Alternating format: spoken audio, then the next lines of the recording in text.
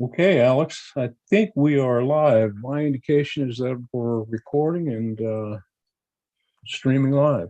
Yeah, you're recording, and yes, you are live, and I'm about to send Missy the link for the website, and then we'll go from there. Sorry, I was in the lobby trying to fix something. No problem, Pat.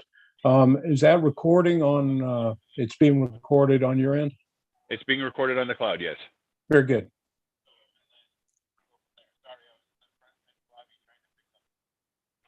Hey, well, fantastic, folks. I'm going to go ahead and get started, if that's good, Brian. I think so. All right. Well, it's great to see everyone. Appreciate you guys coming back and being here. Hope you had a restful time away from this process the last couple of weeks.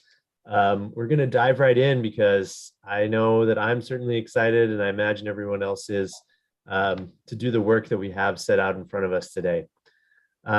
So before we jump into the numbers that I know we're all eager to see, we're just going to quickly review the process, where we left things, where we're going today, and what we hope to get out of the process over today and tomorrow.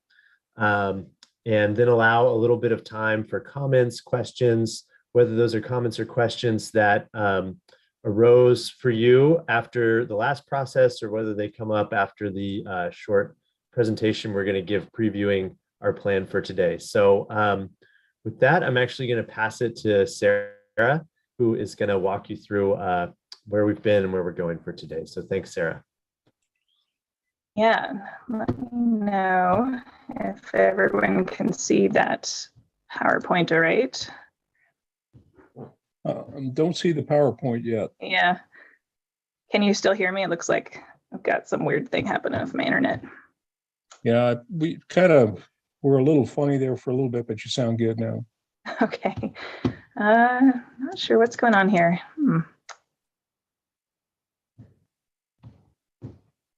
There you go. Something's coming up.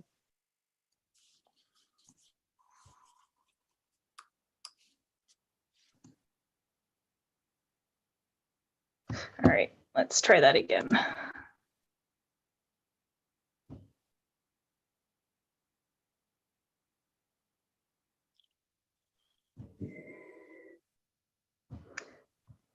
All right, how about now? Not quite visible yet. It's still got a black blank screen. I can see it. And my computer's freezing up. Okay. Yep, there it just came up. Yeah. Whoa. All right. Hey, Alex, since my computer is being super bizarre, would you mind, do you have these slides ready to show, and then I can talk through it if you. Yep.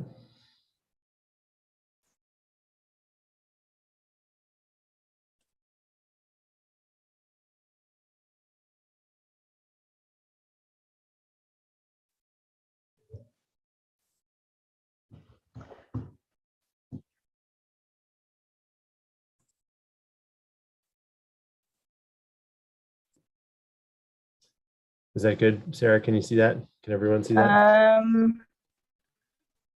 Not quite for me. But again. Sorry, you guys cut out for a second. Are you able to see that slide? Yes, now I can. How about everyone else? Yeah. We can see Okay. it. Yep. Great. Yeah, so sorry about that, guys. Of course, there's always IT issues, right, when you need the everything to work. But yeah, we're really excited to dive back into this with you all today. And we just wanted to start with a brief reminder of where we left off and where we're heading, as Alex mentioned. So go ahead, Alex, to the next slide. So as a reminder, what we're here to do is work through a difficult decision, as you all know. And we're going to provide recommendations to the decision makers, the commission. And we'll continue using this process of structured decision making to do this, which, as a reminder, this isn't a debate and it's not conflict resolution, but instead we're going to be going through a deliberative, logical process that we get to really think about our values and what we hope to accomplish. And that's really where we're going to dive further into today. Next, Alex.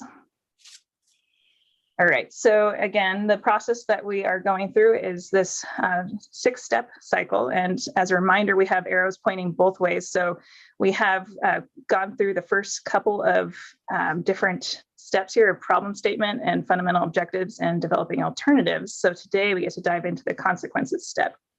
Alex, go ahead and hit next there. Yep. And then one more, Alex. I think I put a couple transitions here. Yeah, so we've done some really great progress so far. And here is where we left off with our problem statement back 2 months ago. So I'll give you all a minute to read through that and just remind yourselves of what we have here. Again, this isn't necessarily the final statement that we'll provide to the commission. This is just where we got to last meeting. So we can revisit this as needed to tweak it or edit it further.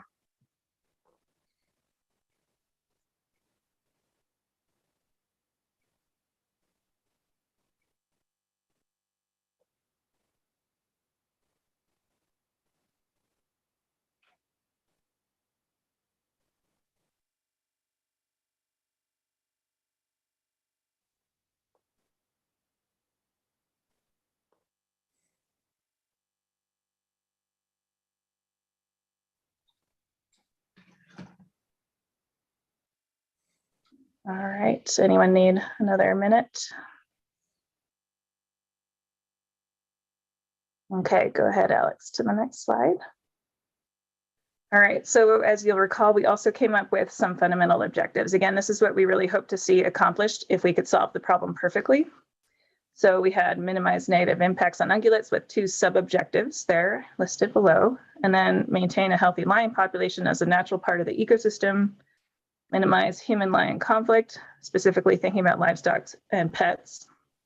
Then we want to maximize lion hunter and houndsman satisfaction, including through the 3 different sub-objectives there. Also maximize ungulate hunter satisfaction and maximize social acceptance of lion hunting. And again, these are where we ended at the last meeting, but we can come back to this as needed to modify and add more, remove some, whatever we think we need to get to the right decision at the end. So we can look at these more in a hierarchy format too, which I think sometimes can be helpful to think about these because again, we had those sub-objectives. So that is under here with the light green boxes that feed into that kind of goal overall of achieving, say, minimizing negative impacts to ungulates. Okay, next, Alex. So one thing we'll do today is talk more about the relative importance of each of these objectives because they may not all be equally important. My guess is they're not, and we'll let you tell us what you think and everyone will get to weigh in on that. All right, next, Alex. Okay, so at the end of our last 2-day meeting, we came up with a set of alternatives that we asked FWP to go and model for us, different scenarios. So we were talking about perhaps increasing the lion population by 10%, or creating a stable population, so no change from the current levels, or decreasing it by 15% or 30%. Additionally, under each of those scenarios, we had 2 options that we wanted them to model for us, where we could either spread harvest evenly across the ecoregion or focus it in areas of ungulate population concerns. Next, Alex. So in all, we have 8 alternative scenarios here, right here. And we're actually going to evaluate 2 additional ones too, because we can think about what we're currently doing with the status quo, current management, harvest levels, and either spread that out evenly across the ecoregion as currently being done, or else focus that in areas of ungulate population concern as well. So in total, we're going to think about 10 alternative scenarios as a starting point. Again, we can modify this as well as we need. Alex, next. All right, so yes, back to this. We're going to dive right into that consequences step next, once we get through the rest of our presentations this morning. And go ahead, Alex. And again, we can come back to those previous steps to keep modifying as we need. So don't feel like you're locked in with any of that stuff yet. We're not. Okay. All right, so when we're thinking about the consequences step, we're going to look briefly at this example again of everyday example of buying a house. So our consequences can be looked at as a table where we have the objectives on the left side there. Each objective is listed in a row. We have alternatives along the top there where we have these 4 options this family is considering for buying a house. And then you can see in this table all the different consequences. So how well each of those alternatives for home options meets each of the objectives. And so this will really lay out for us everything side by side so we can see how well we're actually solving the problem by choosing any one of our alternative management scenarios in our case. So we'll talk more about that in a little bit here, but for now, next, Alex. And again, so for now, we're going to dive into some presentations by Brian, a brief one about commission process, and then Mike is going to give us a longer talk about the modeling results that FWP has put together. Then we'll talk about that. And then after we have a break later, we'll eventually get into predicting those consequences. So again, thinking about how well our different alternative options meet our objectives. And so the schedule for today and tomorrow is a bit fluid because it's hard to anticipate exactly how much some of this will take and how much conversation we'll want to have about it too. So just bear with us as we kind of get through it, and we can, again, go back to previous steps or talk longer on anything that we need. Go ahead, Alex. So yeah, especially for tomorrow, that really reflects that we'll have to kind of see how it all goes and see what we need to go back to tomorrow. And yeah, by the end of tomorrow, we'll have hopefully a recommendation to provide to FWP and the commission. Okay.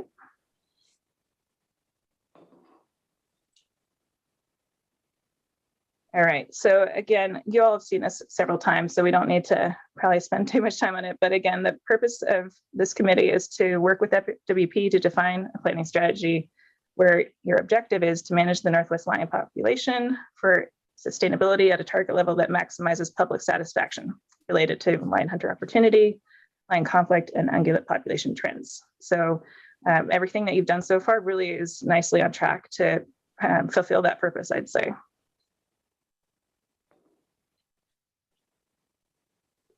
And again, so we as a committee here are charged with helping define a target population trend. So that's where those alternative scenarios that you've come up with fit in. So either increase, decrease, or keep a stable population. And you'll provide the recommendation of the percent change up or down if you want to increase or decrease the population. And we could talk about LMU emphases, such as where we might say target helping the ungulate population.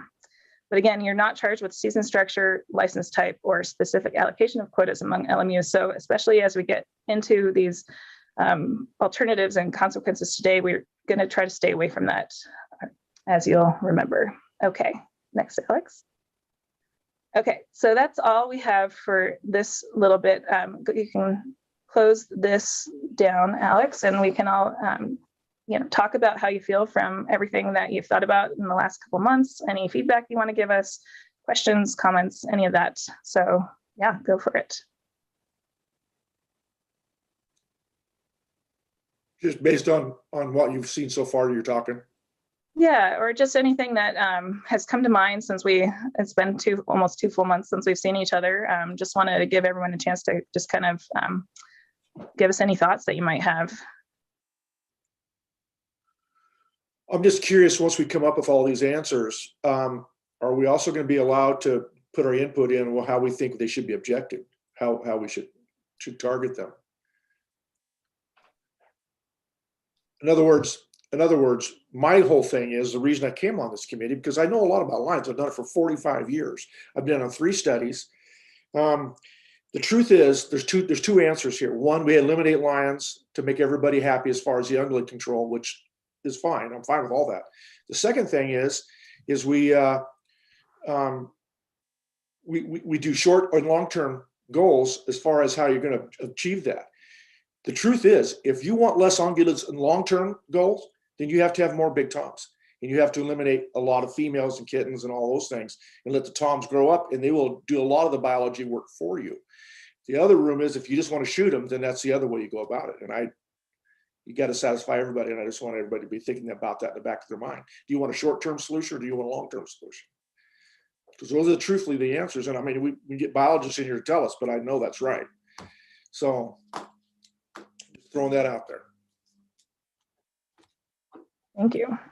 Thanks, Terry. And I think some of those points will get captured in the weighting of the objectives. So saying which of those objectives are most important, and then in your scoring of those objectives. So I think we hope that this process will capture some of that, if not all of that, And if it's not, then that's something we can keep revisiting throughout the next 2 days.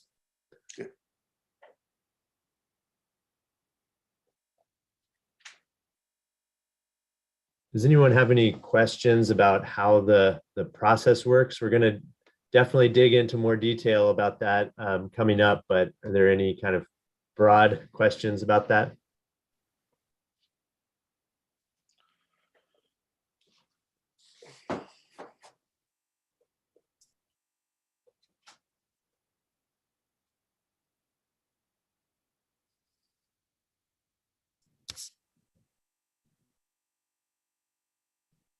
I have one thing to share and maybe a question for the biologist. And this is just something I was thinking about the other day. My best friend drew a mountain lion tag and we were out lion hunting and we finally got some decent snow. And about a day later, we found a female that had 3 different tom mountain lions following her, which you don't see that often. And they're at least in the same area.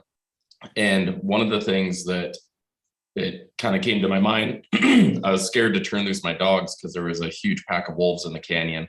And we had actually taken 3 wolves out of that pack in that week time period. And anyhow, my thought process went to, can we have the same number of lions on the landscape as we do now with adding wolves to it? And so that's a question I guess I have for the biologist is there any determination on, can we have the same number of lions on the landscape with the same number of ungulates?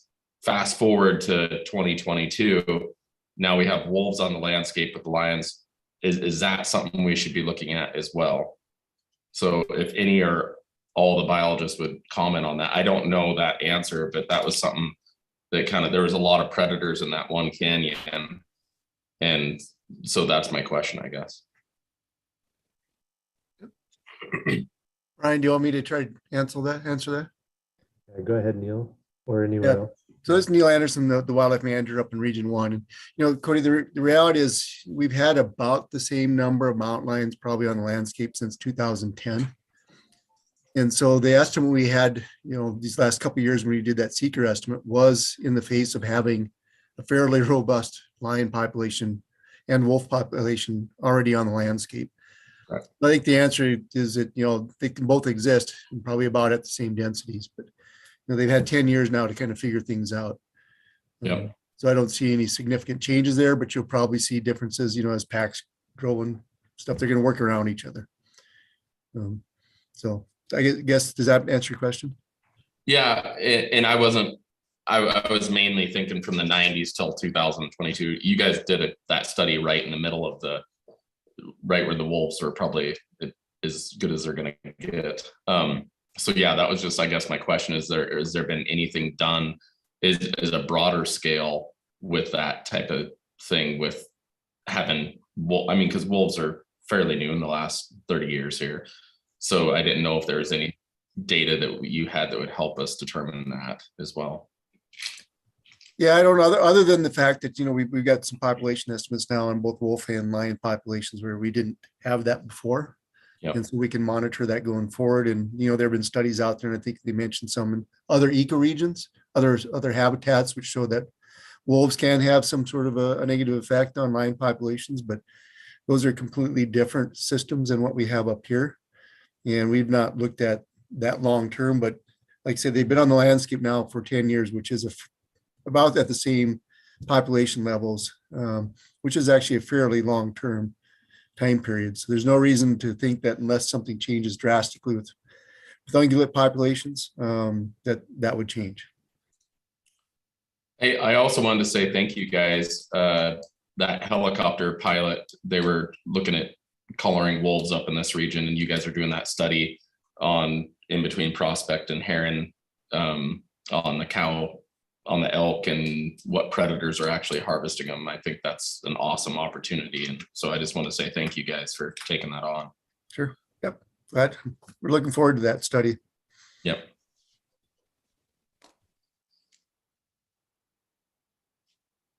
Thanks for that question, Cody. Other folks have questions or thoughts, things you've been pondering or mulling over since our last meeting?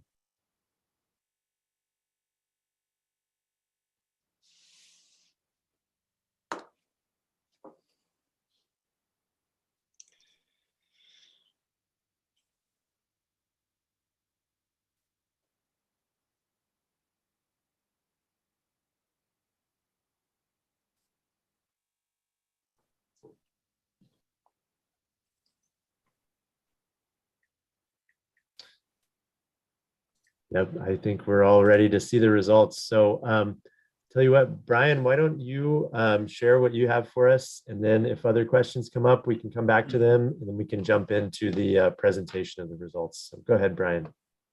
Thanks, Alex. Yeah, I just wanted to, I know at least two of you spoke at the last commission meeting regarding some of the season structure stuff. And I just wanted to give everybody kind of an update of where the commission stands with their adopting regulations for the current year. The commission actually did not establish the final structure that we're going to be using for the next 2 years. They've considered a third option, and they've sought some additional public input on that. But what I assured the commission is that regardless of what season structure they ultimately wind up choosing, our recommendation would be the recommendation that this working group would be preparing, and that any one of the structures that they could choose, we could still target the objective that this working group ultimately winds up providing as a recommendation. And I just wanted everyone to know that regardless of the structure that they choose, and again, that kind of comes back to the sideboards. This is April 19th. We're hoping the commission will make a final decision on the structure that we'll be using. The quotas that we make at that point in time are likely to be proposed, likely to be coming back in June for a final decision by the commission. And so all of this information, despite what may be happening with the commission, all of the work that this group is doing is still valued. I mean, this is still going to direct what the agency winds up proposing.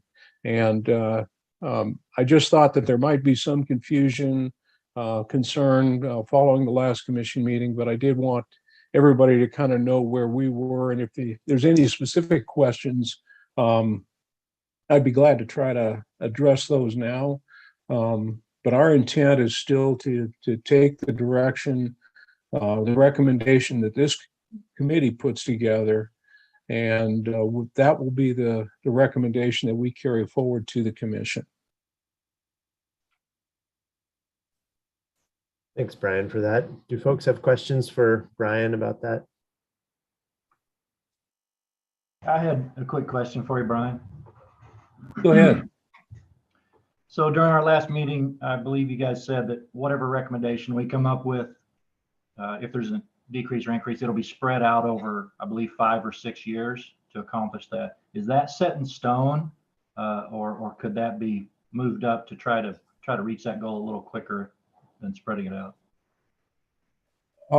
Nothing at this point is set in stone. So, I mean, if, for instance, a couple of the scenarios that have been considered as trying to achieve objective in 15% or 30% reduction, essentially, if you wanted to get a 15% reduction in less time than a 30% reduction would get you quicker, So Mike's going to go into a bunch of those scenarios, what that all looks like. But at this point, nothing's set in stone. I think Sarah and Alex have both made that point. Ultimately, we're going to take the recommendation that this committee prepares, and then that's going to be our intent to present that to the commission. But the commission may choose. They're not constrained by the recommendation that we prepare. There's a lot of things that we put into this. They've obviously got to consider other aspects when they make their decisions as well. And this will be one piece of the information that informs them. And we're hoping it'll be a very strong piece of information. Thanks.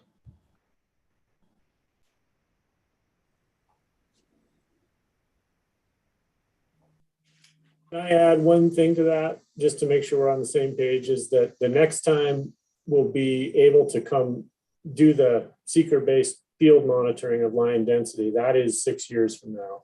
And that's just based on the rotation. The amount of money we have, we can do one area a year, and we're going to go to the two other ecoregions in western Montana this year and next winter in sort of western through central Montana, and then the following 2 years in southwest Montana, and then we'll be back in northwest Montana. So that would be 6 years from this estimate that you have. And I think that was the basis for sort of a 6-year target, was the next time we're going to come back into the field to estimate line density will be 6 years. Does that make sense, Josh? It does. Thank you. I understand the study piece of it. I guess my question was, theoretically, say we come up with a recommendation to reduce population by 15%. Can we recommend that we implement it in a way that 15% is reached sooner than 6 years from now? Could we implement it and recommend that, okay, within a couple of years or even by next year, we have implemented it and we've seen that reduction instead of spreading it out over the 6 years? My quick sense on that, Josh, it's so if I understand your question, you're thinking, let's reduce it by 15% in 1 year and then maintain that level for the next 5 years. Is that kind of what you're thinking? That's correct. Yeah, and I'm sure Justin, Neil, and Mike can probably provide some additional information on that. But my sense is we could put together a scenario by which we could achieve that. And what we would use is probably our integrated population model to help us determine what that looks like. But it's a little bit of a curveball. And so you're trying to, and then what we'd come back with is that estimate that we would do in 6 years from now. We'd get that back, and then we could determine whether or not we hit it or not.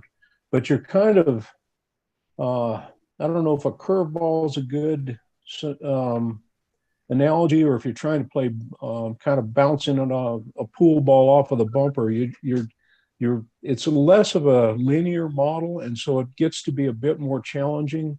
But my sense is we could try to craft something that would achieve that. It's not anything that we've modeled at this point in time. And Justin, Mike, or Neil, if you guys want to weigh in on that.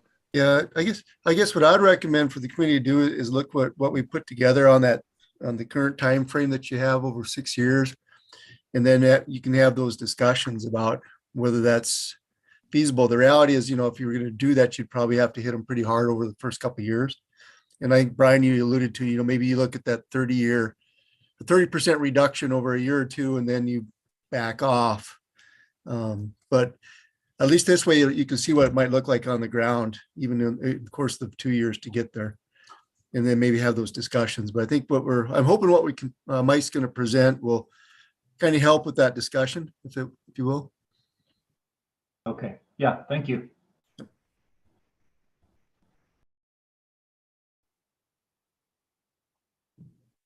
Other questions?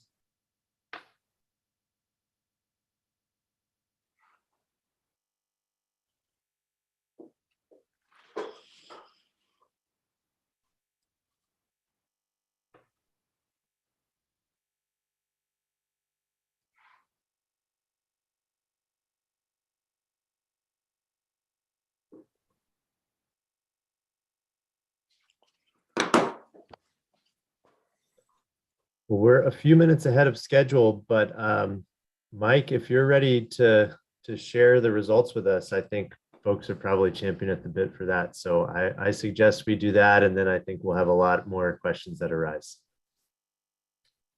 Sure. Let me do the big challenge, which is try to share my screen and get this up here. Not as easy as it sounds. Yeah. Population modeling is easy. That's right. Sharing your screen is a challenge.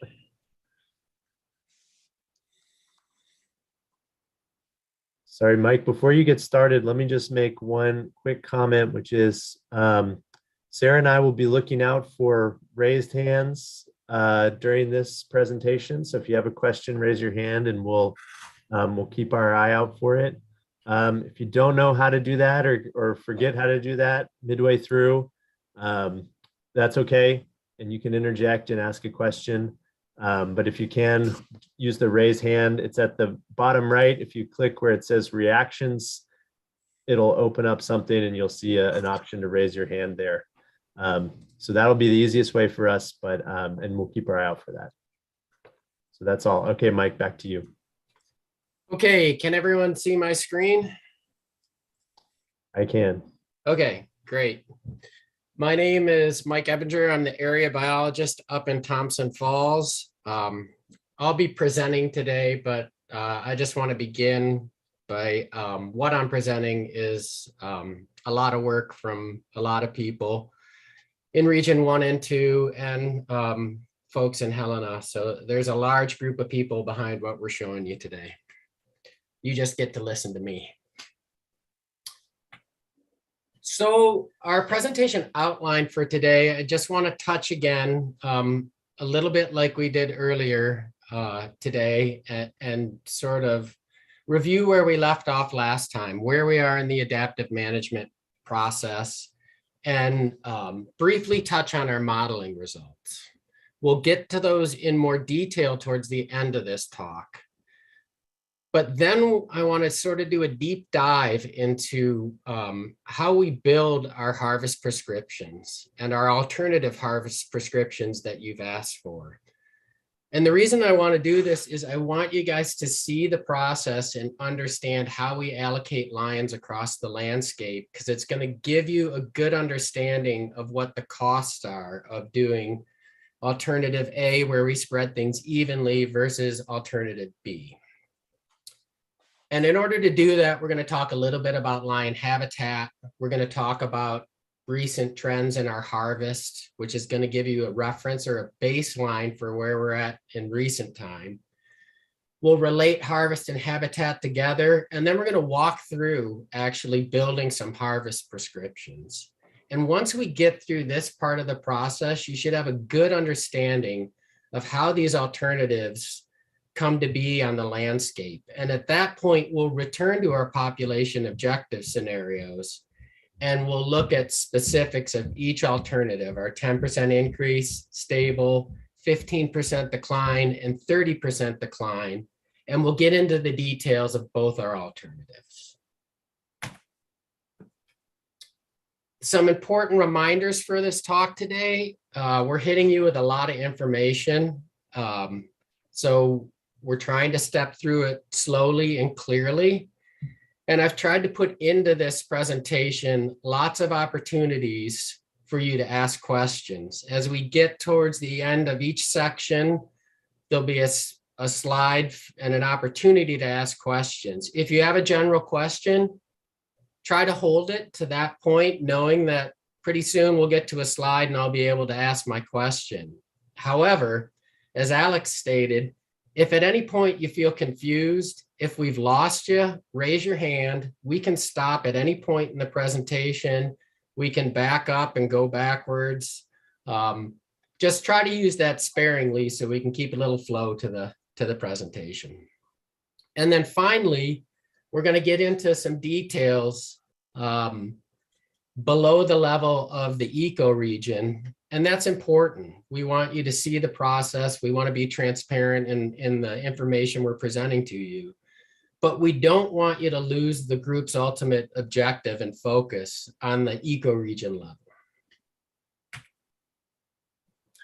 So if we start with a review of where we left off last time, we have this little flow chart in the lower left-hand corner that goes over adaptive management.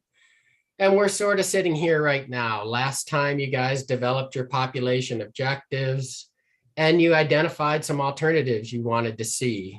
And you gave that information to us, and we've used our integrated population model to generate those results. So essentially, we have harvest and regulation alternatives spread evenly over the ecoregion, focused in areas of ungulate population concerns. And we have our integrated population model, and that's going to tell us what annual harvest we need to meet these population objectives in 2027. And we just had this recent question of, could we achieve these faster? Could we change things up? There's an infinite number of permutations of things we could model. And so we have to keep things somewhat simplified so that we can actually get a message to you. And we can't look at everything under the sun, but I think we're hitting enough detail today where you'll be able to understand what it would require to maybe hit lions hard for a few years and then back off. These are the results of our integrated population model and our seeker estimate. We're only showing you back through 2010 just because everyone's looking on a small screen. And as we go back through time, it just makes things harder to visualize. But if we start this population trend in 2010, you see our seeker estimate in yellow, which was 1376. And then we have our integrated population model. And the integrated population model is incorporating different biological parts into the model to produce self-consistent estimates of those population parameters: survival, harvest, non-harvest mortality, reproduction. And when that IPM hits that model year with the seeker estimate, it's incorporating that information too. And if we think of 2021 as our reference year with our seeker estimate at 1376, our IPM estimate is 1306. And it's important to note that this is just independent aged lions. We're not showing you the kitten component here. The seeker estimate is specific to independent aged lions. If we want to compare the IPM to that, if we want to do apples to apples, we need to just look at the independent aged lions.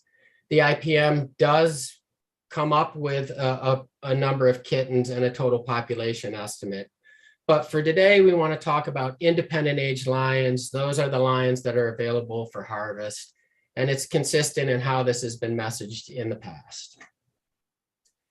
And I guess one thing I want to note here is it's normal for the seeker estimate to not directly align with the integrated population model. If it did, we wouldn't need the integrated population model. They're sharing information.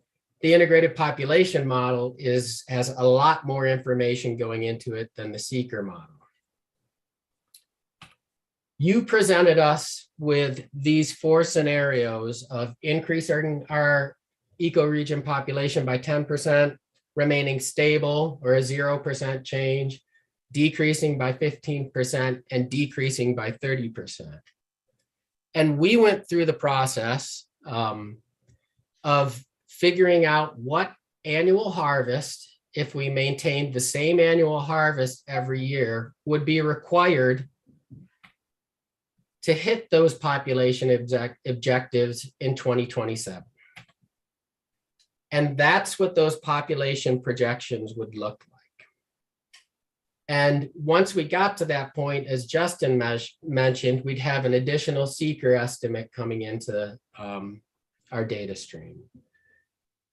And so this is what our population trends look like.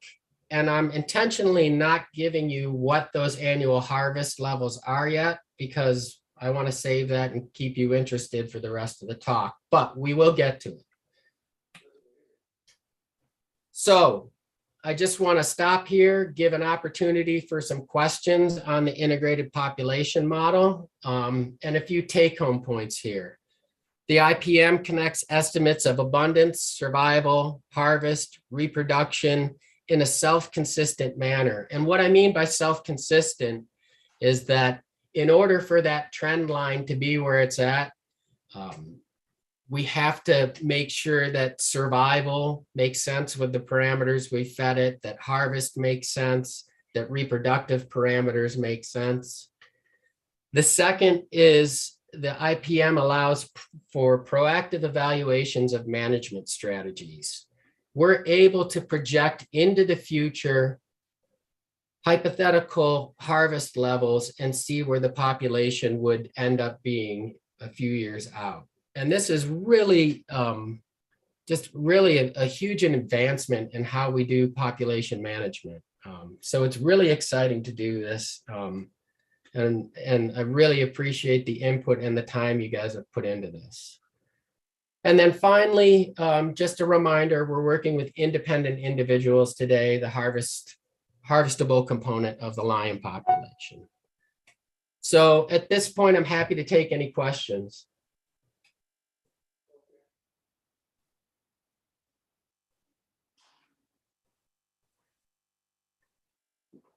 Well, I like that.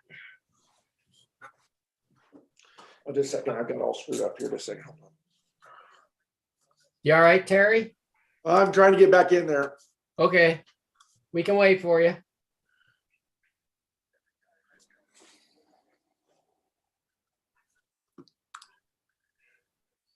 But listen, I gotta go.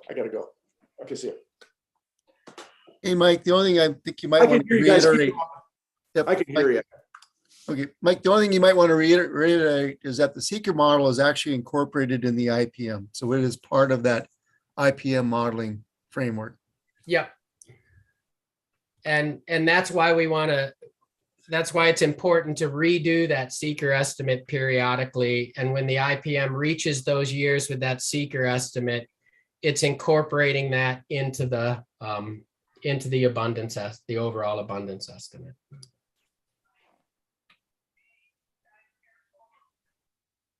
You with us, Terry? Well, I'm hearing you, but some reason my thing isn't letting me look at the thing anymore.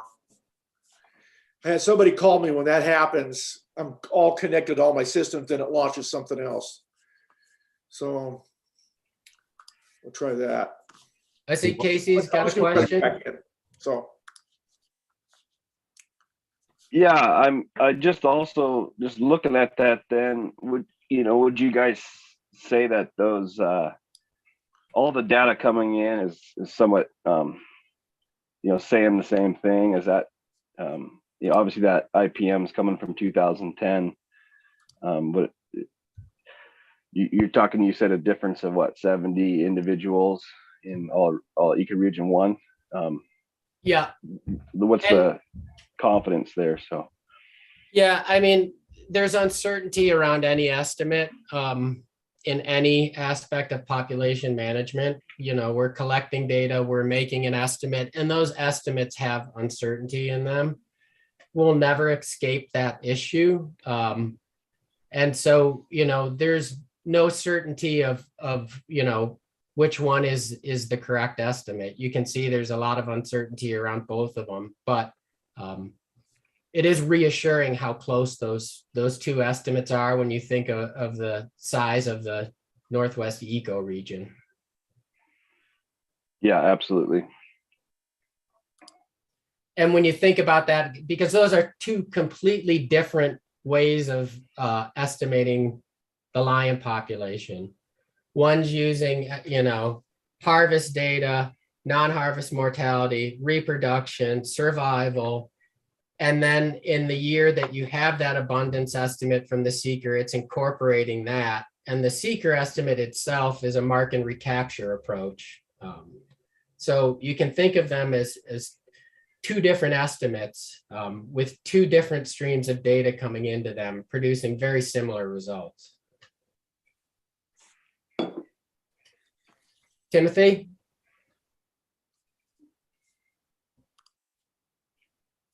Unmute, Timothy. Yeah, I'm Go just ahead. Also looking at the fact that we're right up there against the Idaho border. And if we harvest and create a vacuum, more mountain lions on the Idaho side are just going to move in. So we just have to keep that in mind. It's not hard math and hard science. It's just if we create that vacuum, more mountain lions will move in along those borders if they're not hunted as much in Idaho. In the same manner, if Idaho increases their numbers and creates a vacuum, some of ours will move that direction. So population has to be sort of every few years looked at. I don't know if we go 6 years without looking at it, but does that make sense to anyone? Yeah. Another way to say that is migration. So there'll be migration of populations in and out as well.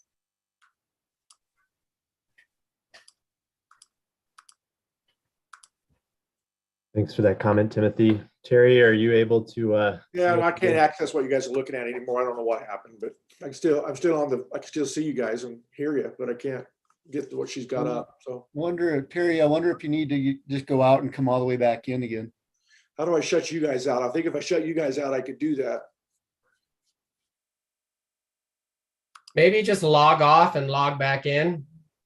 Yeah, Terry, you should be able to log off and log back in and not have any, that should work. Terry, I'm going to try putting you in the waiting room and then letting you back in. We'll see if that works before you log off.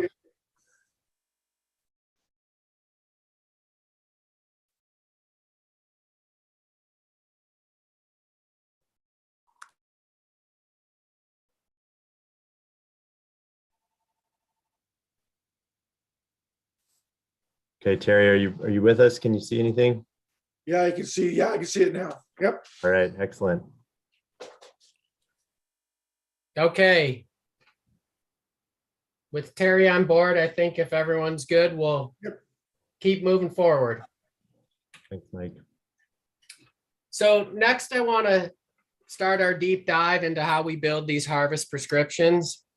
Essentially how we're going to lay a total number of lions that need to be harvested per year across the Northwest ecoregion. And to do this, we want to talk a little bit about habitat. Obviously, mountain lions can occupy a diverse range of habitats in North America. Montana includes some of the most productive mountain lion habitat in North America. And per our lion management plan, FWP will use a resource selection function model to depict and analyze the state's mountain lion habitat. You guys have seen this mountain lion habitat model.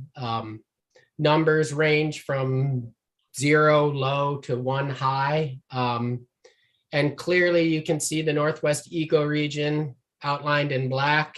And we certainly, we won the lottery for good lion habitat relative to other ecoregions.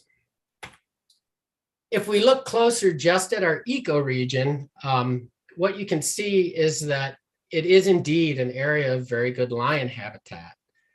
But since our color spectrum goes from the minimum values of 0 all the way up to 1, we've scrunched most of the Northwest ecoregion up into those upper levels of the RSF values of 0.75 and above.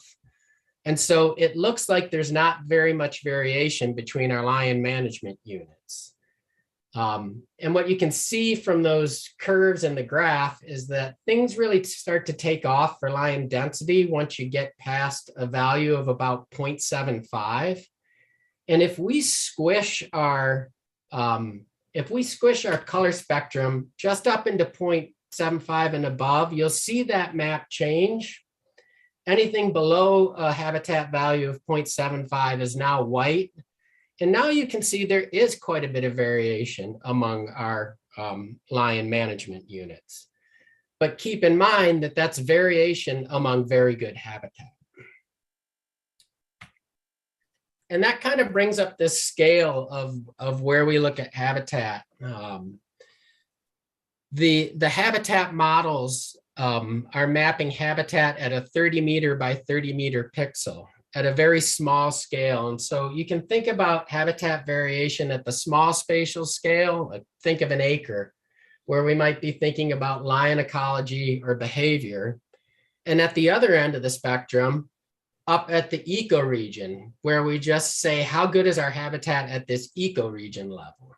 And that's where we are for thinking about things like population objective. And in between there is the LMU scale. And we're going to dive into that LMU scale today, because the LMU scale is where we're getting specific regulations and management prescriptions. That's where we're setting those quotas at the LMU level. That being said, again, and you're going to get sick of me saying this today, but don't lose vision of that ecoregion level. We're going to dive into the LMUs, we want to, but don't lose sight of that ecoregion. The second important thing to think about when we think about the LMU scale is the difference in size of our LMUs. They're vastly different in size across the Northwest ecoregion. For example, get my laser pointer out here, HD 124 down here, we can fit about 10 of those into HD 100 up in the northwest corner. And so clearly, there's likely to be more lions there and more lion harvest in that area. And so what we want to do is come up with a way to quantify the amount of lion habitat available in each LMU as a single number. And the way we're doing that is simply to sum up those RSF values that are greater than 0.75, sum up how much good lion habitat there is. And that's easy enough to do. The problem is we come up with gigantic numbers since the RSF pixel size is, or cell size is 30 meters by 30 meters. So in LMU 101, we end up with a value of, 1,268,112. Well, those numbers are a little difficult to work with. They mess up our graphs. They're not very intuitive. So what we've done is simply rescaled those numbers to a value between 1 and 10. It allows us to make comparisons across the LMUs, and it's easier for us to communicate.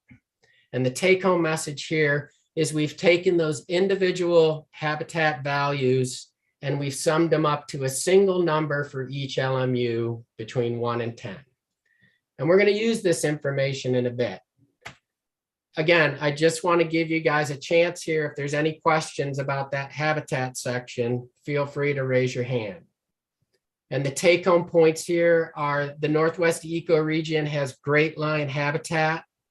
Variation exists at the LMU scale, but think of it as variations on good.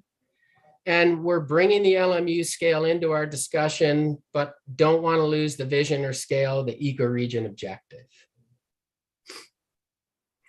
Any questions there?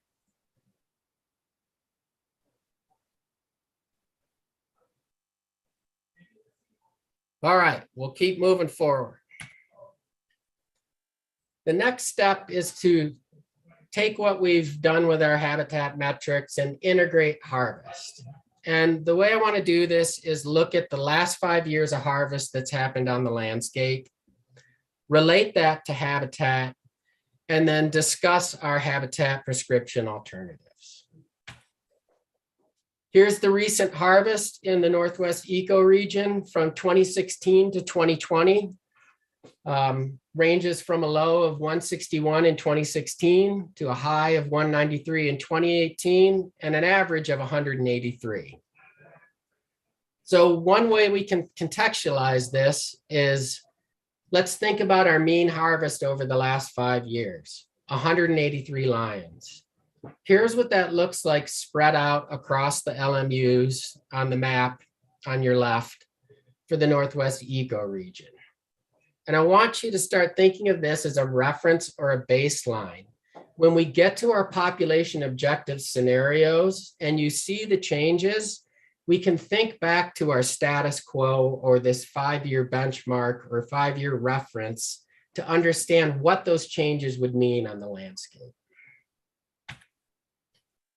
So now what we have is a map of habitat variation on the left, and we have a map of harvest variation on the right. And what we want to do is combine those into a single message for you. And since we have two variables, the easiest way to do that is just a scatter plot. We're going to put our habitat quantity index that we developed that's on the map on your left on the x-axis, and we're going to put our mean annual harvest on the y-axis. And we simply go to a unit. We look at what its habitat index value is. Here it's 5.86. We look what our harvest is, 9.8 lions per year. We connect those lines and get a point. We can do the same thing for LMU 123, LMU 100. And I won't drag you through this whole process. In the end, what we end up having is this scatter plot you see here. And what you see is this general trend that the higher our habitat quantity index values are, the higher harvest is. And the yellow line there is a linear regression line showing you the best fit relationship between the two. And the shaded regions, the 95% confidence interval. And what you see is the majority of our LMUs fall within that shaded region. In other words, the majority of our LMUs follow that relationship where harvest is a function of that habitat quantity. And that's not by accident.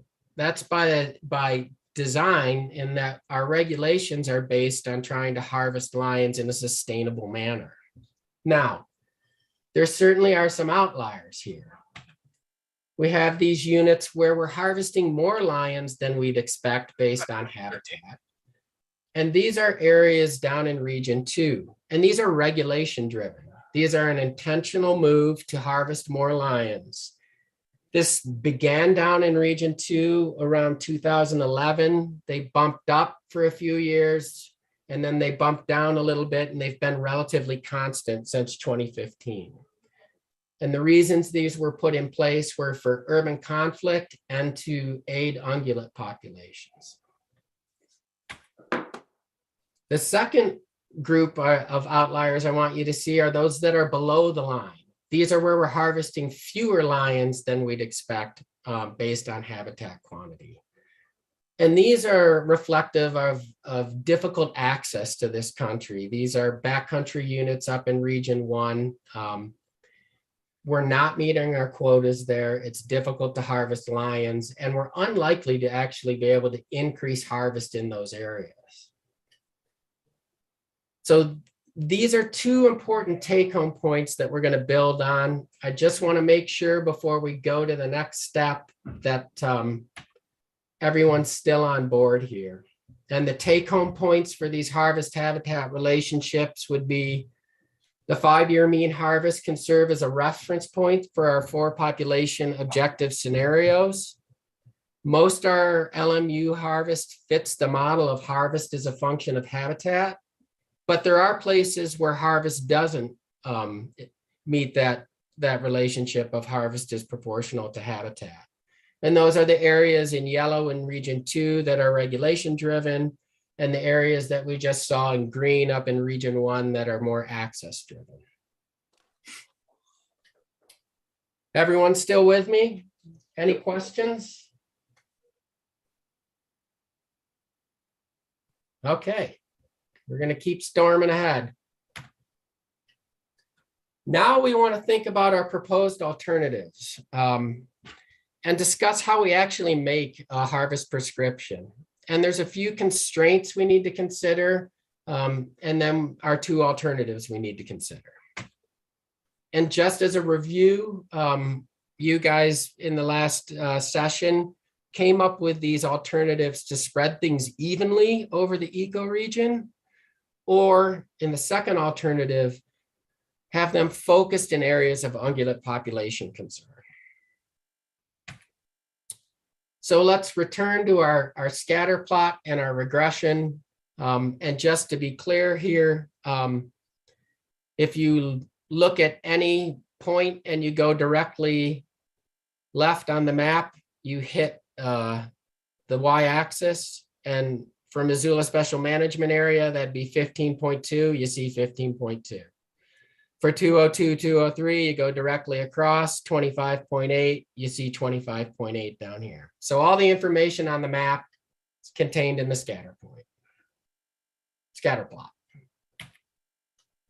The question is, well, how do we take that harvest and apply it and spread it evenly on the landscape? So we want to take 183 lions and spread that evenly and redistribute it across the landscape. and we have some constraints for how we go about doing it. The first is we want to be objective. We don't want to just simply say, let's put 10 here and 4 here. We need it to be an objective approach. We need to incorporate some real on the ground constraints. And third is we want the approach to be applicable to all 4 scenarios so that the way you see those lines distributed is the same for each scenario, and you're getting an objective view of each scenario outcome. So we'll return to our scatter plot and our map. And the trick to how we do this is that yellow regression line. What we do is we end up moving every point above the line down to the yellow line, and every point below the yellow line up to the yellow line.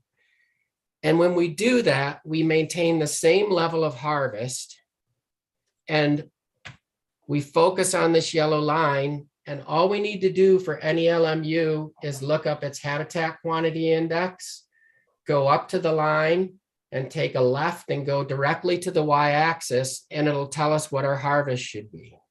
And when we do that, we see a different distribution of lions on the landscape, but we've maintained the same total harvest. And we can do this for any value of total harvest and any portion of a region. And so think of our 4 scenarios and alternatives.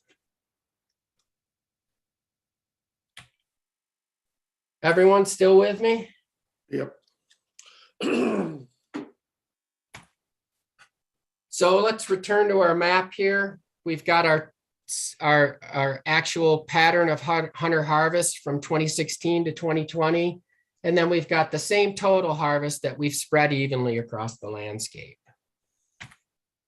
Now I want to return to these 2 areas we outlined earlier, the Region 1 backcountry units in green and the Region 2 units outlined in yellow.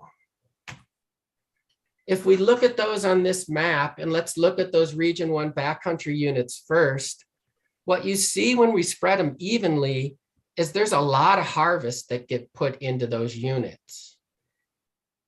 And that's not really reflective of reality. We know right now we can't meet our quotas in those areas, so we're unlikely to be able to increase harvest. And so we don't necessarily want to spread things evenly into those units. And similarly, down in Region 2, when we spread things evenly, we have a lot fewer lions on the landscape there. And we don't necessarily want to do that. So this is the idea that when we talk about spreading things evenly, there's just some real world constraints that we want to think about, that we may not want to spread things evenly across the whole ecoregion. And this brings up the idea of management zones that we want to consider when we're building these harvest prescriptions. The first is those Region 1 backcountry units. We're unlikely to increase harvest whether we're increasing our population objective by 10% or decreasing it by 30%. That doesn't really matter. We're not going to be able to harvest more lions than we are right now. The second are these Region 2 management zones. We're already harvesting lions pretty heavily in this area, and we're unlikely to be able to increase harvest any further. The gray areas are areas where we can harvest things proportional to habitat, or we are harvesting things relatively proportional to habitat. And these are the areas where we have flexibility to move things up and down. And we can actually break that Region 2 area up a little further. In yellow, we have the Missoula Special Management Area. This is an area for urban conflict. This is an area that we want to hold steady through our different projections of different scenarios. Similar to those backcountry units, we don't want this to change. And then in the units in orange, these are essentially an ungulate focal area in Region 2. So this is an important take-home message. Like, the way we're harvesting lions right now, we already have an ungulate focal zone in the Northwest ecoregion. It's these 2 units down in region 2 that are colored orange. Those have been in place for, approximately a decade, and it's probably time to begin reducing those a little bit. So for today's discussion, as we move forward with our harvest prescriptions, we're going to pull back harvest about 15% from what it is right now in those units. And then finally, you've asked us to come up with an additional area in region 1 where we could focus on ungulate management. And here I've outlined this area in red. It's 4 units around Thompson Falls, Plains, and Heron. This is a place where we have concerns about elk numbers as well as sheep numbers. It's a place where we have trend monitoring areas for elk and sheep. So this is a likely candidate for a spot where we would want to focus on helping ungulate populations, but it's just an example. It's not written in stone. It's a very logical example in terms of its size, the populations we have, our ability to monitor. It's contiguous with the R2 ungulate focal zone. But I want you to understand that it could be someplace else. For example, if we wanted to focus on mule deer, we might pick a different region. And so I don't want you to get sidetracked with what this focal region is. What I want you to focus on are what are the costs of adding in this additional region 1 ungulate focal zone. And we'll get to that in a bit. So our take homes for harvest prescription, we can use our harvest habitat regression to apply any level of harvest across the landscape proportional to habitat. And we have distinct management zones where we don't want to apply that harvest habitat relationship. And at this point, I just want to see if we have any questions.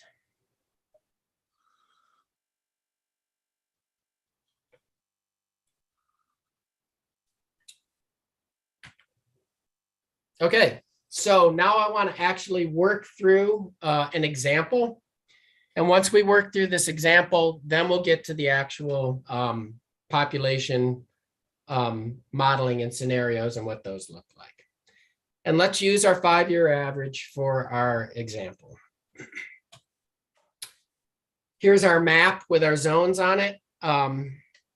And our population objective here would be our mean annual harvest over the last 5 years, which is 183. When we move to the other scenarios of moving the population up 10% or stable or down 15 or down 30, we'll fill these values in, the change in harvest from our 5-year average in terms of percent change and the change in total harvest. But for this example, those just remain 0. The next thing we need to do is account for what portion of that 183 lions is going to go into our management zones. We're going to put 4.8 into our backcountry management zones. That's the average in that area over 5 years. The average in the Missoula Special Management Area is 15.2.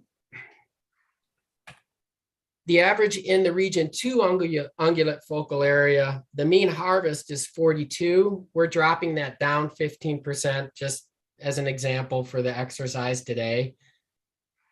And that means 55 or almost 56 lions of our 183 have been accounted for in these management zones where we want them to stay where they're at.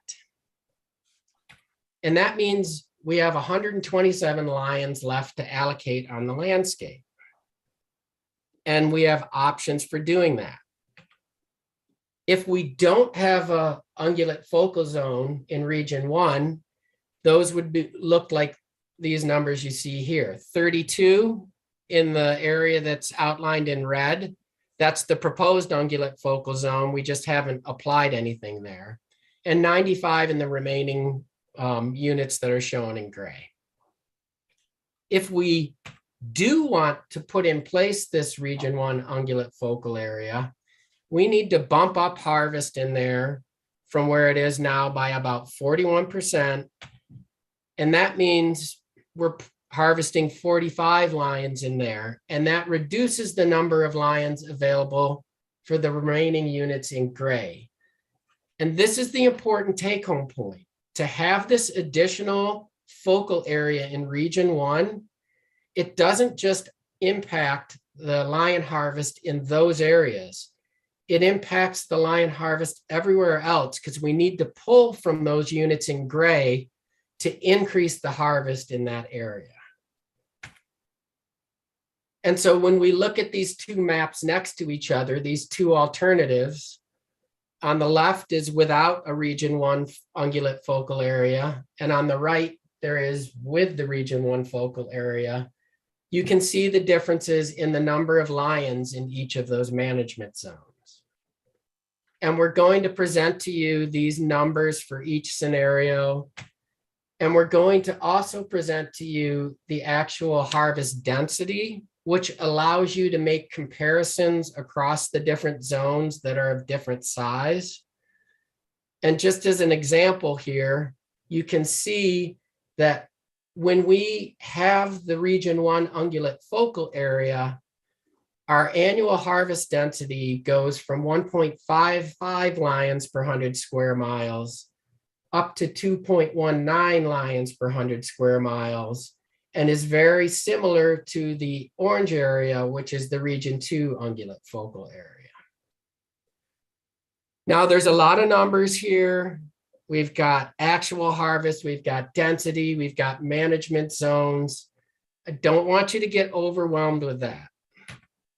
You don't need to take notes. We're going to provide you with reference sheets for each one of these that'll look like what you see on your left here. You'll get one for the 5-year mean harvest, or status quo, one for 10% increase, one for stable, 15% decline, and 30% decline. And we'll go over working through those in a second.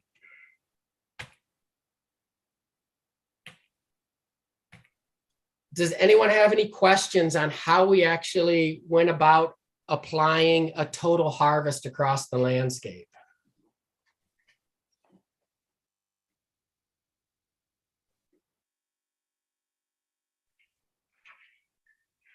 Well, it's either abundantly clear or I lost everybody. How about a thumbs up if you're with me and still on board? Yeah, I think we're tracking. Okay, good.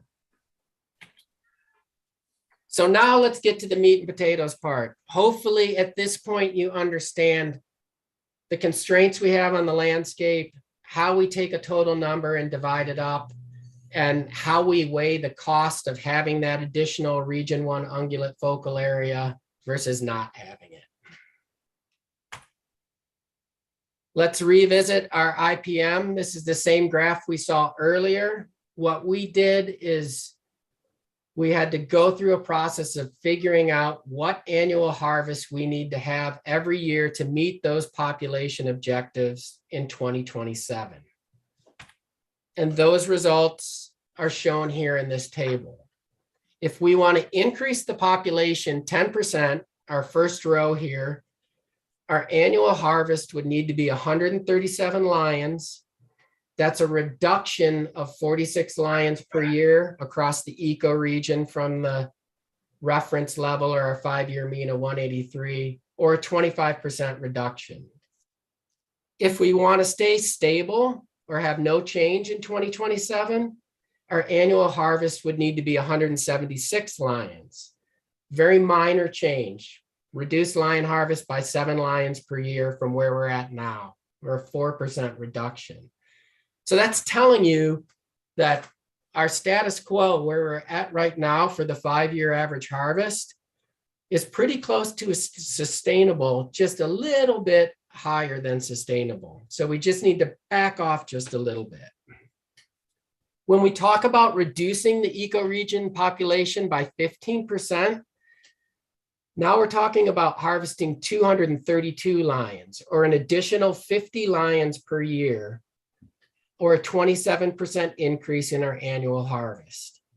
And if we move to a 30% reduction, now we need to harvest an additional 106 lions per year, and that's a 58% increase in our annual harvest. You don't need to write down those numbers from that table. They're going to be in these reference sheets, and I just want to work through a reference sheet right now. What you'll see is your population objective up here in the right-hand corner. In this dark blue zone, you'll have the definitions of our management zones. The table we just looked at is in this section for harvest prescription, your annual harvest, what the reference level is, the actual change in the number of lions, and the percent change.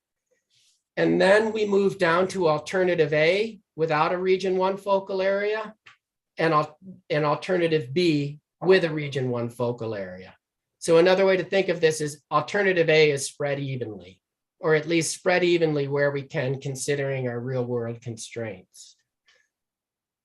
The annual harvest levels of lions are shown here, and their density is next to them. And you'll notice for the two alternatives, the total will always be the same. And there'll be no difference in zones A, B, and C. Those will remain fixed. The playing field that we have to work with is the red zone and the gray zones. And the annual harvest numbers are here in the circles above them. So now let's look at the specifics of our no change in 2027. This is our total harvest of 176 lions. We're down 7, a 4% change in harvest. And what we see in zones D and E, our gray and our red zones, is that without the region 1 ungulate focal area, we're looking at 92 lions in the gray zone and 27.9 lions in the red zone. If we wanted to implement that region 1 ungulate focal area and bump up our harvest to 45.1, essentially what we have to do is pull from that gray zone. And so it results in a 19% reduction from the 92.4 to 75.2 lions. And that's a 62% increase in that harvest in the region 1 focal area. And so you can see what the cost is of having that focal area is that we have to reduce harvest in those remaining gray units, reduce them from 92.4 to 75.2.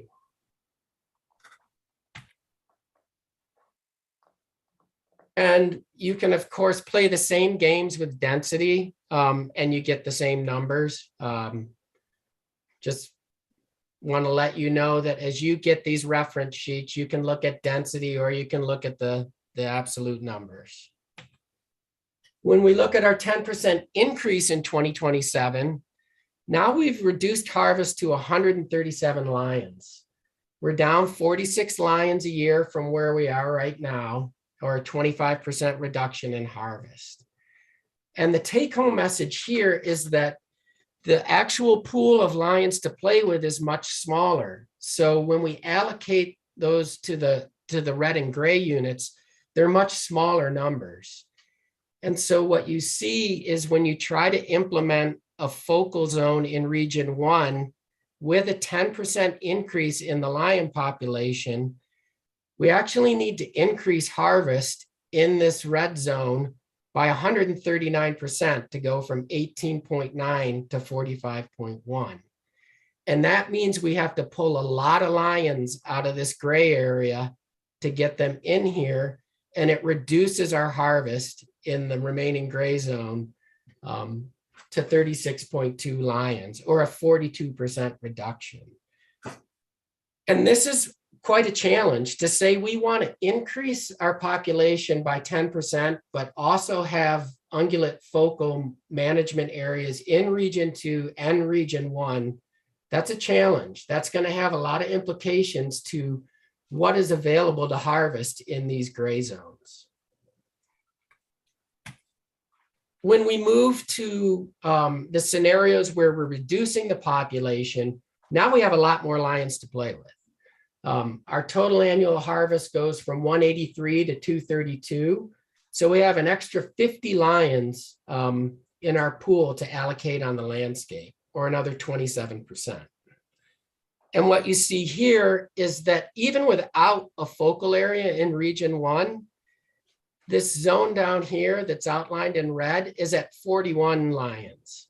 Well, our objective for our region 1 focal zone is 45. So we're almost to having a region 1 focal area, just because we have that additional harvest available. And you can see that, you know, our harvest density when we're spread evenly is 1.98. We'd like it to be up to 2.19. So we're almost there under negative 15% in population objective, but not quite. But the implications are much less because we only need to bump up 4 lions, which means we only need to pull 4 lions from this pool over here.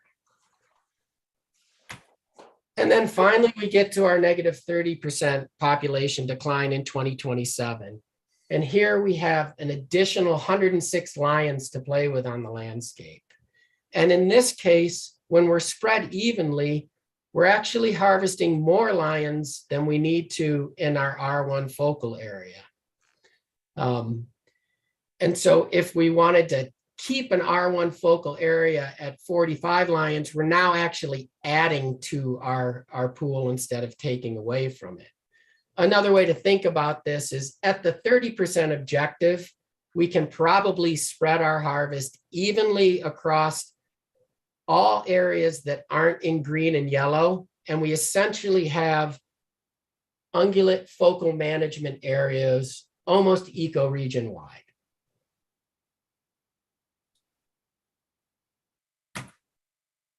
So for the remainder of your discussions today, you're going to have these 5 sheets, and hopefully you can put them next to each other on the screen and weigh the different numbers and the different densities to try to understand under the different population objectives, what are the costs of spreading things out evenly where we can versus having our focal ungulate areas where we can. And myself or others will be available to help you digest these sheets.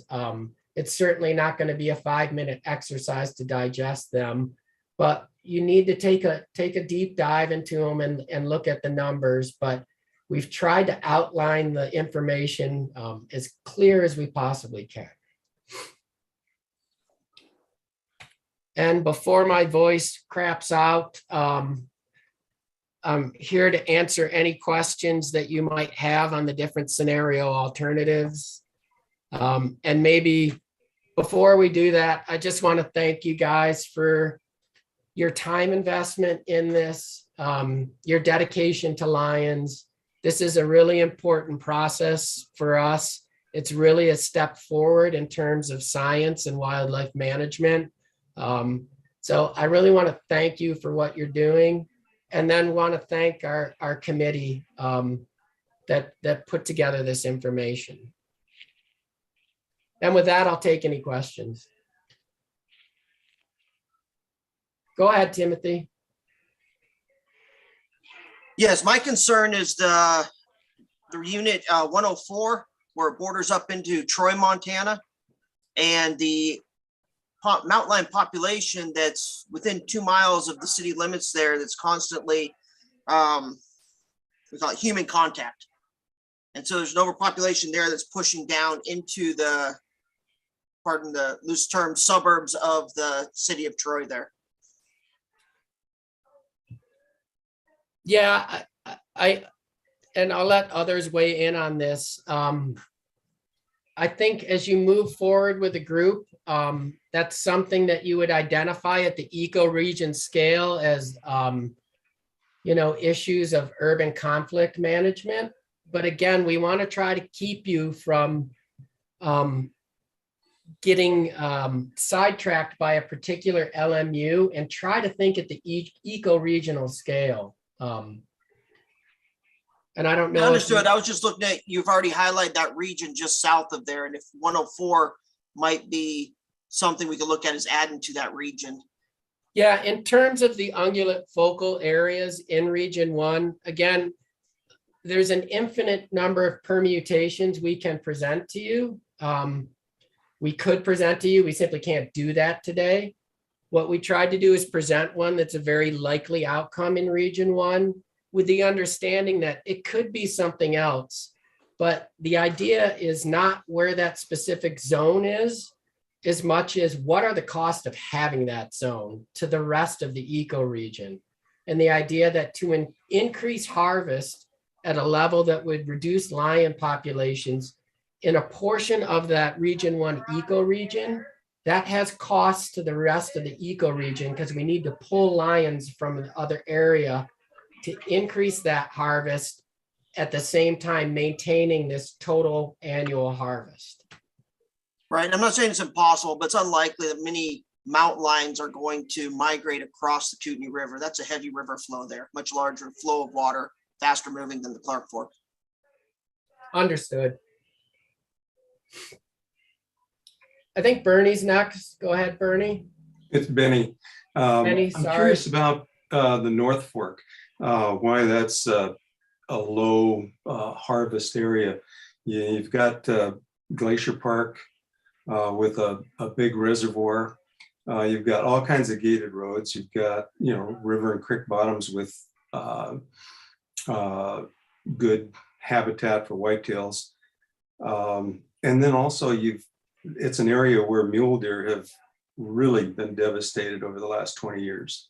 You just drive up there and study the winter ranges in the winter to see the changes that have occurred. I don't understand. It's not backcountry. The Whitefish Range is backcountry, but that's just a part of that unit. So I'd like to. I can tell you, there's just not the lions over there. And it's tough access, even low. A lot of snow, tough access. Even with the Glacier Park Reservoir, there's not a lot of lions in there. Well, around the reservoir there might be, but I can speak to the North Fork a bit, and the North Fork's an interesting one, but it's kind of twofold. For one, with all the deer and elk are hammered in the North Fork, and there is a few little pockets of them, but it's nothing like it used to be. And so the lions just don't stay there. There'll be one or two resident lions, but it's difficult to hunt because you just have to cover so much ground. I had a few different friends that had tags up there, and we'd spend 20, 30 days catch one female. And so it doesn't matter if you have the quote, there just isn't the lions in there that there used to be historically. It's not wilderness. And so it's not an access problem. It's really, yes, there is lions that cruise through, but there isn't a lot of resident individuals because the ungulate population isn't there to support them, in my experience. Yeah. So it's a prey-based problem then, not I think that's a habitat issue. Access problem. Habitat, because all the wildfires, the historic wildfires have just changed that habitat so much. And it's changing again. We're seeing movement and changes now, but you're not going to get a high harvest in the North Fork no matter what, because it's terrible to hunt. Okay. I think that's the take home point. And thanks for that clarification, is that those units we highlighted in green, all we're trying to do is make sure that we don't give you a misrepresentation when we spread things evenly across the landscape. And we say, yeah, we're going to be able to harvest 10 lions out of that unit, when that's really not a reality. No. I have a quick question for the biologist. If, depending on which graph or chart we end up going with, whether it's +10, plus -15, -30, or status quo, one of the questions that I have, and I've heard lots of different ideas, do you guys have an idea of how many pounds of meat a mountain lion harvests a year, or how many deer on average in the ecoregion 1, or elk for that matter?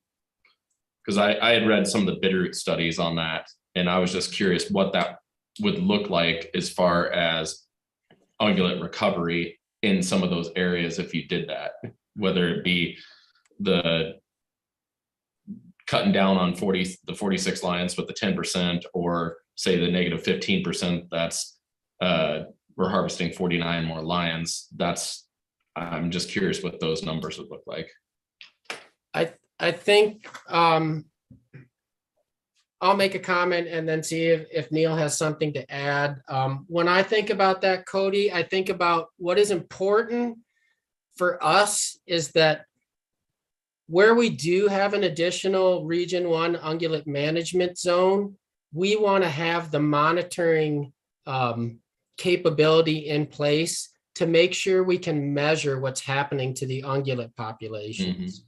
That's one reason that zone's been selected as an example, because we've got the study that's going to be taking place in Noxon, which will have collaring data on elk. We have some projects coming down the pipeline that'll be putting collars on bighorn sheep. It's a trend area for elk in terms of counts, as well as a trend area for sheep in terms of counts. So it would be a place where we would be able to be measuring things like changes in vital rates, changes in trend counts. And that's what I think is important to see if we're making a difference. It's looking at the question you're asking just from a different perspective, rather than doing the math on, X lions eat X deer, we remove this many lions, there'll be this many more deer. From my perspective, what's important is that we measure on the ground what's actually happening with those ungulate populations and evaluate if our lion management is making a difference. Yeah. And Neil, do you have anything to add? No, I think you're right on, Mike. The reason we don't do that kind of math, Cody, is because it's incredibly messy. And you can make those numbers out to be about whatever you want to do if you start looking at pounds of meat consumed. And it doesn't account for a lot of things that go on in the landscape in terms of prey switching and different things. So, when I talk about variability, there's just a ton of variability in that. So what we look at when we're going to do this, and what Mike is referencing, is monitoring those vital rates. So if we can increase reproduction to a point where it meets or exceeds adult female mortality, you're going to see populations increase. And those are metrics that are much more indicative of what's going to happen with the population than trying to estimate how many critters or how many pounds of meat each predator is consuming on a daily basis. That's why we monitor those types of things. So, and don't go that route, because you can get in the weeds really quick. And at the end of the day, it just doesn't pan out the way people think it does. Does that make sense? It does. A lot of the times when we're running cats, I find where lions killed something and their kill gets taken over by wolves. And so to blame that mountain lion for 100% of that wouldn't be the truth, because now he's forced to go and harvest another deer, another elk to consume. And so it would put too much blame on the lion. And I totally get that. I was just trying to figure out if you guys had it, because I've heard just so many rumors about it, and I'd rather ask you guys directly as far as what a mountain lion does consume, or what he does harvest, more importantly, in a year's time on average. And I don't know if that, and I get where you guys are coming from, but yeah. And I think along those lines, that's why we need to do some of this effort, and it's important to, Mike mentioned it, is to be able to do this in places where we can actually monitor success. Because simply increasing lion harvest in an area may or may not actually impact ungulate production. There's a lot of variables in there that need to be assessed and stuff. So being able to monitor this is actually fairly important. You're saying it's not directly correlated by any means. It may not be, or it may be, but the reality is, if the impression is that you just got to throw out a whole bunch of harvest on lions in an area, and all of a sudden you're going to see an increase.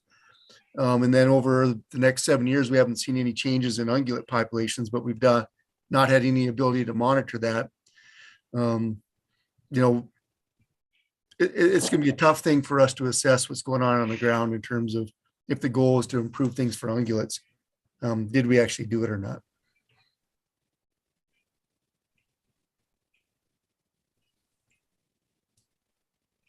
Casey, I saw your hand was up. Did you have a question? Yeah, I did. I think first I was going to speak a little bit to Timothy's concern there in 104, and this is just my opinion, but what I've seen in regards to those problem lions, those suburban lions, is they're non-huntable lions. So if you had, say, a 12 cat quota in 104, and you want to kill more lions in suburbia, Troy and Libby, you know, raising that quota to 20 individuals is not going to harvest any of those problem lions. You're just going to kill more lions that are good lions in Libby Creek and Bear Creek and all along the cabinets there where there's actual access. And so to address a problem lion component, it seems like that has to be done through typically through actual Fish and Game, uses their own means to remove those individuals that are actually causing those problems, because as a houndsman, there's no way to get in there on those private chunks of land, and you cross 5 different properties and the sheriff gets called. And so there's just no way to incentivize individuals with a standard quota to harvest those problem individuals. I don't know if that's correct, but somebody with FWP might speak to that a bit. Yeah, Casey, I understand, and I do agree with you on that, and I appreciate that. My thoughts were that the overpopulation in those areas were pushing those lions down into lowlands looking for food, where there's lack of food in the normal population. And the fact that that strip is so narrow that those lions are really part of that same population in the lower area there. It's only maybe, I think, 20, 30 miles through that area. If it was Eureka, I would tell you that's where the deer are.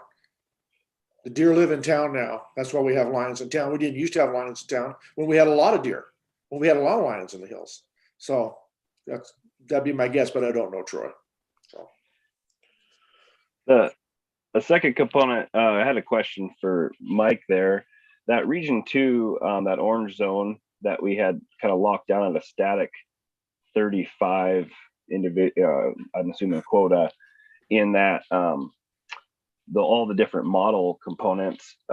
Explain to me a little bit more again. That's been at what I'm thinking about 50 individuals for the last quite a few years. Could you speak a little bit more to why that needs to stay static and we can't adjust, or why it's presented as a static area again? You probably hit on it and I might have missed that. I can let Liz talk on this too. Part of it's just that we have to put in some simplifications to the process. One of them would be, if we were to broadcast that as an area that's proportional to our habitat quantity index, it'd be and all of a sudden a chopping of quotas in half, which is not desirable in itself, both for management reasons and for public feedback. But it's been at high harvest for quite some time, and I'll let Liz speak a little further on it, but I believe the intention would be to gradually back off on that harvest. Are you still here, Liz? Yep, I am. And yeah, that was well said, Mike. I think the idea there, we have had it at higher harvest, but with the idea of gradually backing off more from just the social component there, as well as, keeping that still as an ungulate focal area. So that's kind of where we landed, where we did. That doesn't mean that it's not open for discussion. We certainly felt like we didn't want to go up there, but didn't want to see that real drastic back off of numbers in there as well. So Liz, can I ask you a quick question? So basically what I'm hearing is that you had a high harvest in there with the goal of reducing lion population, and similar to what Joshua said, that you maybe have reached that objective and you can back off and have a lower level of harvest and still maintain the population at a lower level. Is that what you're saying? In terms of Yeah, line? exactly. Yep. We're just trying to maintain the population at a lower level, stabilize it. Would you say that that area is as a dense population or a less than dense population right now?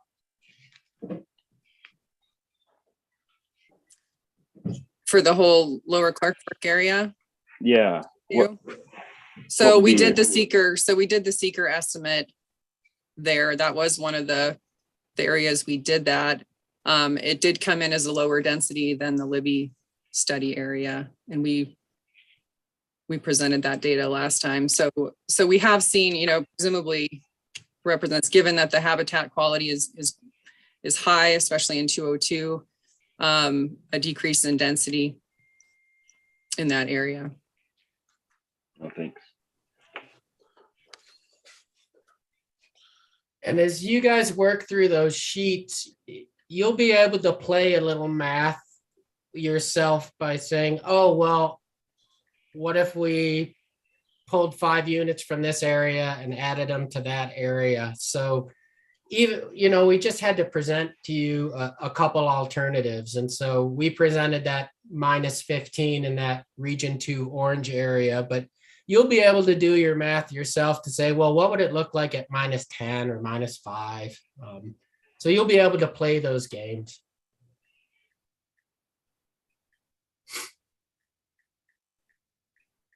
Hey, I just wanted to add a quick clarification, jumping back to Tim and Casey's discussion of the Troy and Libby areas there with the urban or the human conflict. There's lots of lions that are harvested within 2 or 3 miles of our city limits. There's lots of public land, national forest land that comes right down with access. I myself have harvested a lion within 3 miles of Libby.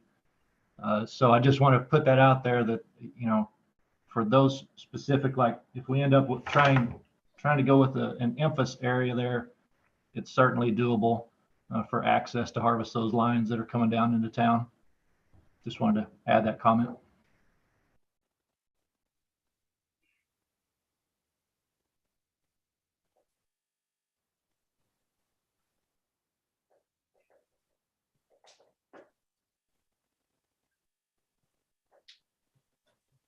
So folks, we have more time for questions for Mike and the team here if we need it before we move into kind of digging into our next step of the process. So definitely encourage you all to take advantage of this time and ask questions, whether it's to clarify or follow up with anything that that came up for you. So we have a few more minutes for that if anyone else has something on their mind they'd like to ask.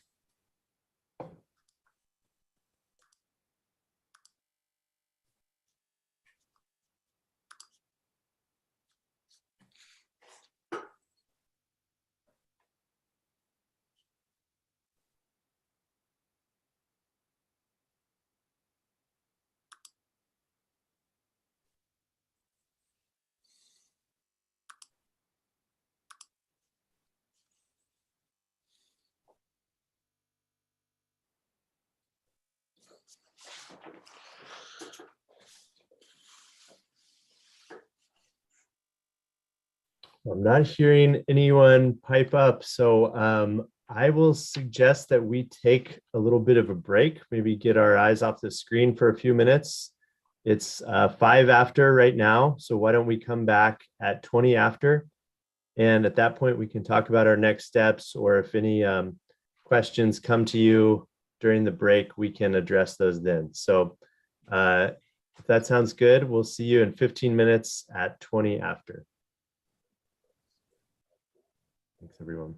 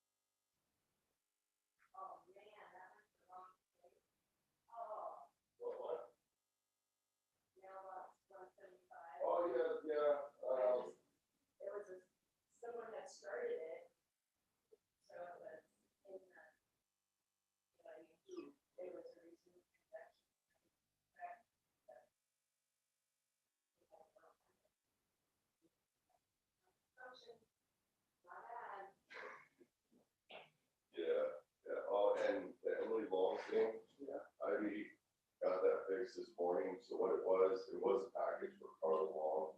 It's just, it got checked under Emily 117. And so that got. No, yeah. But I'm just glad that was an easy one. So, because they're the ones that are in Ukraine. And they're like, well, dude, yeah, one said, yeah, no, they went there right before Russia attacked. And they were and they were in the capital. And they're, yeah. She wanted to be a teacher.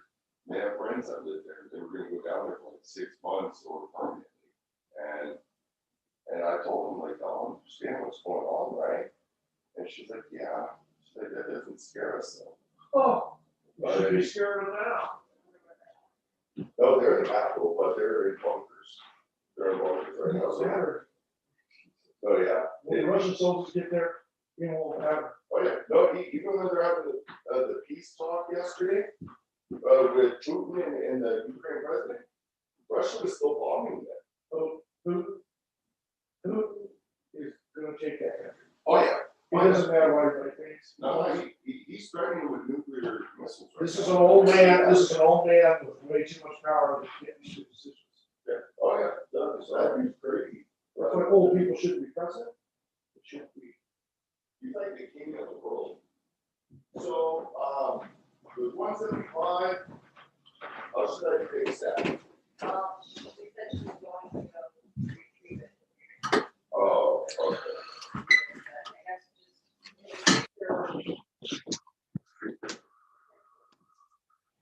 Darn, I should have double checked that. I didn't know.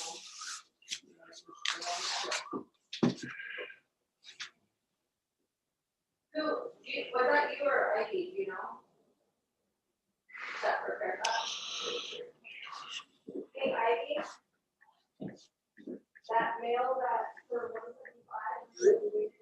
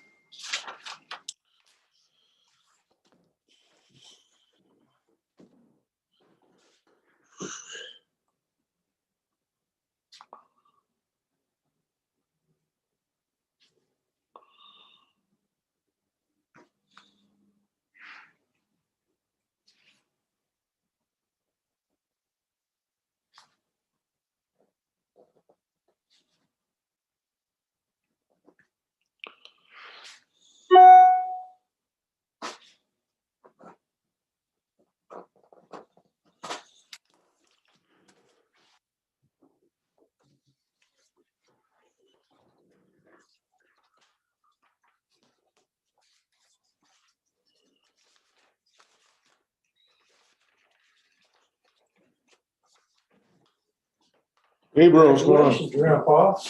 Thanks, buddy. You're gonna have to get another job just to keep up with the grandkids' schooling. No, no, wait a second. Huh?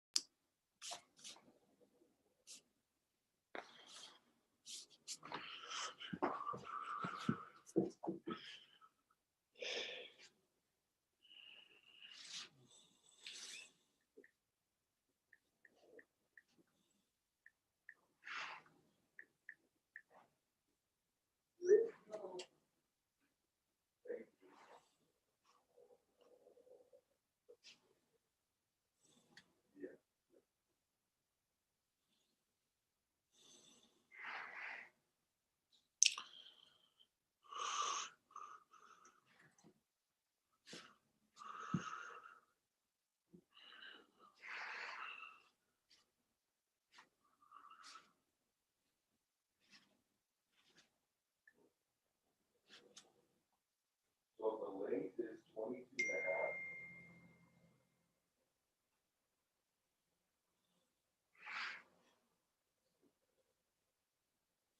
So yes, I do have boxes here. So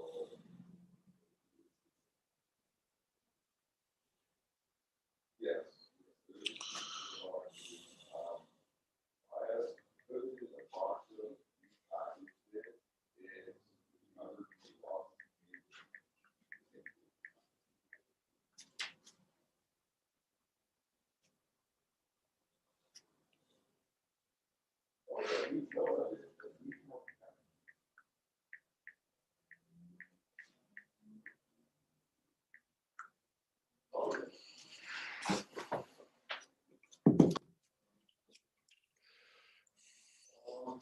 So you said it's 24.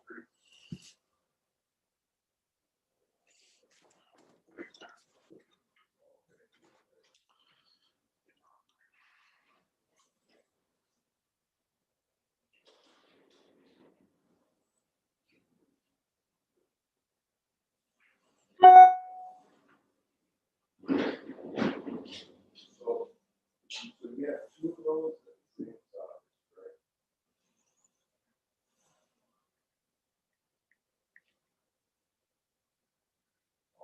I'm sure we can get that.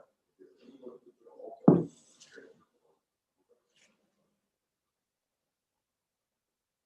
So let's see.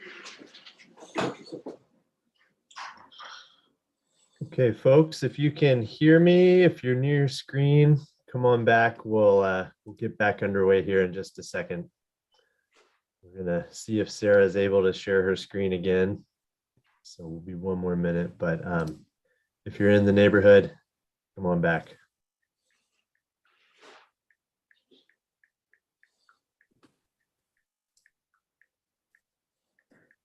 All right, I'm trying to share right now, so let me know if you can see that, but I think it might still be doing something weird again, Alex. I can see it, but there are two kind of weird shaded rectangles on the side and on the top. Yeah, I'm gonna stop sharing. I'll let you share yours, just because I don't know what's going on with this today. My computer does not like sharing a screen. Yeah, let me try mine.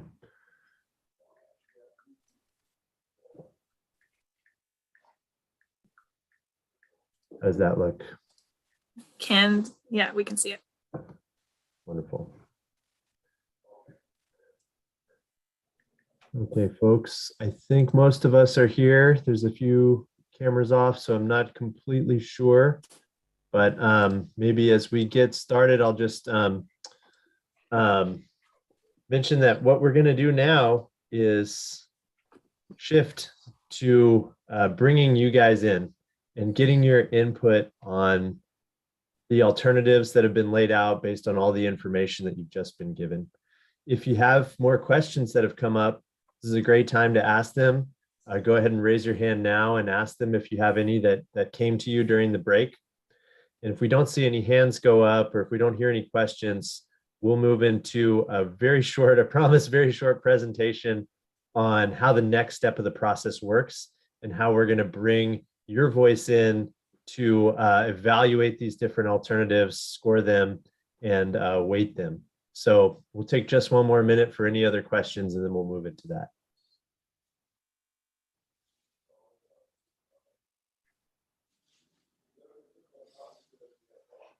Okay, I don't see anything. So I'm going to pass it to Sarah, who's going to talk through this.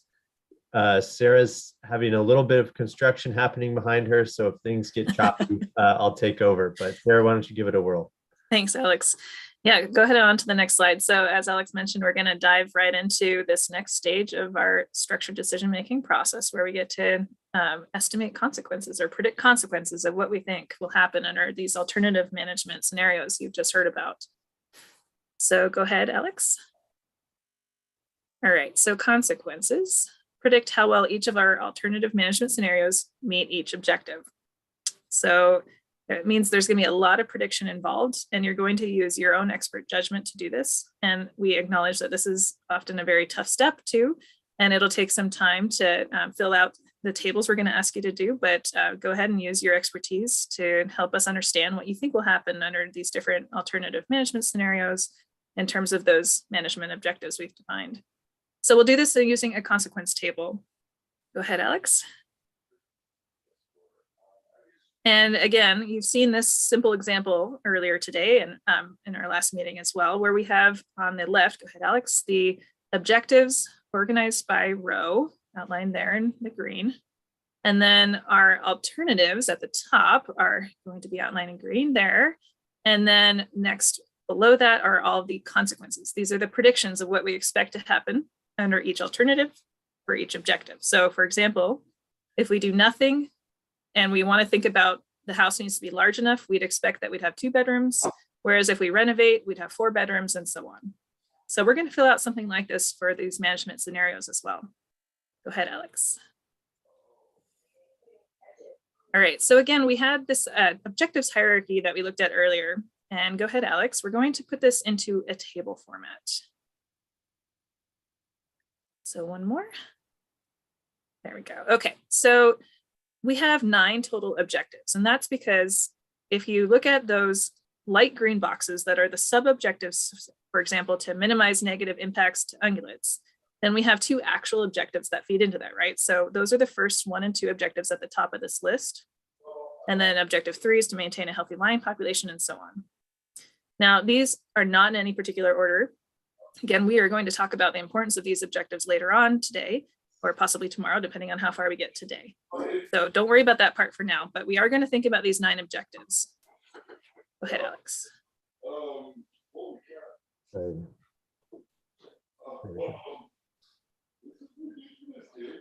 And again, our question that we're going to be answering here is how well each of our alternatives meet each of these objectives. All right, next.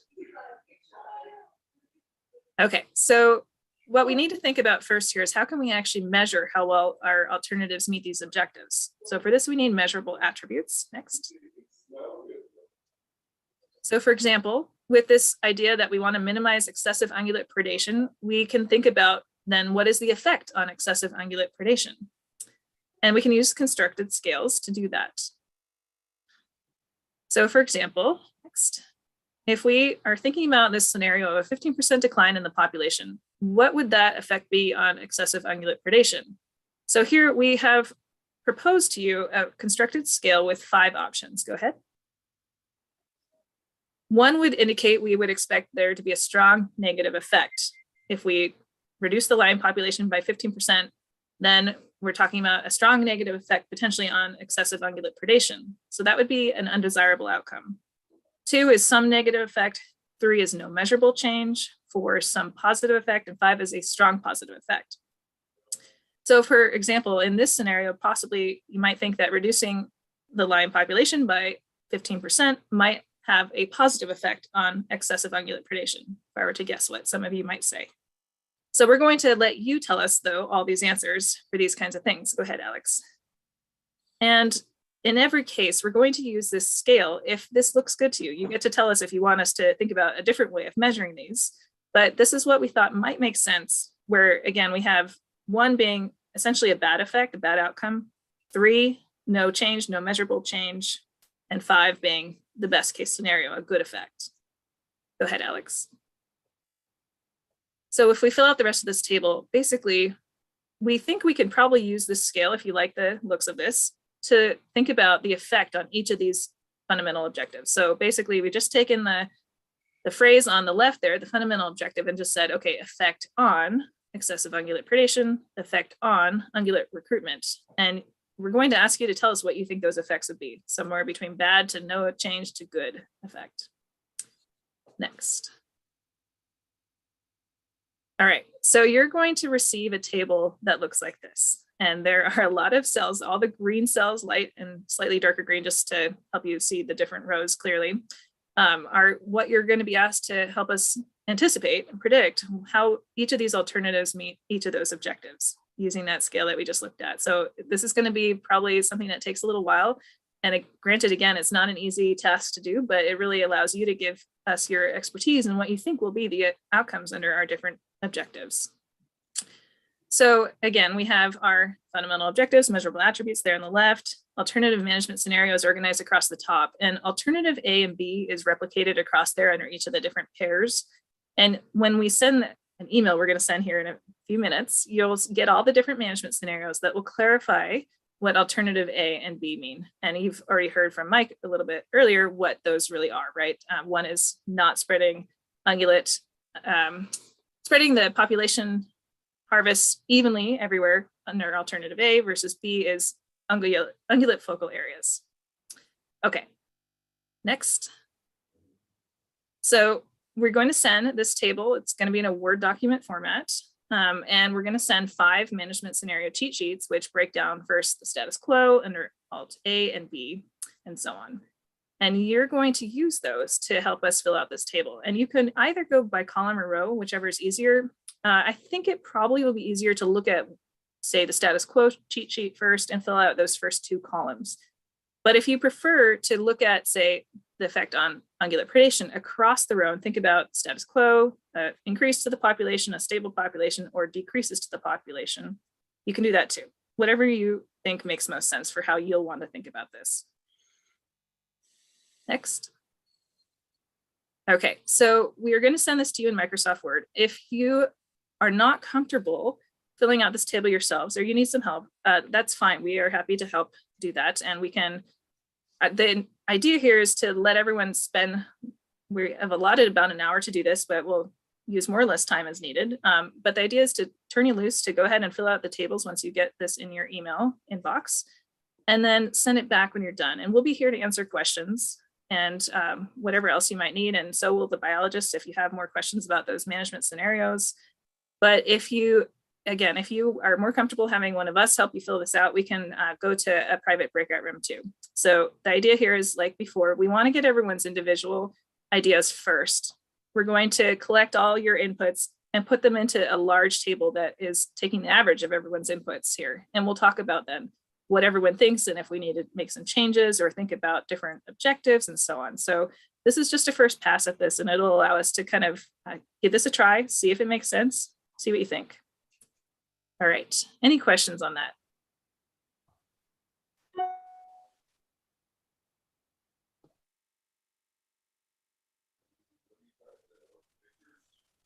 I'm guessing that some questions will probably come up once you get going on this, just because it is a little bit of a challenge to do this step, but I think it's kind of an exciting one where you get to tell us what you think is going to happen under these different possible management scenarios.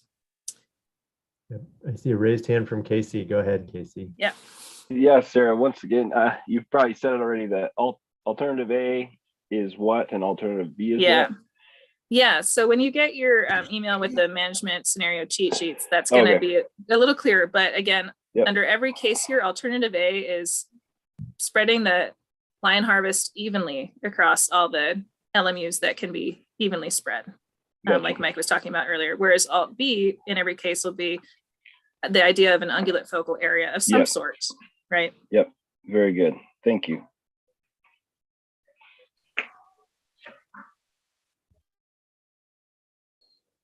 So I know this is complicated a little bit, but the basic premise is straightforward.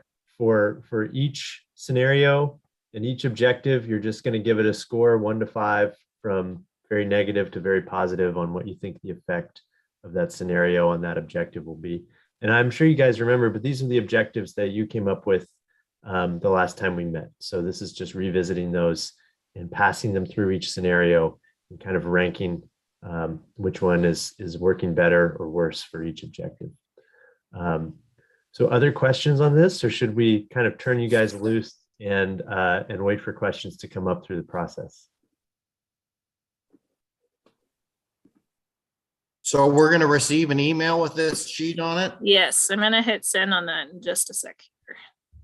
Yeah, and definitely, you know, if don't be shy or reluctant. If you're having trouble filling it out in the Word document that Sarah's going to send, or if you don't have that program on your computer, we can send someone into a breakout room and have them fill it out with you. If you just prefer that, we can do that. Otherwise, we'll just have you fill it out on your own computer in the document, and then you can send it back to us, and we'll be here with you to answer questions as they arise. Yeah, and another option, if anyone doesn't have Microsoft Word, but you want to give this a try on your own, we can send you a fillable PDF form too. The only reason I didn't go that route initially was that that's harder to translate those numbers back into the Excel spreadsheet at the end of the day, but that's another option certainly if you need it. So that email should be entering your inboxes anytime. It has several larger attachments, right? All those management scenario cheat sheets. So give it a sec if you're not seeing it just yet. But when you do get it, download those different files or open them in your browser, whatever is easiest, and take a look at what you've got. That final attachment will be the Word document, and it has the instructions with the scales that we just looked at and this table to fill out.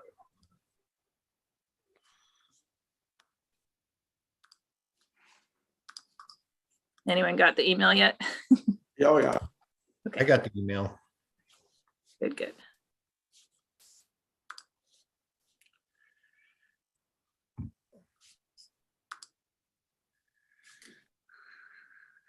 So the different management scenario cheat sheets are labeled according to the different scenarios. So the first one is status quo, and that corresponds to those first two columns in that table, and so on and so forth.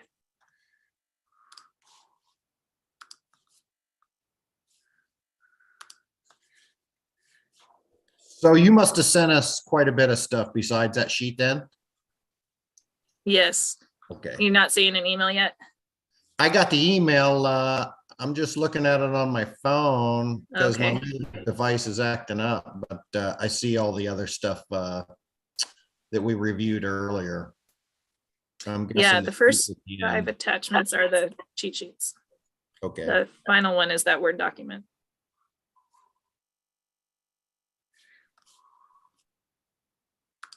So do we need to print this off? That is an option.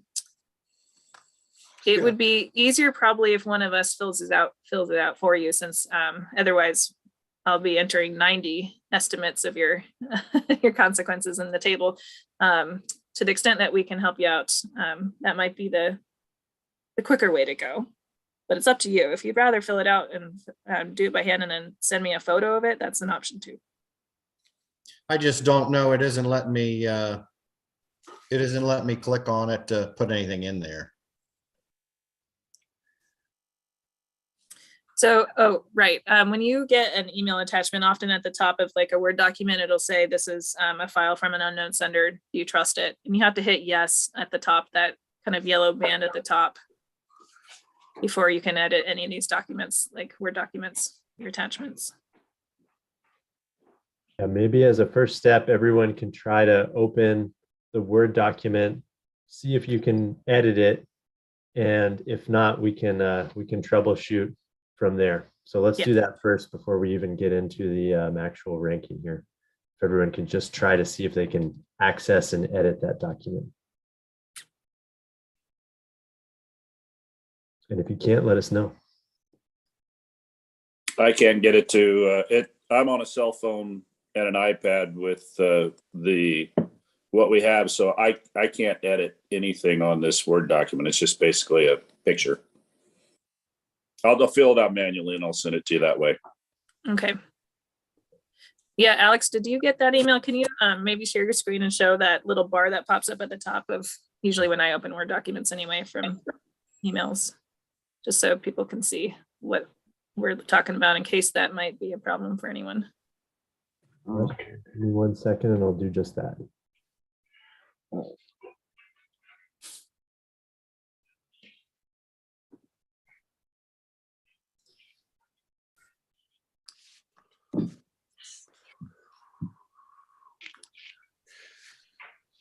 So I guess like the question I have is, this is for the whole area in general, right?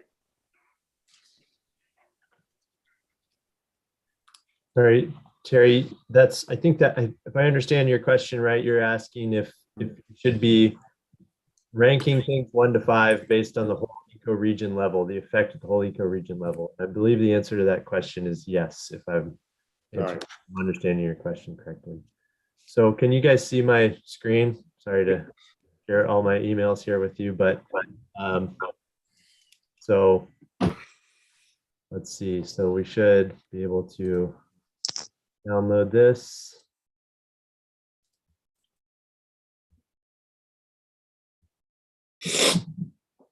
Are you seeing this Word document now? We still see your email screen. Let me see. It's let me share again with the Word doc here.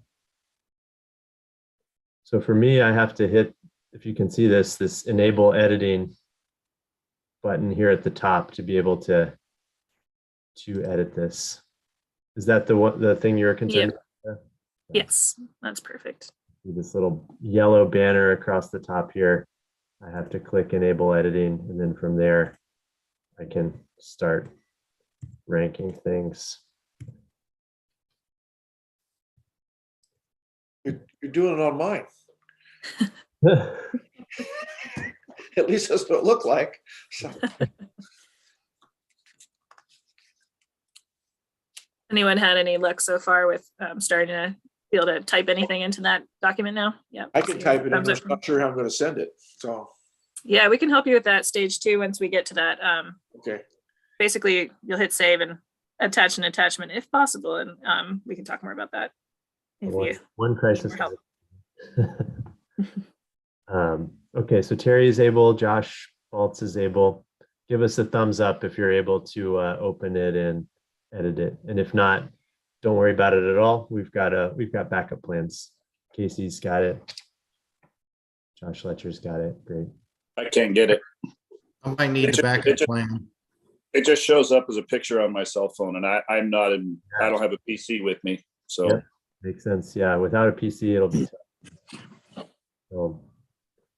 Yeah, I'm on 2 different computers here. I had to borrow a new a neighbor deal, so I'm kind of confused on how I'm going to go about doing this. So yeah, no, it's okay. So we've got 2 options. One that I think would be easiest would be to send you to a breakout room with one of our folks from FWP who can record your answers for you, kind of share the screen, make sure that you're seeing what's happening, and record those answers. Or if you'd rather just fill it out by hand, we can do that, but that does open up the possibility of something getting lost in the telephone game of you filling it out and then us copying it over. So it's probably easiest if we do it in a breakout room where you can just tell your answer to one of our agents here from FWP who can fill it out. that would work better for me. Yep. That's great. I think me also. Okay, so that's 1, 2. Wally, you as well. Either that or I've already done a screenshot of the document. I can handwrite it in and email it back. Just whatever's easier for you guys. It'll be basically my pencil, my iPad pencil writing in each box, whatever. But if it's easy for me to go to a breakout room, I'll do that. No, that sounds great, Wally. That should work pretty well. Okay. Anyone else need a breakout room? I guess, Sarah, I just need one more time. Do we fill out every single box? Yep.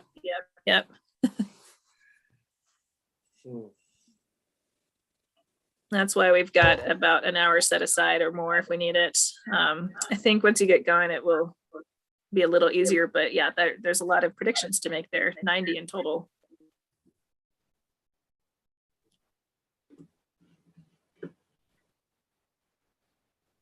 This is Benny. I'll need help too.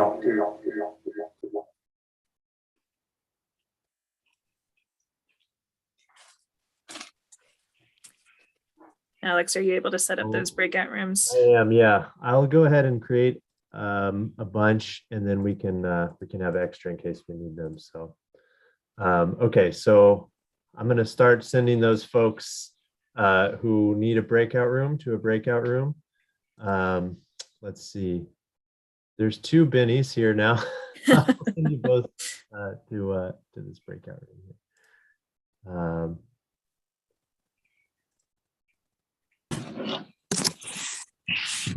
And Grover, you as well, Ray. Yeah, I want to go to a breakout room. Okay.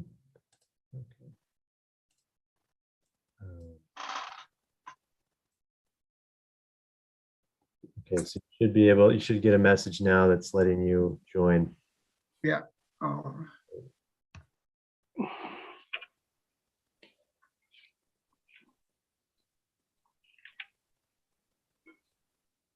And then we have Brian here. Do we have Molly and Justin able to go from the FWP side to help those 3 folks in the breakout rooms? Yeah, I'm here. I'm just Awesome. to get assigned with you. Yeah, I'll send you there now. And then Alex and I will be here in the main room to answer questions. And if you guys need us in the breakout rooms, just holler and we can join you as well. So I guess the other question I have, and I guess I'm being stupid, is we only, on my workout sheet, it's only for 30%. Is there a different workout sheet or are we just doing 30%?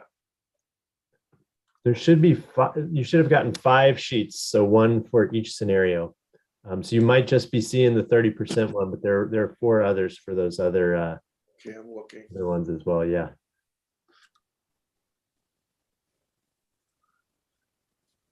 That's where I was struggling. So Yeah, that would be confusing. I don't see it in the email. That's, oh, here we go. There's 30%.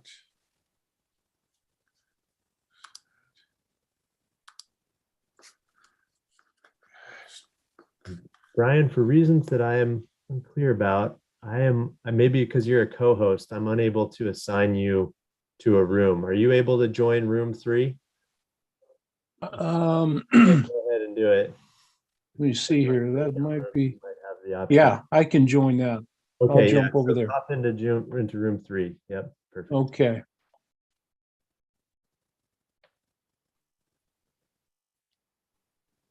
Hey, Alex. Yeah. Hey, so when I pull up that Word document, I'm only pulling up one Word sheet that I can fill out as well, the 1 through 9, 1 through 10. That's the only one sheet we fill out, or is there more sheets in that? No, that's correct. So you have Okay. you'll have 6 documents in total. 5 of those are the cheat sheets that kind of tell you the information for each scenario. And the 6th one is the Word document, and that's the one you fill out. So you use those 5 cheat sheets as a reference, and then you just I think that's what the deal is. I guess I only got one of the sheets to fill out. I can only find one. I got the 5 cheat sheets, but only one sheet to fill out. Yeah, you need the 1 sheet to fill out. That's the only sheet you'll fill out, and you'll use There's 30% on it. That's for example, Terry. Okay. That just says for example.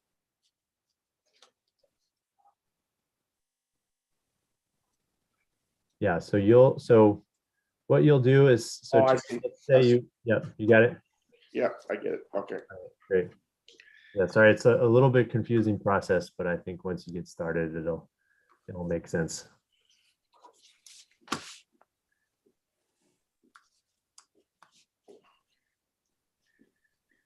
So yeah, Sarah and I are here, ready to answer questions as they come up. I'm sure they will. But yeah, give it a whack and see how it goes, and we're standing by when things come up.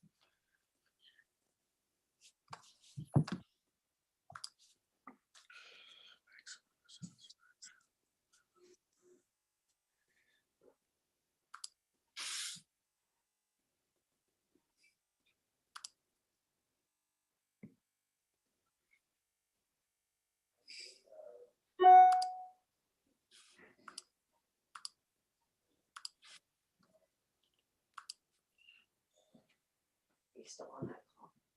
Oh. He's still on the call. I'll be here all day. So, meeting. I fill out stuff right now on the computer.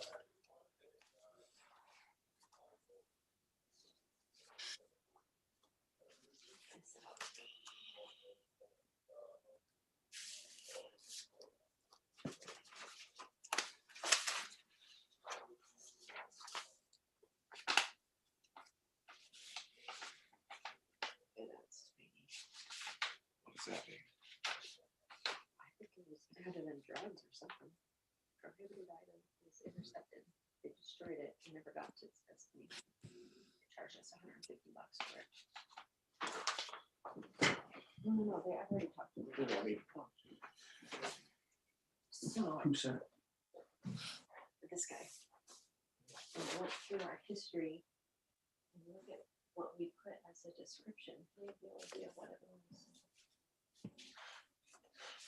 And I went through and he's done 4 others to the exact same place. Yeah, I don't know. Did they send it around? So I told them to be aware of this guy and it can happen again. Yeah, it's a big. I ask every time. Yeah. Yeah, we have to know what we're doing.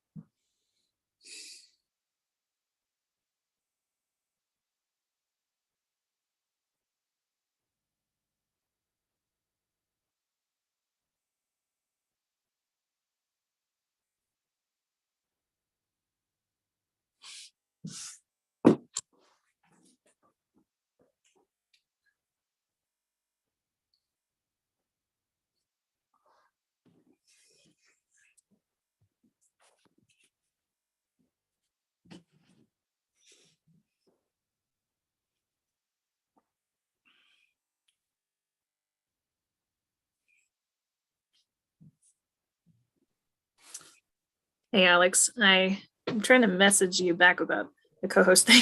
It says that you're not in this meeting, which is very strange. But I'm not currently a co-host either. So we'll have to wait for Brian to come back, I think. But I will tell you right now, I've got a handful of these from folks so far. So I'm just entering them in the table. And yeah, holler if you need anything.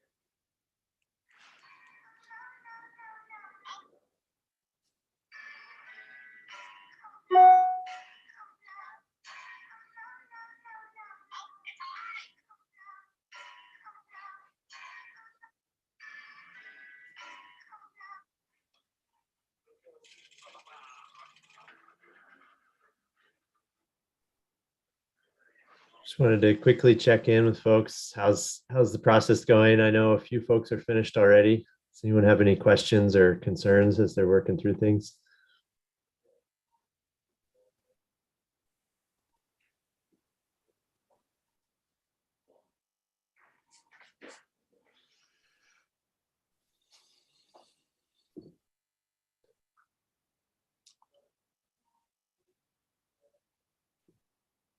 Silence is a good sign.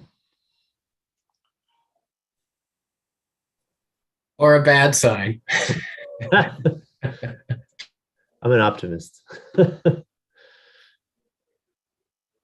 Sarah, I don't know if you're able to pop into the breakout rooms, but if you are, it might be worth just touching base with them and seeing how they're moving. Yeah, I've got a pile of emails coming in with all the results. So I'm guessing that we're getting close. So great. I'll keep copying those in, make sure we're ready to go for the moment. Right. Yeah, holler if you need anything. If that's all right.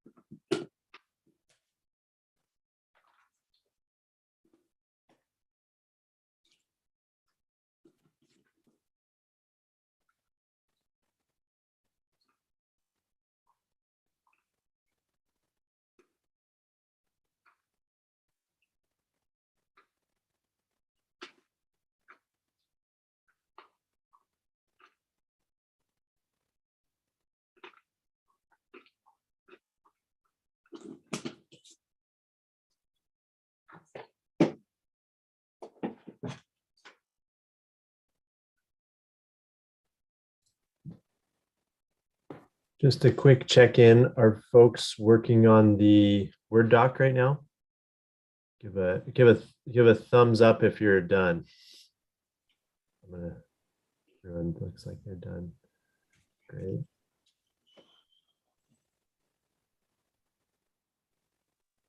Sarah, we might want to introduce the objective weighting now, if you think it's a good time. Yeah, we can certainly do that. Let's see, just to double check. There are 9 of you working group participants here today. Is that correct? We had 10 last time, but I think one of us couldn't be here today.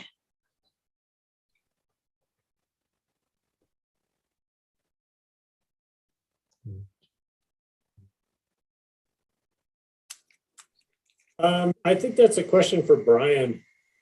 Brian would probably know right off the top of his head. I can try and count, but There's 8 in here now, and then Jason and Grover. So I think we have 10 still.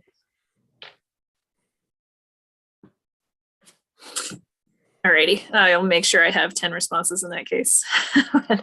I'm almost done with that table, but yeah, in the meantime, while I finish that up. Sarah, I emailed it to you direct because I couldn't figure out how to do it from the sheet. Do you want me to do it the other way? Show me how?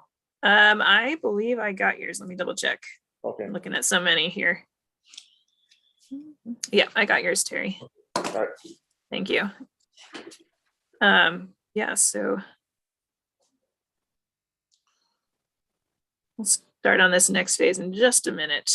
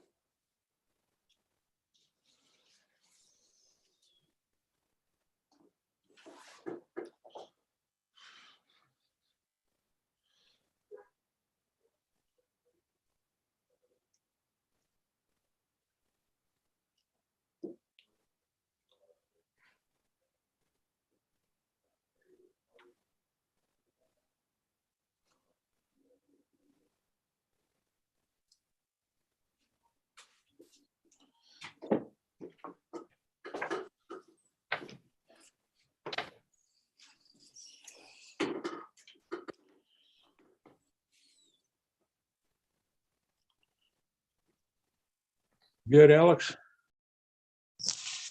Yes, looks like I am. Okay. I'm gonna just check the other rooms here. Okay, I'm gonna see if I can jump back in.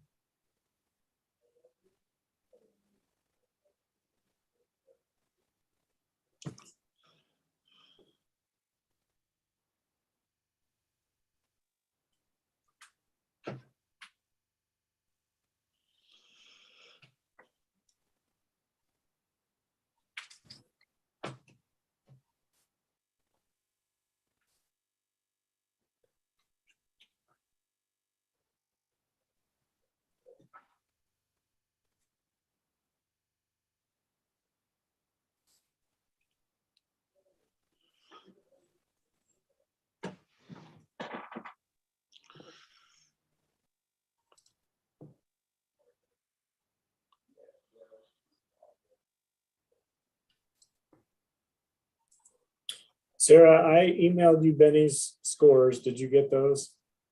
And Alex? I did. Thank you. I'm gonna hop off for a second. I'll be right back. Sure.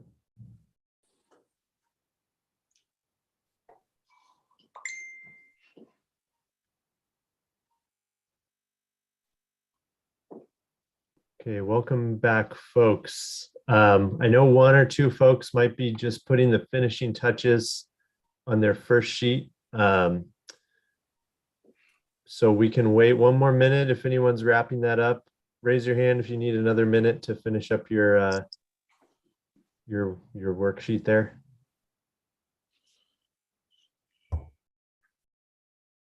Okay, I think we're good. In that case, there's one more step to this process, which involves ranking how important the objectives are relative to one another.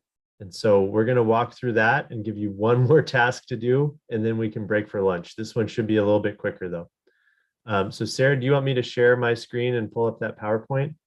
Yeah, that'd be great. Just go to that blank slide there. Yeah.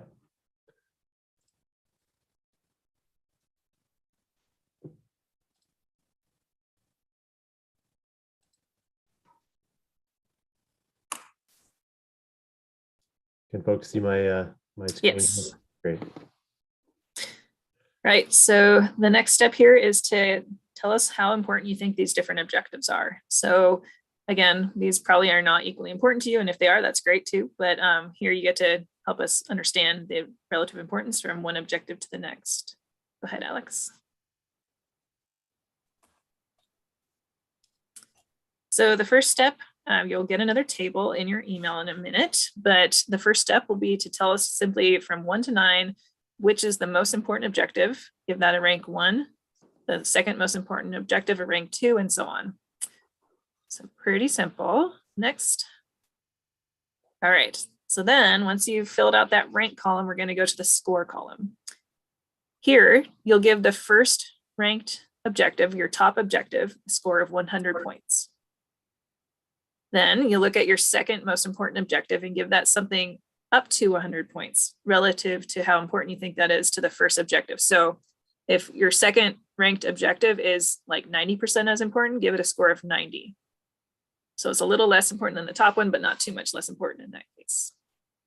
You continue this down the line, looking at your third ranked objective and so on. And every time you give it a score up to or equal to the previous score that you gave. So we're distributing those points based on the relative importance. So in the end, we'll be able to put weights on all these based on how you score them.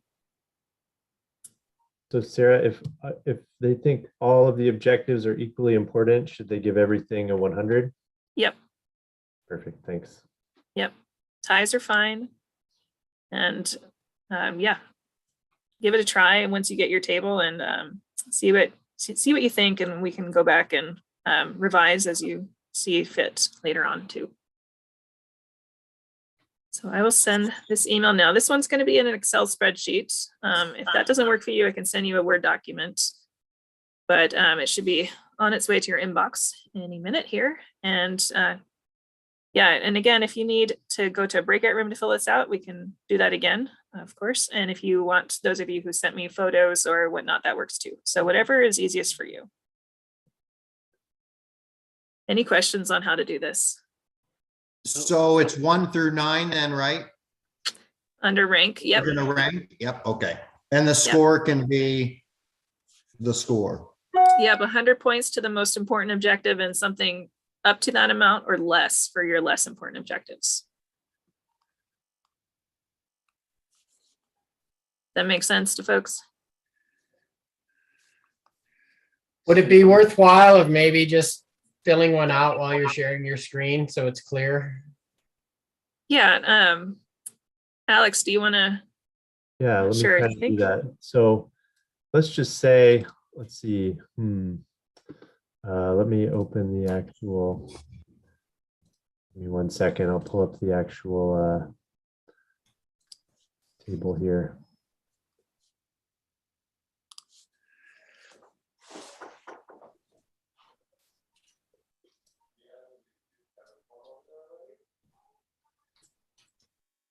Sorry, 1 sec.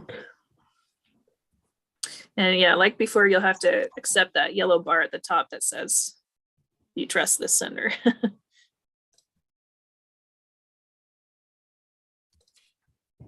Almost there, folks.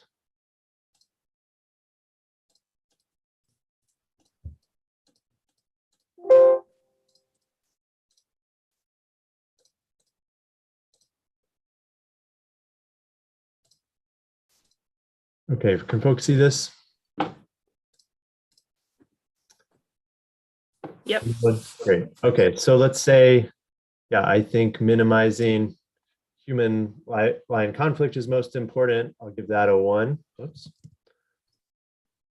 And then if I think maximizing satisfaction is second, I'll give that a 2, and so on. Third, fourth, I'm just doing these totally arbitrarily. Fifth, if I think this one, sixth, seventh, eighth, all the way down to whatever I think is the least important. So in this case, for example, let's say I think minimize excessive ungulate predation is least important. That'll get a rank of 9. So we're kind of forcing you to put these in order in the rank column, but in the score column, you can actually kind of give your sense of what is of how important they are relative to one another. So the most important one will get a score of 100. But let's say that even though I think this one is second most important, it's still 99% as important as the first one. And even though this one's third most important, let's say it's also 99% as important. And maybe this one is 80% as important, and this one is 70% as important. And we can go on down the line, right? So I did those out of order, sorry, but let's say we can say a bunch of them are tied at 70, and then the least important one is only 50% important. So that score column gives you a little bit more flexibility to add your weight to how important these objectives are relative to one another. So does that make sense? Is anyone confused by that?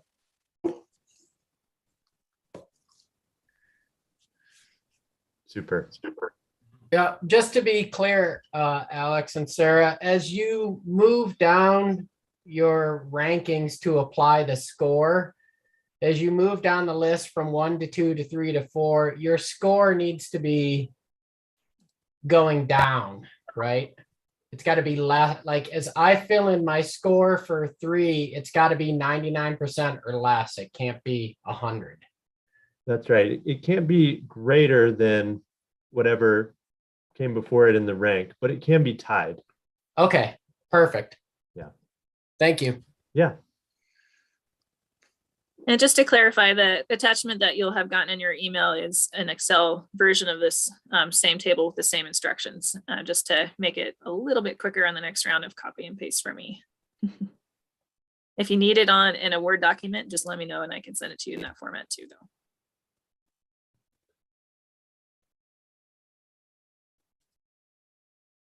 So any other? Yeah, sorry, go ahead, Sarah. No, I was just gonna say any other questions on how this works. I think that might be what you were gonna say too, Alex. It was, and I was going to reopen the breakout rooms and let folks join those if they want to. I assume same folks will want to join the same rooms.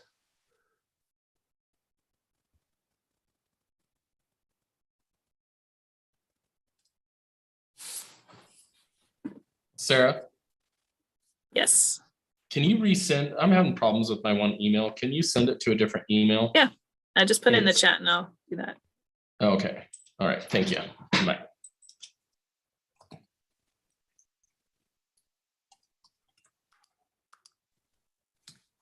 Did you put that screen up again with the options, the 9 options?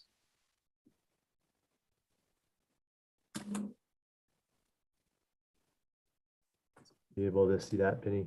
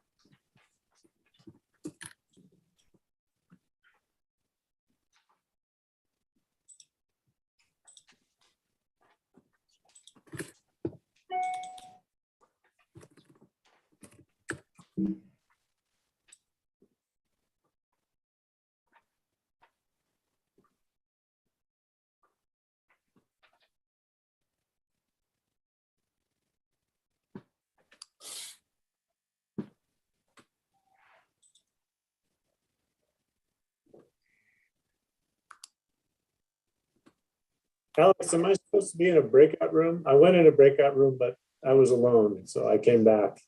Yeah, I think you were previously in one with Benny, is that right? Yes. I think it looks like Benny is trucking here, so I'm still working. yeah. Yeah, I think you're good, Justin. Thanks.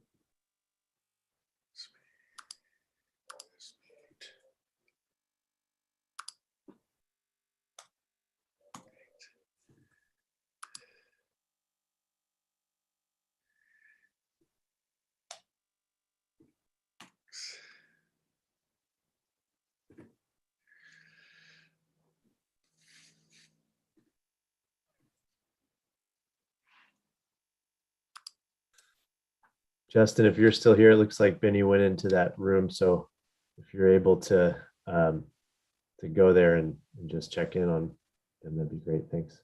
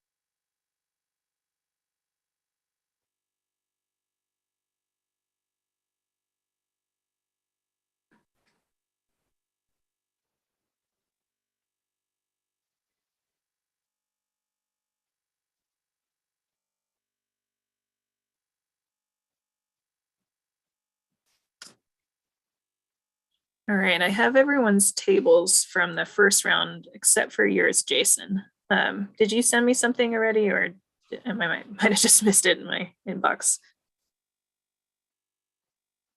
You're muted. I emailed you mine, both of them. Okay, let me go and double check here.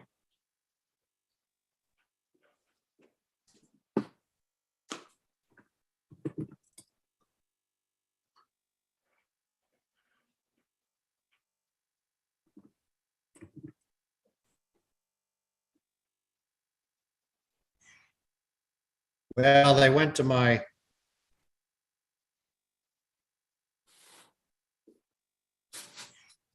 Now they're coming through, I hope. Okay, let me check again.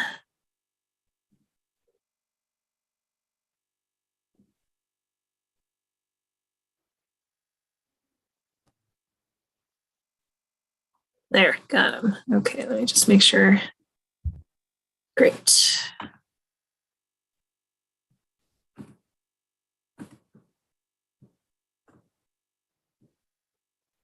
Perfect. All right. So I'll get those entered. And then, yeah, if you guys keep sending me these latest tables, if you haven't already, then I'll get those entered too. And feel free to ask any questions during this time or whatever you need. Did you receive both of mine, Sarah? I did. Thank you.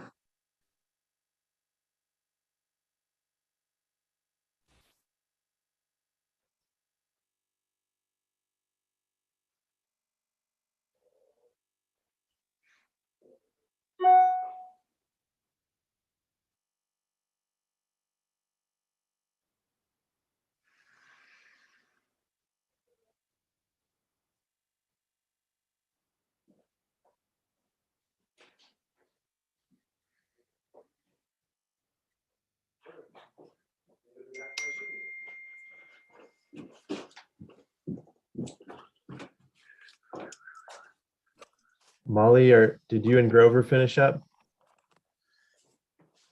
Yes, I'm getting ready to send it to Sarah right now. Okay, I'll just move him back to the main session.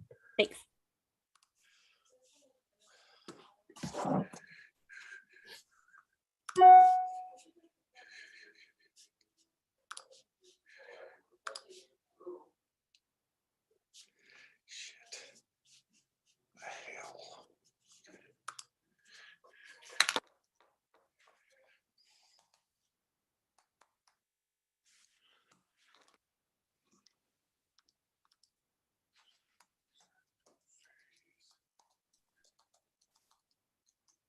It's too bad we couldn't do this in person and have a pizza party. I swear. No. Make this whole table filling process easier too. Yeah, you guys are awesome. Thanks for bearing with us through the technical side of all this. And it's definitely easier in person. And yeah, the pizza party would be nice too. Yes.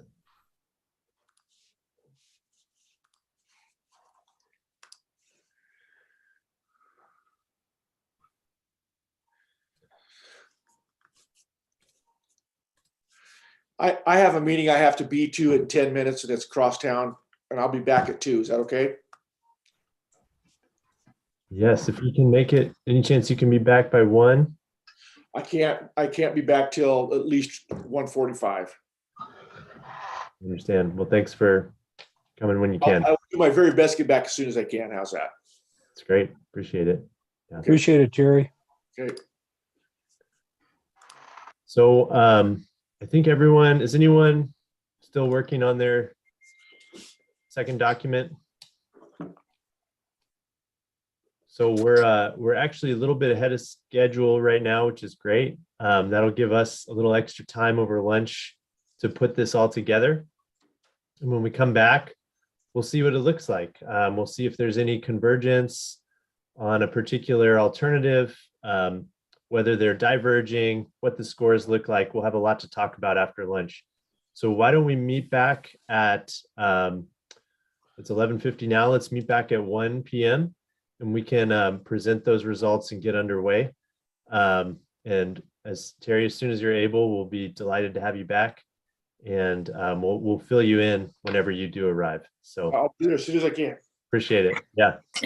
And Alex, meanwhile, Terry, before Terry leaves, are we on the same link here when we come, or do we go to yes. the other link? Okay. Well, that's a good Link. question. Yeah. Stick with this link for now. Okay, I have the other one in case it's there, so, okay. Perfect. And before everyone else goes to lunch, make sure you've sent me your scores here before you head out. And then that'll allow me to get everything done. You got mine, Sarah, right? Yeah, I think I do, Terry. Let me make sure.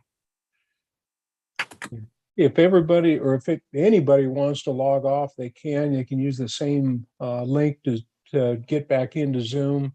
I'm going to leave mine on because if I do, then some other co-host is going to have to rehost me. But you can just leave it on and just shut off your video and audio. And Terry, I don't actually see an email from you. You got, if you snap a photo or something real quick, that would be plenty sufficient. Make sure. When will we use that? Will we use that second link today? Yes, that second link, but that will be after we complete the next segment of the meeting, and then we'll take a break. And during that break, then we'll switch over to the other link. What time do you think that is at? Is it saying my schedule? It's looking like we're maybe a little bit ahead of schedule. I don't know how that'll change, but we're not far off. We're coming back on schedule, so I would expect that probably 3:30 or 4. Terry, I got your email. Thank you. Okay, all right, thank you. Thanks, Terry. And thanks, everyone. So yeah, get some lunch and we'll have a lot to talk about on the other side. So thanks, everybody. See you soon. 1 o'clock.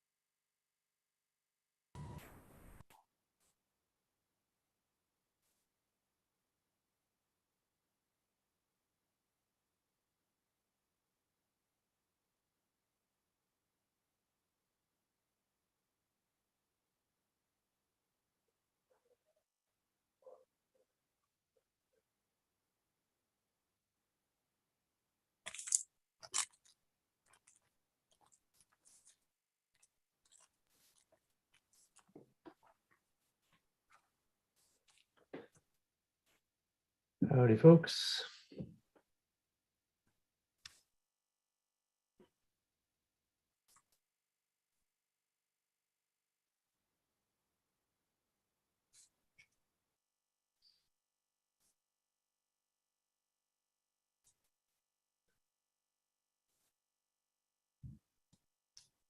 I'll just give another minute for folks to return.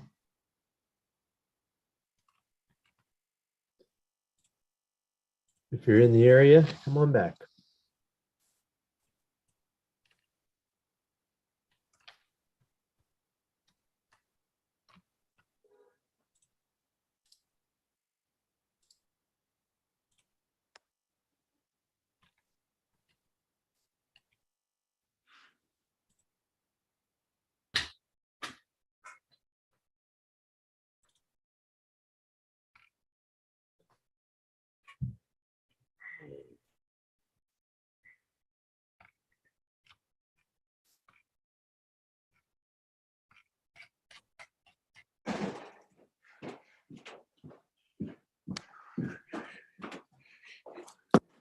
Hey, Terry, you made it.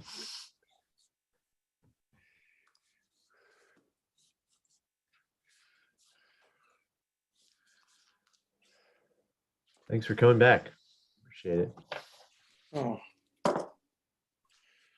We just got one or two more folks, I think, to return.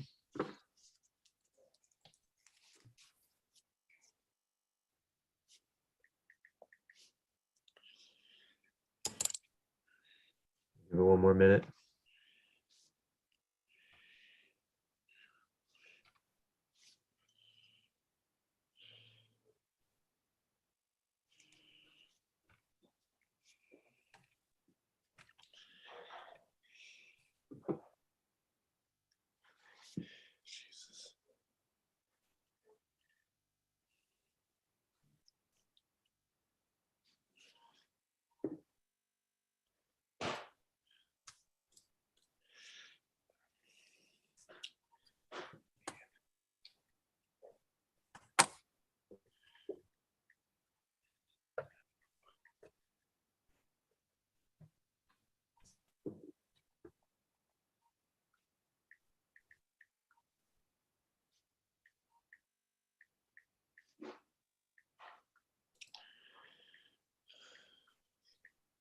All right, well, let's get started. Stay on schedule here for today. So thanks everyone for coming back. Hope you had a good lunch. I know that Sarah maybe had less of a good lunch than the rest of us because she was busy putting all of the results together. So let's thank Sarah for that. They look great, and we've got a complete table here of everyone's input that's all been compiled thanks to Sarah. So we appreciate you, Sarah. So from now until really the end of this session, we have the opportunity to talk about the results, to think about what they mean, to ask questions, and to start moving slowly but surely toward a recommendation from this group to the commission. So Sarah, would you like me to share the screen? And is there a particular panel you'd like me to start with? We can start by showing that, or we can field some questions if folks have any particular questions now that they've had a minute to sit with this. Let me see, I'm trying to share mine. I switched computers just to see if I get that working better. Can you see anything yet? I don't know why it says my screen sharing is paused. No, I just see a black screen.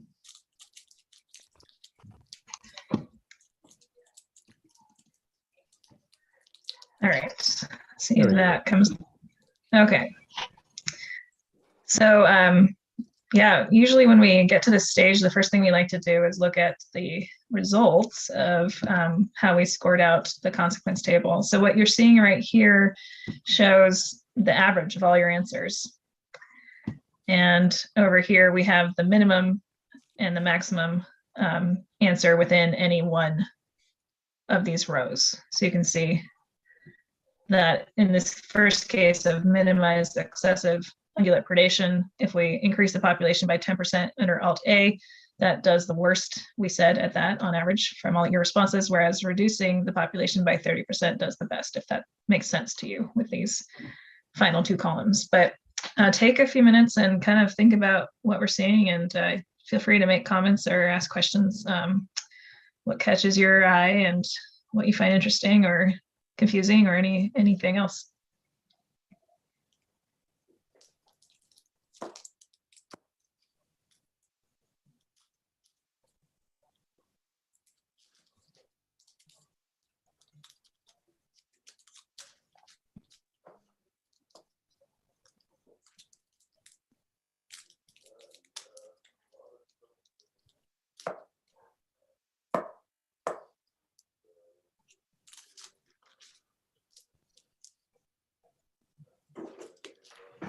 So just to step back for 1 second, I think what we're planning on doing is showing you these results, making sure that everyone has clarity on what they mean, and then from there moving into a discussion about recommendations. So this is the first step, which is to just stare at these for a second and make sure that we all understand what's happening here. And there's a lot more to show, so this is just the first place to start. So this process might feel a little slow at times, but we want to make sure that everyone, we all have the same shared understanding of what we're seeing, so that when we come to a conclusion, that's all based on the same level of understanding. So yeah, take a look and ask questions. That's most important right now. Yeah, you can ask questions of one another too. So if your answers were strongly different than what these means show, we can talk about why that might be, or make sure there wasn't any confusion and entering our predictions as well. So any and all observations or questions are most welcome here. Yes, one question I have on 5 and 6, Lion Hunter Opportunity and Harvest the Lions. I think there's a lot of opportunity to harvest lions and for the hunters to have that opportunity in Sanders County, but that takes away a lot of opportunity up in Flathead. So I think it depends a little bit on where you're at and whether or not you see that as an opportunity or a loss when you get into Alt B and creating the Alternative B and creating a management unit. That management unit would be a lot of Sanders County from what I see on the map. So it could be more of who's looking at that from their point of view. And also how many lions can we get out of, I think it was 102, 104, I'm sorry, 121. How many lions can we get out of there if we bump it up to 45? And how many lion hunters are actually going to be able to get into there at the same time? I don't remember there being a lot of access, at least not enough for a significant amount of hunters to pull 45 lions out of there. Just thoughts. Thanks, Timothy.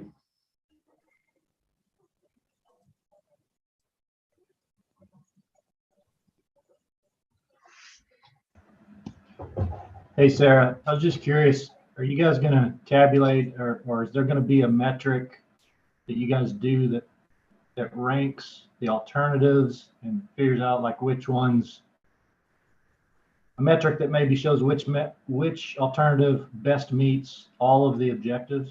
Are you going to have anything like that? Yeah, we're going to move into that in a little bit here once we get the first look at this table. So you're one step ahead.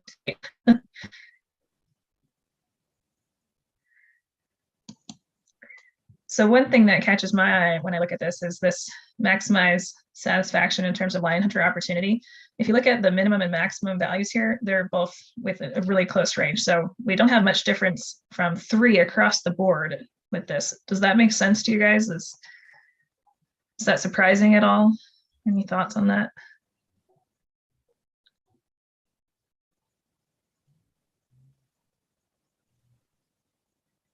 No, I pretty much think if someone wants to harvest a lion, they either can get a tag, a general tag, or they can, most everybody knows somebody that has hound dogs.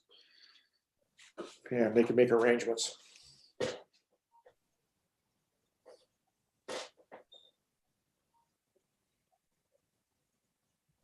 So Sarah, do I interpret this row correctly that in basically all the alternatives, we're seeing that there's pretty much no effect on that alternative. It's a no change across the board, just about, in terms of maximizing satisfaction for lion hunter opportunity. Is that the right way to read that? Yeah, so we don't see any one alternative that is doing a great or like significantly better job really on meeting that objective, which means that potentially, even though this is a very important objective, it might not be one that we need to consider moving forward, since it's the same throughout just about.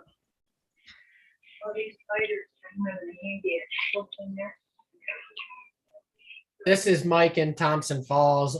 Those numbers make sense to me in that as you move from,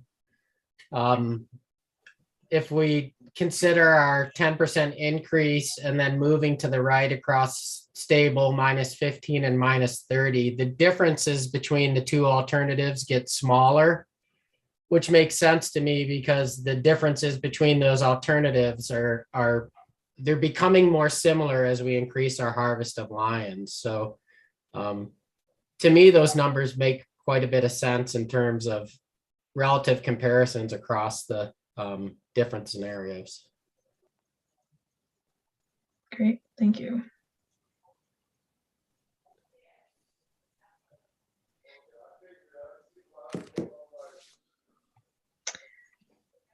All right.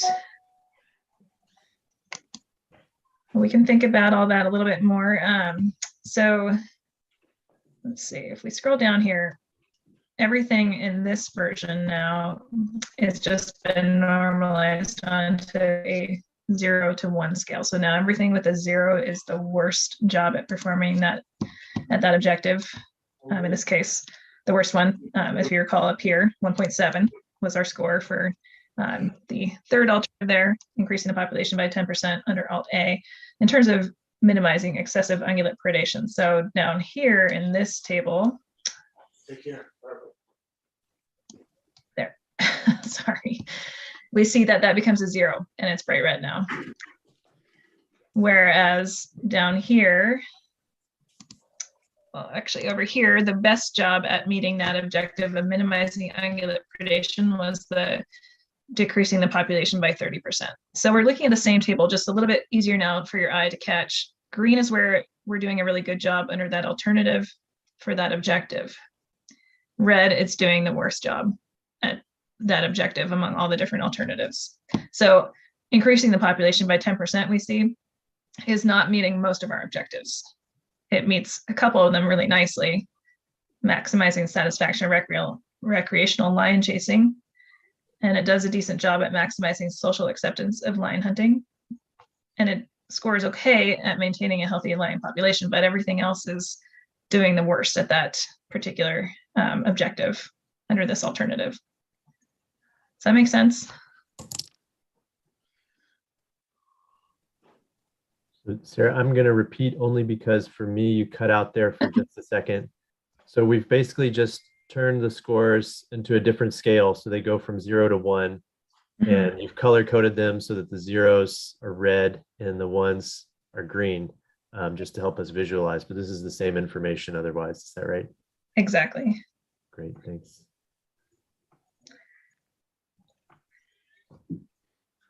So now you can see those columns with a lot more green are the ones that are performing better. We haven't factored in the weights on our objectives yet, of course, but right now we can quickly see that some of these alternatives aren't doing a great job. Other ones are doing a pretty good job with some caveats on where over here you have a lot of green, but we have some red cells where we see that they're not doing a good job.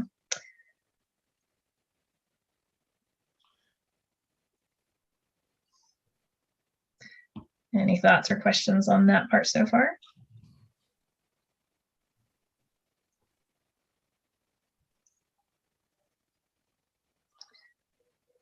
All right, we'll come back to that in a minute then. So when we take your average answers for how important these different objectives are, you can now see here, I'll zoom in a bit to make sure you see this as well as possible. Your average ranks, which we then reorganized so that they're again 1 to 9 based on this is the lowest value. you didn't have agreement on it, of course, since that's why it's a 2.6. But based on everyone's input, that becomes the first most important objective with a weight of 0.13 overall. So that's the 13% of the weight. But what's interesting about these weights is that they actually end up being pretty close across the board. The lowest one is that maximized social acceptance of lion hunting at 8% of the total weight, 0.08. And everything else is about 0.1 to 0.13, as you can see. So once we factor in all your information, then we have landed almost back to equal importance.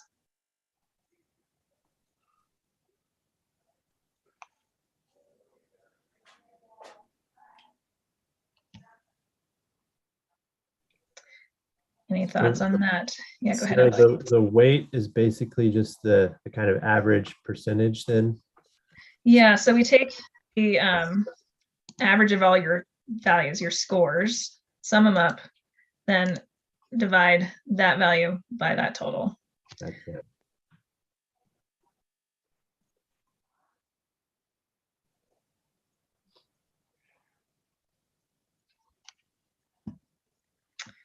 All right, so if we want to bring these into our analysis, we can then see how that affects. I guess maybe one point to make about the weights is that 1 divided by 9. So if they all were equally weighted, each one would have a 0.11. Yep, exactly. So we have almost equal weights on everything. Those are replicated right here. And as you can see, yeah, like you just said, 0.11 would be equally weighted. We have almost 0.11 across everything. So in this final table, we've brought that information in.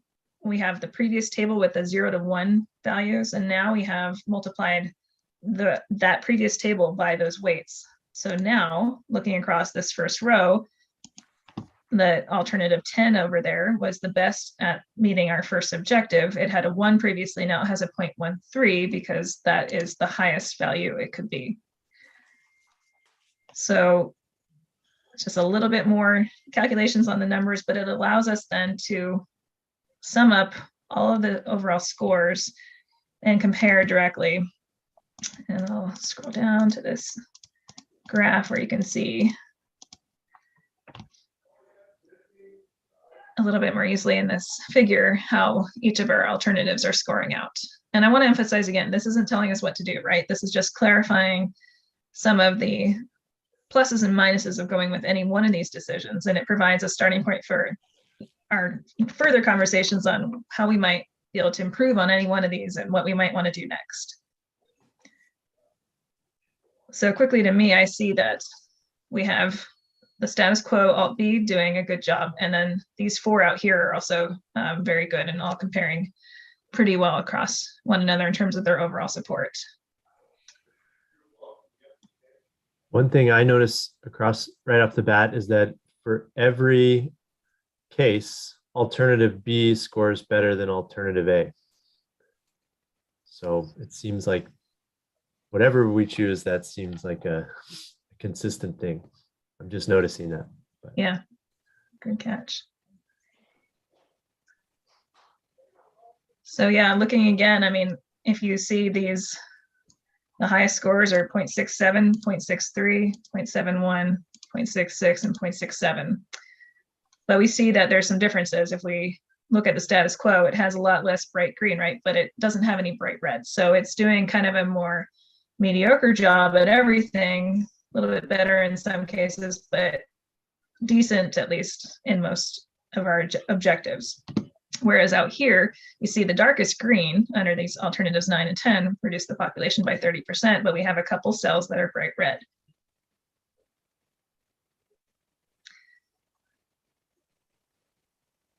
Any thoughts on this?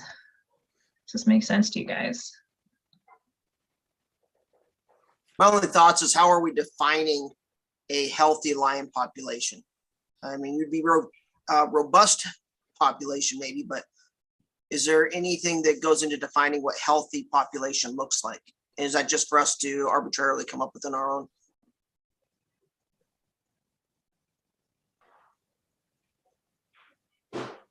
That is a great question. Yeah, we were talking, Alex and I, about some of the language here, and the subjectiveness of it. And that to some extent, that's fine. I mean, if you guys think that, if you think that these different alternatives are doing a good job at maintaining a healthy population, however that makes sense to you, then that's sufficient. But if there might be different ways that you all are thinking about what that means, and maybe would have scored it differently with more conversation, that is something we should talk more about. And we can go back and revise and keep looking at making sure that we all understood what we were talking about on the same lines. Yeah, and that's what I'm saying is for a 30% reduction, obviously that reduces the population, but does that necessarily cause any concerns with biological genetic diversity in that population? Or is the population just going to continue to be able to sustain at a 30% reduction and still stay healthy? But for a later conversation if need be. No, we can have that now too. I mean, this is the point where we get to talk about all these things. So it's really great that you brought that up. Thank you, Timothy. We have a lot of time, so I think that now is the time to have that conversation, in my opinion. And others have thoughts on what healthy means or what information they would need to better know what it means. I think this is a really good place to start. And sorry, Sarah, I think I cut you off. So if you were going to say something, go ahead. I was going to say the same thing, like any group members want to chime in on what else they were thinking about there, or FWP folks, if you want to help answer that question too, what you might think.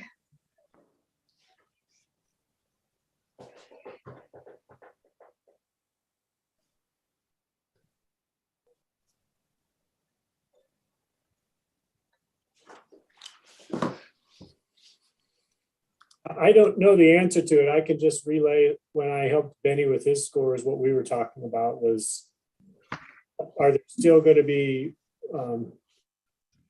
the concept was, are there still going to be enough lions that they will be a part of the natural ecosystem? So I don't know. That's a good question. But right, and it looks like some people rank that fairly high. If it's number 3, looks like overall, then am I reading that wrong? It's in that top 3. So if it's ranked pretty high to somebody, is there anyone that wants to discuss what their thoughts are on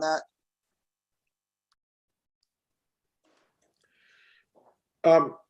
I guess my question is the same statement I made coming up, is that we need to let biologists tell us what they think is a healthy population. I mean, how would we know? I agree.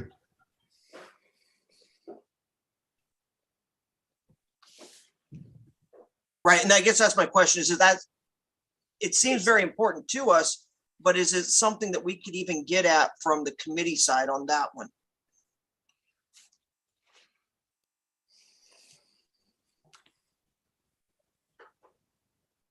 I don't know.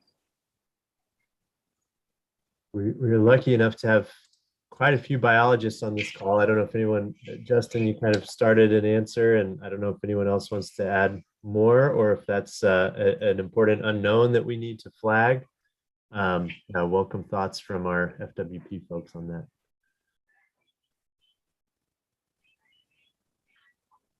Aren't we here though doing the direction we want you to go?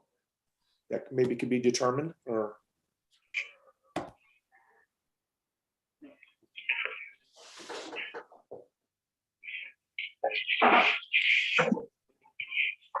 I guess I'll pipe up since nobody else wants to. I guess this is a very nebulous concept to me. I think it really is it's a values call on what a healthy lion population is.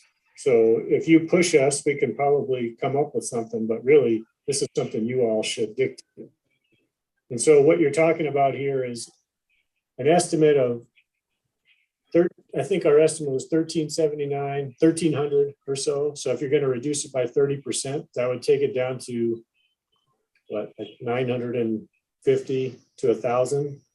Is that any different in terms of, is that one of those unhealthy and one of them healthy? I mean, that's a judgment call that a bunch of biologists aren't going to make.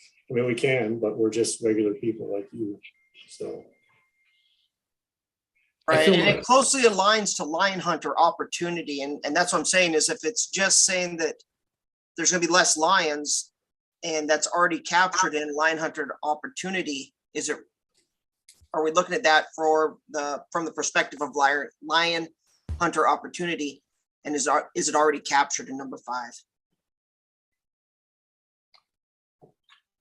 Timothy, I feel like a healthy mountain lion population can only be established by the number of ungulates they have as a food source and the other predators that are harvesting that same food source. So if you have too many lions, and let's be honest, too many wolves, then you have to have more ungulates for them to eat. And so I don't think you can establish that without first knowing if the ungulate populations in that region are at a lower number. And so that's why I love this alternate B situation. It gives the biologist flexibility to help an ungulate population in that region that's struggling. But I do agree with what you're saying, Timmy. It takes away from the number of lions that a houndsman or somebody could harvest up in their region if they're not part of that ungulate recovery area. One of the things that I did that I thought was kind of interesting, and I might be totally far off on this, but most reports or different studies that I've read is the average mountain lions harvesting around 10,000 pounds of meat a year, not consuming. If we went with the plus 10% model, that's declining the number of lions by 46, so we wouldn't be able to harvest those. That's over, if you take those 46 lions times 10,000, that's 460,000 pounds of meat per year. That's over a 5-year course. That's 2,300,000 pounds of meat. If you divide that by 125, which is the average weight of a whitetail, that's 18,400 deer over 4 years. And if you jump over to your decline of 15%, that's it, and we're going off the basis of 0. You would have 19,600 deer over the course of 5 years, and the negative 30% reduction, that would save 42,400 deer over a 5-year course of time. And I just think that those are numbers that and I know Neil said earlier that we can't determine if harvesting more lions is going to increase our ungulate populations. And I think that's probably correct, because we can't have a situation where wolves just take that platform and that feeding grounds away from lions once they're reduced. But you got to look at, I mean, no matter what, that number is going to be hit as far as with what we decide on this committee. And so I think those are some staggering numbers on the ungulate side of things too, that we have to look at. For that, Cody, I see Josh with his hand up. Go ahead, Josh. I was just giving a thumbs up. Thinking about objective 3 with a healthy lion population is, I guess I just feel like none of these alternatives are going to have a significant impact on the overall health of our lion population, and a lot of that's just because none of these are that significant, these alternatives, and we have such diversity across the ecoregion. We have all these wilderness areas and inaccessible areas. We're not even going to touch those lions. So yeah, I guess I felt like none of these alternatives are really going to have a significant impact on the health. Thanks, Josh. I think did I see the other Josh with a hand up, or did I see that? I was just giving a thumbs up. I gotcha. Thanks. Yeah, I concur with Joshua Baltz. I haven't had anybody telling me that there was an issue with genetic diversity as we reduce the population. That's just my thoughts.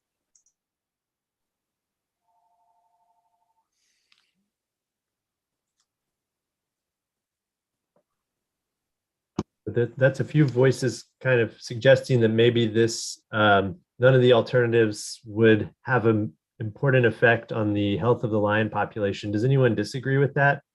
I imagine those zeros aren't there for no reason. So if anyone has other thoughts, it would be good to hear those too.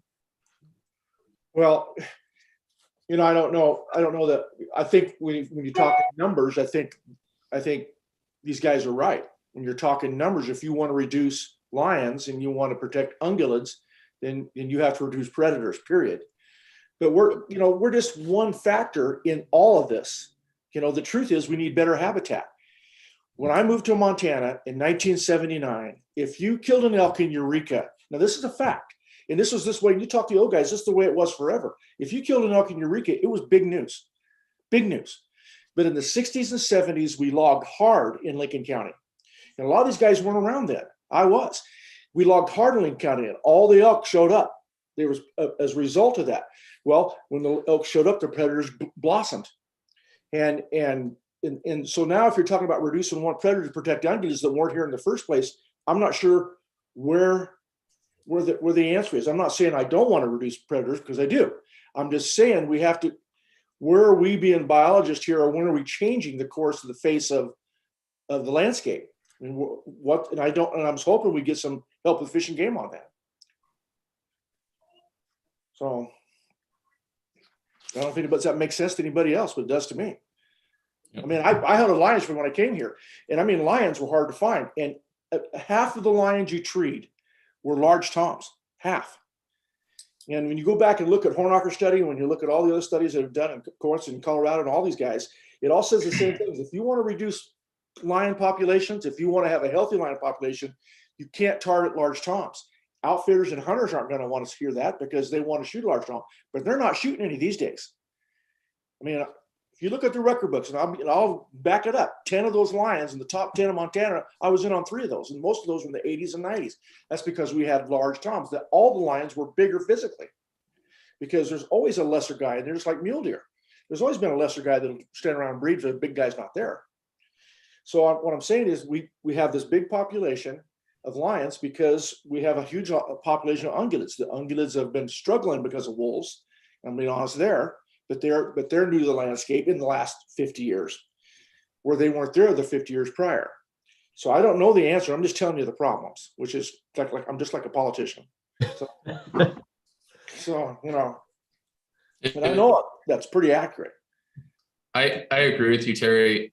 We can do all we want with lions right now, but if Fish and Game doesn't do something with the other predators that are on the landscape, then they're just going to take their place. And also we have the habitat loss, which I agree.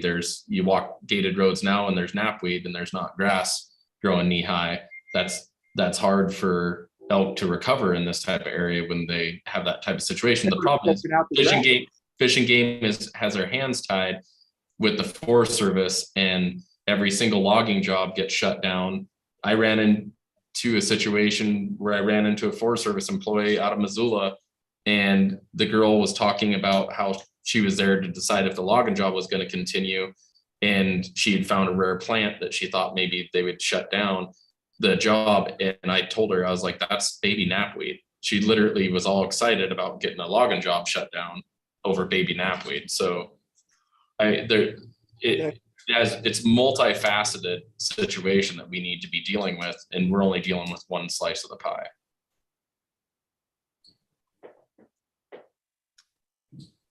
Grover. It was a good point. Well, I think a 30% decrease would have a major impact on the lions, mainly because you don't know whether this 1,300 some population is correct or not. If you look at the Bitterroot study and how far that was off, after the Bitterroot study, I talked to one of the leading cat biologists in the world, and I asked him, I said, geez, I don't think this Bitterroot study is very close at all. And he said, the way this CR thing is set up, he said, you're going to end up with a population model of 0.4 from Montana to New Mexico. And that was before the last 2 studies. And so far he's been right on, So I'm not convinced there's 1,300 and some mountain lions out there. That's pretty high. They're probably on that Garnett study at its highest level. You could treat 2 cats a day in there, and I mean, you sure can't do that anymore. And it was supposedly had a 4 point something. So, and then there's a lot of other factors that I don't know whether this is the time to do it or not, but snares.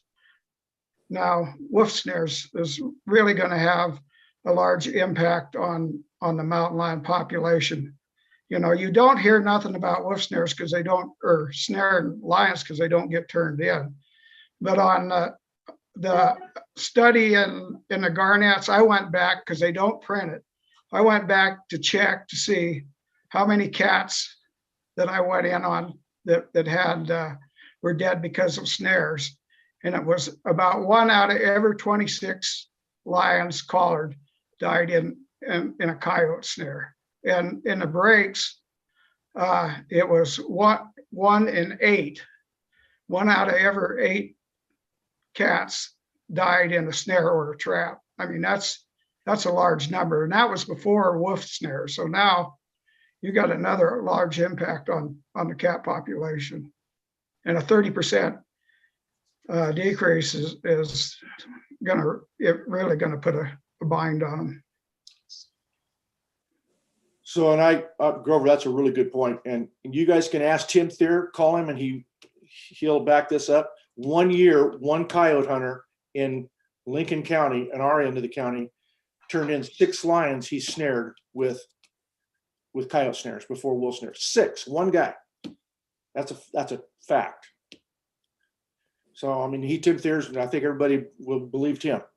So, that's a really good point, Grover.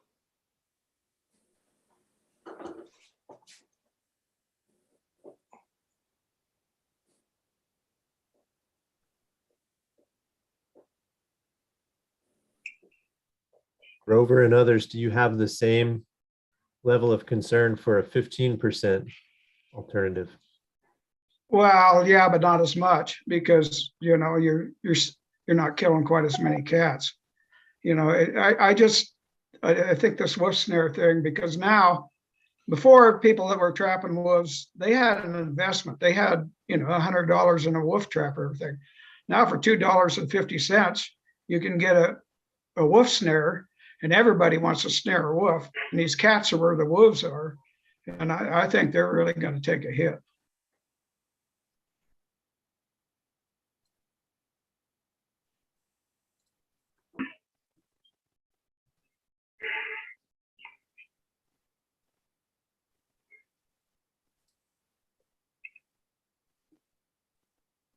Is there any data that has come in so far with mountain lions that are turned in for snaring? And I do agree with you, Grover. I don't think everybody's going to be turning their lions in when they snare a lion. I know the 2 wolf trappers that work with me, none of them use snares whatsoever for that very purpose. And so is there any data that we have on how many lions have been harvested from the biologists by snares?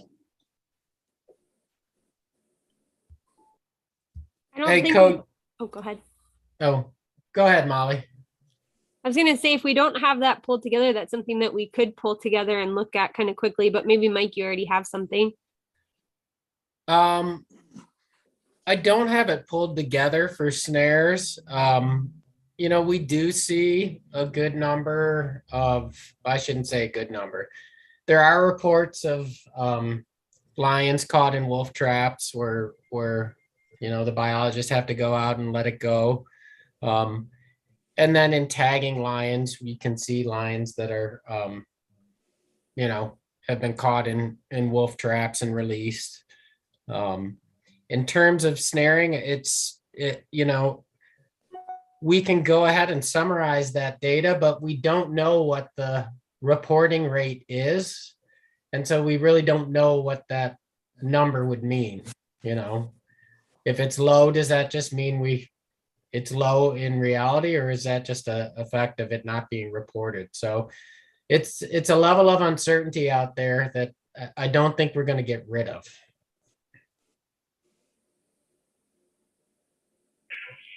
I believe the reported harvested trapped lions, usually affect those quotas. Maybe not always, but it's the ones we don't know about, I guess, that would concern us. And like Mike said there, I don't think there's any way to know that number.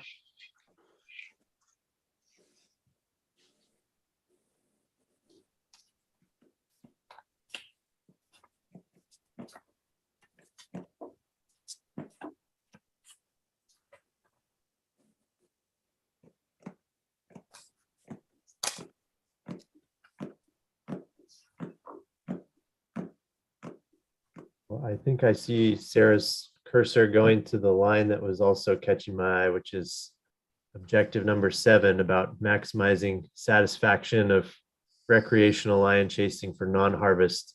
That's another potential red one there, and some of our greener options in the 15 and 30%. Does anyone want to comment on that? I personally felt that was very important because those individuals that own the hounds in the season, when it's not hunting season or it's not, we're not bagging something, they still get a chance to take their hounds out. And really, when we're talking about managing the population, we're talking about the houndsmen, the hunters. They're the ones that are going to help us the most in managing that population. So I think that's an important population to support.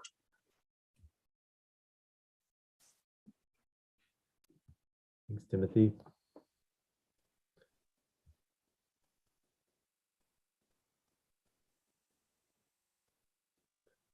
Other thoughts here? Grover, go ahead.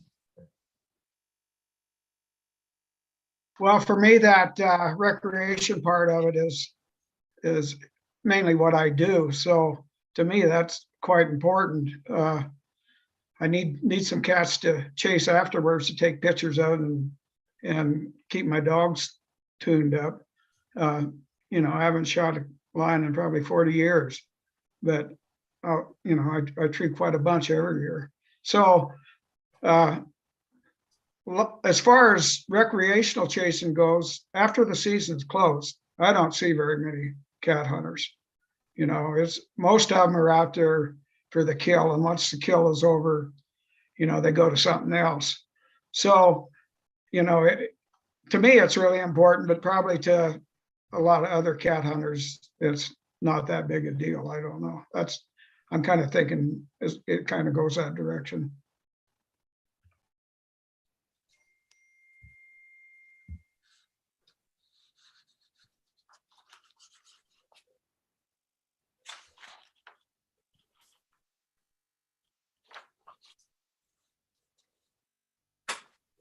Vinny.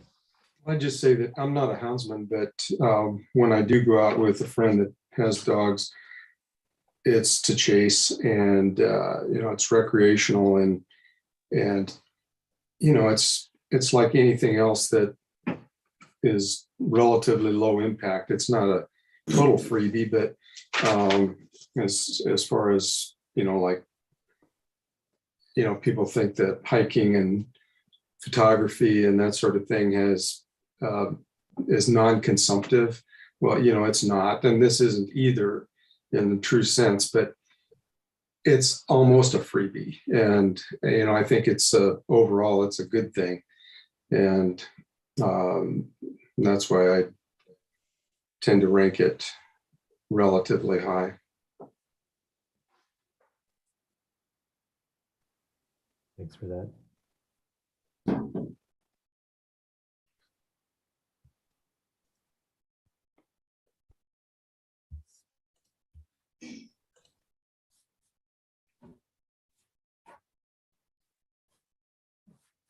Can I make a couple comments on habitat and snares? Kind of diverse, but we've already kind of gone through it, but just a couple quick things.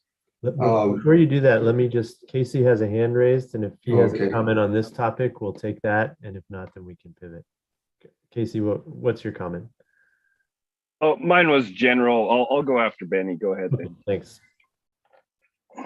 We brought up habitat and logging, and I'm puzzled and somewhat disappointed that that all of the forest fires that we have had in the last 30 years in northwestern Montana here, the North Fork, the Whitefish Range, Terry can vouch for this. And then, between Highway 2 and Idaho and Thompson Falls hasn't had the impact that I had hoped that it would have on increasing ungulate populations. It's the new logging, it's the new clear cut, and it hasn't had the effects that the logging had, back in the 70s and 80s. I'd like to hear somebody's thoughts on that. As far as the snares, I'm concerned about the impact on lions also, but it might come down to the relative impact on wolves versus lions and how much the effect is going to be on wolf populations as opposed to lions, and maybe in the end have a beneficial impact on lion numbers. That's what I want. That's all I had to say about those. Thank you, Benny. Casey, go ahead. Yeah, just, obviously I can speak to like Grover there, the recreational lion chasing, to that user group, it's a way of life. And so obviously we place a lot of value on it.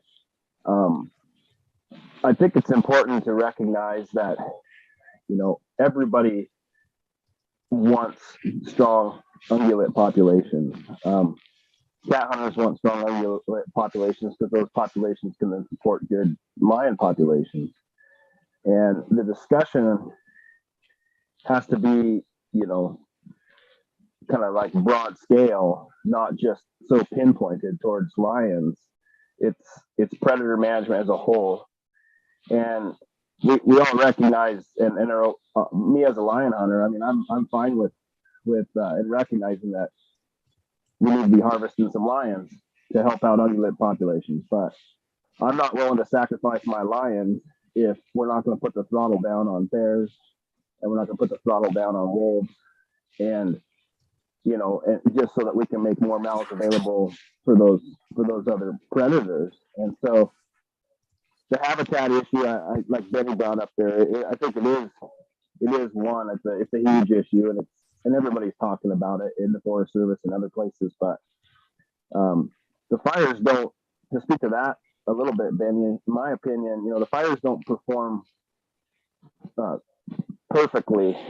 Different fires are so consumptive that they damage the ground. Some fires are not consumptive enough, and the blowdown that results just causes so much debris that game can't even get through it.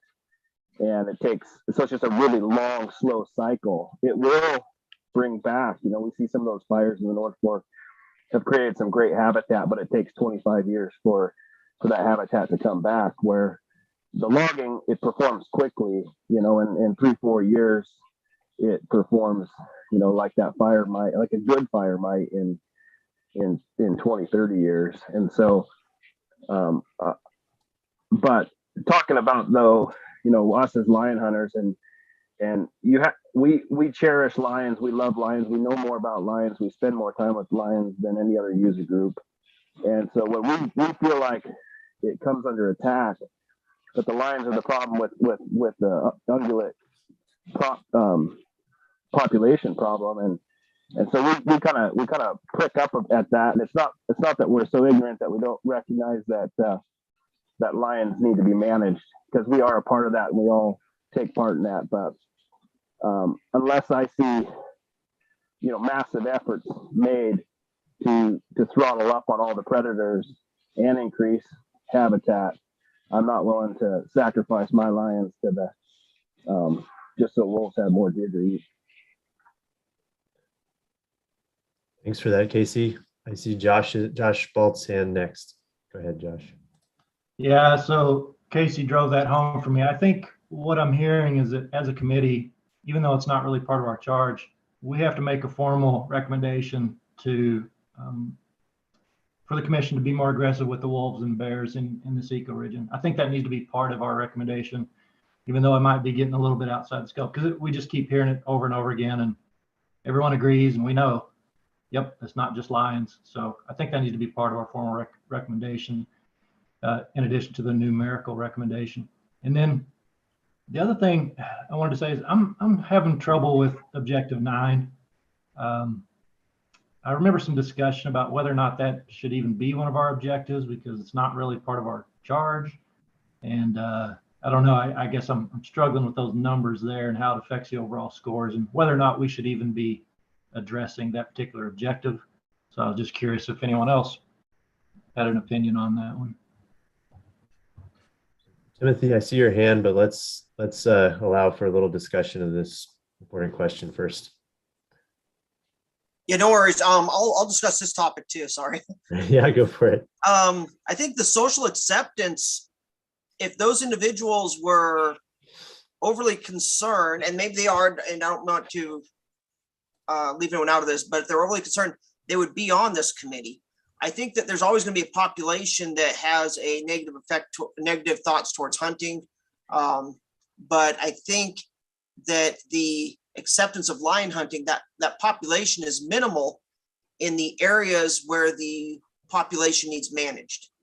I mean, obviously in downtown Kalispell, downtown Missoula, they're not having a population with mountain lions, and they may have an opinion, but I think the population that's being affected is what's being represented on this committee right now. And I don't think that that's being represented as an issue. And it shows that way. I mean, it's been weighted near the bottom for most everyone, I think.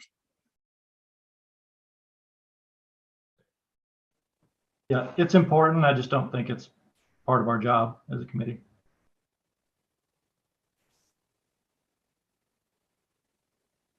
Speaking to that picture, the social acceptance of lion hunting, historically we can look at places where lion hunting was no longer socially acceptable. And you look at California, Washington, Oregon, they lose their lion hunting seasons, and then they lose a management tool. And you look at populations of lions in Washington and stuff, and it's exorbitant. They have way more conflicts, way more problems. You look at the health of their ecosystems when you can't manage that other than through a government agency. And so it's imperative that social acceptance of lion hunting is maintained for the overall health of lions and ungulates. Using the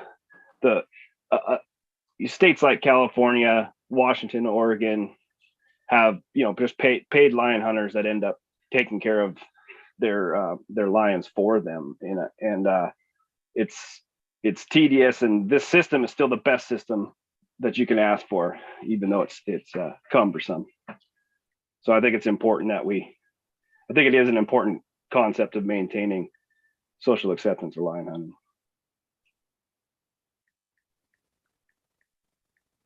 Rover, do you have a comment?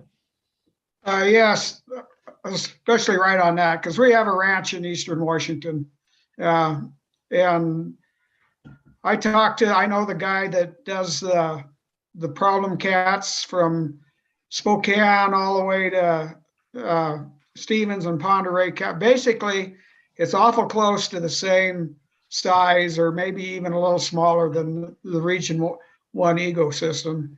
And the last time I talked to him, he'd killed 171 lions, and that's just problem cats. Those are the ones that are in people's yards and kill goats and sheep and stuff like that. So, the social aspect, we got to keep a good positive attitude on the social aspect here, because when you get to like Washington, it's out of control. The cats are everywhere, and they're territorial. That's the first thing you got to know about cats is they're territorial. And when their territory's filled up, then they start ending up in people's houses and neighborhoods and towns and everything else. So, we need to keep the social part of it going here so we can keep hunting lions, because that's the only way you're going to control them. Timothy, go ahead. So I heard several different questions about the 1960s and 70s and 80s mountain lion population.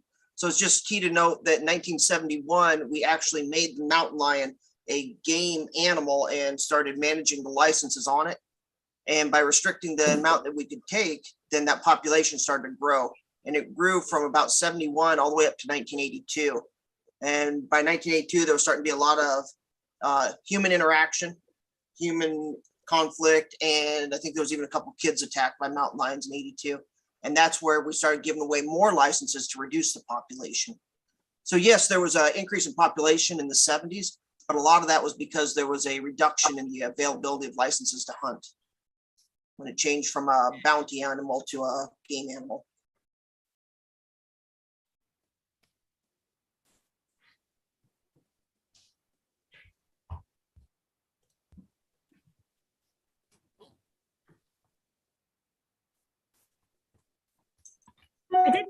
I did want to jump in real quick. I did a quick Murray search, which is our database that houses all of the harvest reporting and data for FWP. And just in the license year 2021, with what's been reported to date, 15 wolves have been snared. For lions, 10 have been caught in snares and reported, and 7 lions have been caught in foothold traps. So again, there are some potential issues with incomplete reporting, but that's what's in the database for this license year to date. Molly, quick question for you. Does it say how many of those lions were deceased with the snares? I'm curious about that number, if people were using relaxing snares or if they were not. You know, I'll have to look at the database a little closer. Just a second here. Most of these have a note, but I don't know. I'd have to look for the deceased column. I may have to get back to you. Okay, I was just curious on that because I know some wolf trappers are using relaxing snares and some are not. Okay, so, sure. Yeah, anyhow, I can look at that and try to see if I can come up with that number for you. Yeah, and even on the footholds, like if somebody knows what they're doing, releasing the lions, they don't seem like they pass away. But if somebody gets overzealous with tranquilizer darts, then they might. But it seems like the release rate on those lions that are caught in footholds is probably pretty high, I would guess. So yeah, let me just see what I can find for you guys. So continue discussion. I'll report back. I might also share there was a research study conducted out of it was in the Reno area in Nevada, where they have foothold traps. They don't trap for wolves, but they have foothold traps and snares for other species. And the one that I'm familiar with, they were monitoring mountain lions, and they had actually a mountain lion that, if depending upon what kind of an injury in a foothold trap, survival rate was certainly influenced, but only for I think adult females, if I remember correctly. But this was in a really heavily trapped part of Nevada, and of 19 animals they had radio marked that they caught and then monitored. Only one of those was actually caught in a foothold trap afterwards, and it was none of them, as I recall, were caught in snares. So there's a wide variety, I think, of impacts, and I think it depends an awful lot on where you are and what the various situations associated with that may be.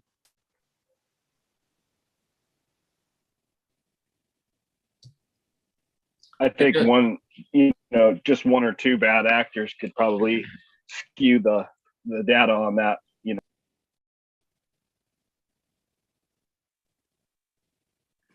That is frequently the case. Grover, go ahead. Well, I was just going to have a comment on that. It's because it's different in different types of country, like the Missouri breaks, where they do trap a lot. 1 in 8 cats was killed in trap and snares, and like in the Garnets, it was like 1 in 20 some.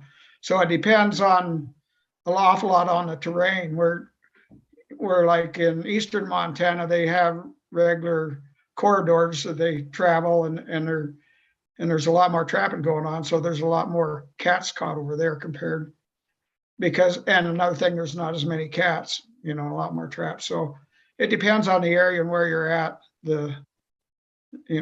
how many of them are going to get caught. Cody, did I see your hand up? Yeah, I had a quick question, I guess, for the biologists. I know at that last commission meeting, they shut down extending black bear seasons. And this kind of goes to Casey's point. I'm kind of right there with Casey. Like, if you're going to give up part of our pastime and our lion hunting, as far as the number of cats on the resource, it'd be really nice to know where, at least in Ecoregion 1, the biologists stand as far as opening up opportunity for wolves and black bears. And I know our hands are tied somewhat with some of the wolves. We just lost all but 3 states' ability to wolf hunt. And I know you guys are dealing with trying to figure out, we've harvested more black bears than we have in the past.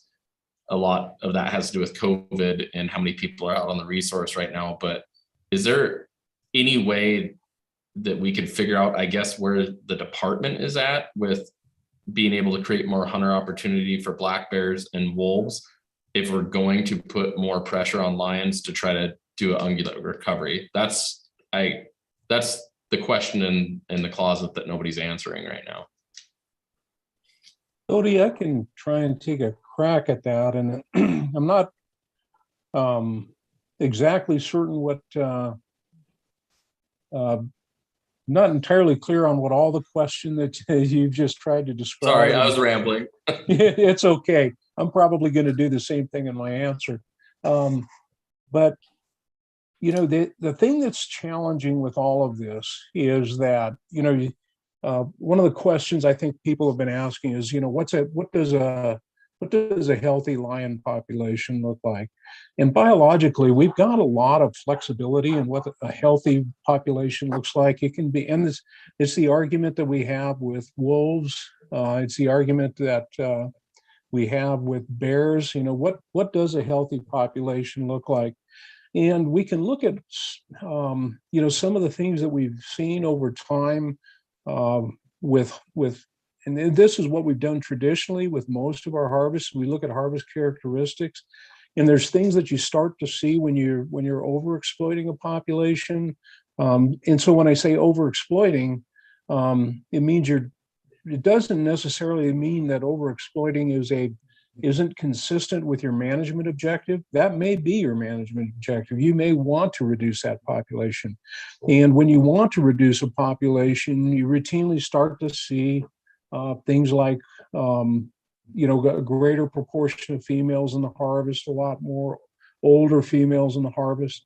But that's the beauty of the monitoring techniques that we have now, is we're able to better detect whether or not, what the direction of our population trend. And that's why if there was a biological answer to this, we wouldn't be asking this group of experts to kind of help us try to come up with that answer.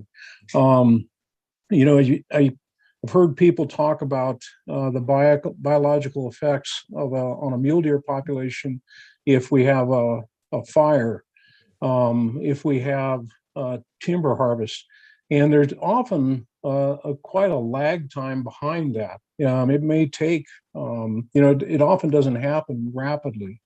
It may take, and it's got to be on a landscape scale in order to see that have an effect on a mule deer population. If the mule deer population is limited by habitat, removing mountain lions or bears or wolves only has a limited effect. It's actually got to be the limiting factor that's actually regulating the population in order for the removal of that to have a corresponding effect on the prey population. So this is why we always wind up giving you these answers that are not really warm and fuzzy. And the thing I keep stating is that biologically, we're working with nonlinear math here. It's not if you remove X number of lions or X number of wolves, that you'll see a commensurate increase in a prey population. There's just so many things working together. But I think you guys accurately are depicting, the issues, the concerns, the considerations, and I don't think I've heard anybody say anything what I would consider grossly erroneous. I think you all have a good sense of the situation, which is, we're asking you to help us come up with this recommendation. Was that a rambling, babbling enough answer to touch on something? Yeah. Thanks, Brian. So there's a lot of great discussion happening here, and I think in a couple minutes we can take a little break, let you pause and think it over. But before we do that, one place that we're trying to go eventually with this is to look for an option that this group wants to recommend. And that can be an option as it exists here, or it can be one that we tweak in terms of the objectives or the problem statement. But maybe a place to start that conversation is just to ask all of you if there's any of these that jump out as doing a good job and that you'd be interested in discussing further as a potential option, either as it is or with some tweaks to the objectives. So I'm happy to direct the conversation there, but I also see Timothy has his hand up. So Timothy, if you have a comment, go ahead. Yes, Alex, I agree with what you're saying, but I also think that we should look at what just doesn't make sense. And I think it might have been you, but somebody earlier had mentioned that alternative A is lower on all counts overall. And it might make more sense to get away from alternative A and have a decision, maybe a vote or make a motion to remove alternative A so that we can get a better look of what's left after that. And we can look at the screen and see a lot of that already, but also maybe looking at a couple of the objectives that don't make sense to us and removing them so we can look at what's left and look at what's best by first removing some of the static that might be on the board. Thanks, Timothy. I think those are good steps to take. Yeah. Other folks have thoughts or comments?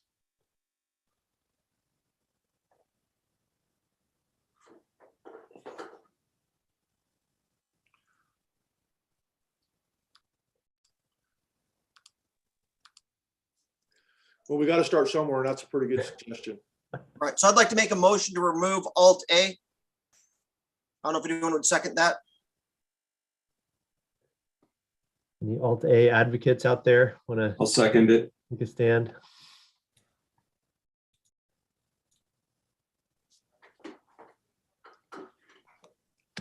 Sarah, maybe we can hide those columns and just see what that looks like. That simplifies things. Yeah, I can either do that or I can actually remove them. You have to give me a few minutes, but the interesting thing that'll happen as we start pulling out some of these different columns or rows, either way, is that things will start fluctuating in the other columns too, because this is all relative, right? So if we really want to see how the other remaining Alt Bs stack up against one another, I should go ahead and actually, I'll make a copy of this, but then actually pull them out all together. So what if we just left, Sarah, what if we just left the top 3 scores? Yeah, we can do it any way you guys like here. So you would be thinking like 8, 9, and 10, and possibly number 2 as well. Is that what you mean? Yeah, or whatever makes the most sense with the data that you've compromised. So if we pull something out, say we pull alternate A out, but that now the data actually shows something different, we should probably see that. Whatever you think is going to be the most solid data that we can come up with. Yeah, I can try that too. I think what would happen if we left only the top several columns left is that they would just separate out so that and column 8 is the highest score right now. That would still be the highest. But then if column 8, 9, and 10 were only ones we had, column 9 would be now like the lowest, and it would be a lot lower because it would all be relative to just those 3. So it would spread out the numbers more. So it might not show much different, but I can play with that too and just double check that that's correct. So I think that's a good step to take. It seems like there's broad support for pulling out alternative A across the board and then kind of seeing how things recalculate. I expect that might take Sarah a minute. So we could also have a discussion about whether there's any objectives that people want to revisit for potentially pulling out altogether, as Timothy suggested, or any tweaks to those objectives now that everyone's had a chance to see the next step of this process. One of the things I think that makes a little bit of sense, at least that I'm hearing from Terry and Grover and Casey, they might not be experiencing as many cats up in the Libby Yak area, is what they'd like to see.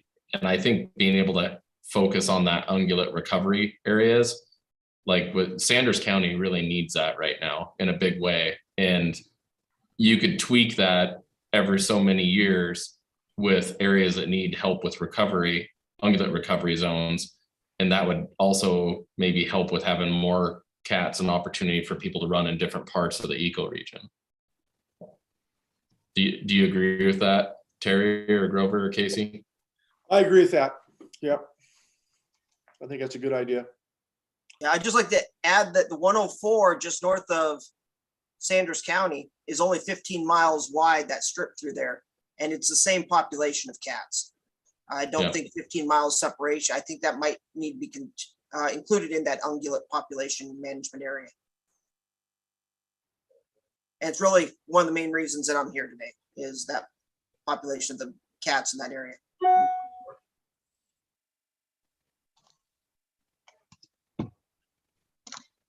I'm going to start modifying this table because I just tested it. And this is pretty simple. You see how those are adjusting as it recalibrates to what's left. If I remove Alt A here. So that's where we land. And if you notice, I made a copy of that, so we can always go back to the previous table if it's needed.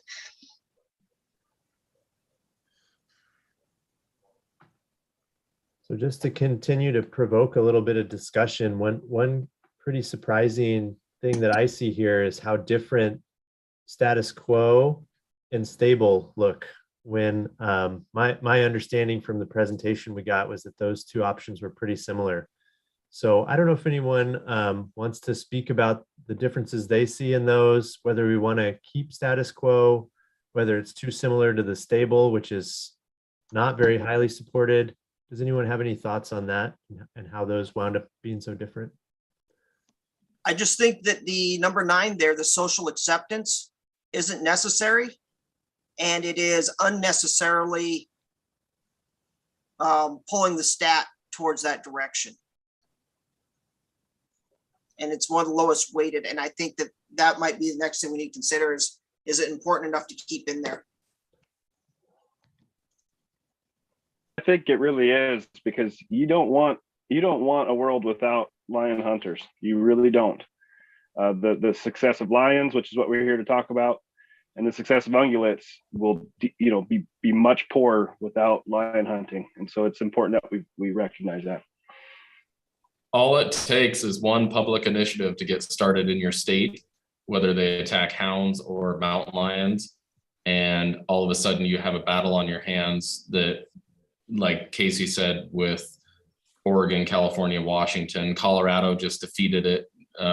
But you do not want Missoula deciding, or Billings or Bozeman deciding what's best for rural Montana. So. And I agree with that. I'm just not sure if it's something that the committee can address and something that the committee would even be able to affect. So it's something that we are saying is we should be considering, but I'm not sure if we have any actions we could take in considering it, or if we're just talking about it. Well, I think, go ahead, Terry. I think I'm going to play devil's advocate here. I kind of agree with Cody on this one. I was involved real heavily when Washington and Oregon lost their, or Oregon especially lost their lion hunting. We went over and we testified over there to the legislature. Steve Hawkins and I and Terry Zink and a couple guys. Anyway, once you're right, it takes one initiative. Idaho had their hound hunting think it was 10, 11 years ago, Idaho, they took it, somebody got smart and put it on the ballot. And of course, all they saw on the advertise, and plus they had a bunch of old retired hound guys that were saying, yeah, we need to quit bear hunting. This is ridiculous. You know, all this. And they had a couple of dogs with, you know, bear cubs in their mouths. They're well funded and everything. And I think, if I remember right, it went to a vote and they won. The hound guys won, but they won by 3,000 votes in the most conservative state besides Utah in the union. We don't want this stuff to come to a, you know, does that make sense to everybody? We don't want to open ourselves up to not being accepted by the general. Now, I don't know if I'm wrong or right, but I remember that when it went down. Well, Terry, my cousin was on Game Commission in Oregon when it got shut down. And I talked to him, and he said the reason that it got, you know, I mean, it went to popular vote. That's why it got shut down. But the reason it went there was they increased the female quota by a whole bunch. And he told me they thought they had the biological information to justify it. And that's what started the whole, but they didn't. That's what started the whole ball rolling. And that's what it ended up. And he never thought it would happen, he said, but it did by the popular vote. Well, I think Cody got right at point. We don't want it to go to a popular vote ever. That's the key. I think this needs to be for a separate committee. I agree. Everyone on the committee here agrees this is a very important topic, but how does it, we're supposed to give a number. I'm just not correlating how this applies to us at this committee. I think we need a different committee to address this issue. I disagree with you, Josh, and the only reason being that if we make a recommendation and it hits the press reports that we're gonna kill an extra, you know, we're doing an onslaught of all predators or of lions in the state of Montana, and that's what hits the press release. Immediately, you're gonna see a rebuttal from all of the hound hunting, all the anti-hunting, saying that as a state that we are not adequately, considering, lions. It becomes an onslaught upon the hunters. If you make aggressive, look at what they did when Montana's been trying to increase opportunity and harvest of wolves over the last quite a few years. I mean, it's just been an onslaught from anti-hunting, using that as leverage to go to the public and say that the state is not managing their lions well, and so now we need to take away their ability to manage them. And so our what we do determine here will affect the social aspects of lion hunting, and so it needs to be considered when we're making our decision, I believe.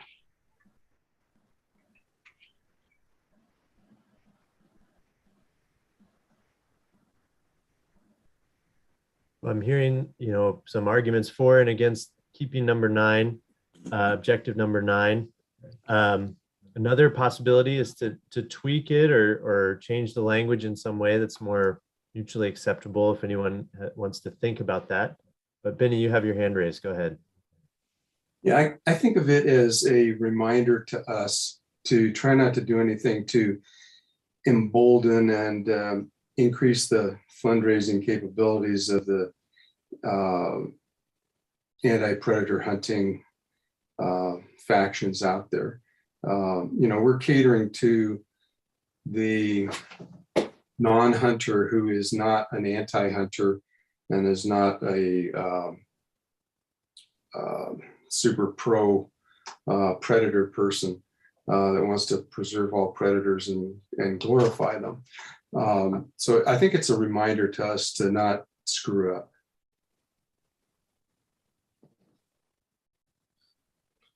I agree with you there, Benny.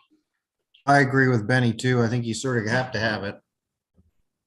One of the things I think, this goes to all the biologists, is just you guys have done probably a better job than you have at any other time trying to formulate all this data, and we have real information, making sure that gets out to the general public, that there has been this extensive mountain lion studies that Casey and everybody else has been a part of, so that those certain people that we're targeting, they'll see that, hey, this isn't just a feel good situation for elk and deer hunters. This is actual hard data that we're coming up with this information from.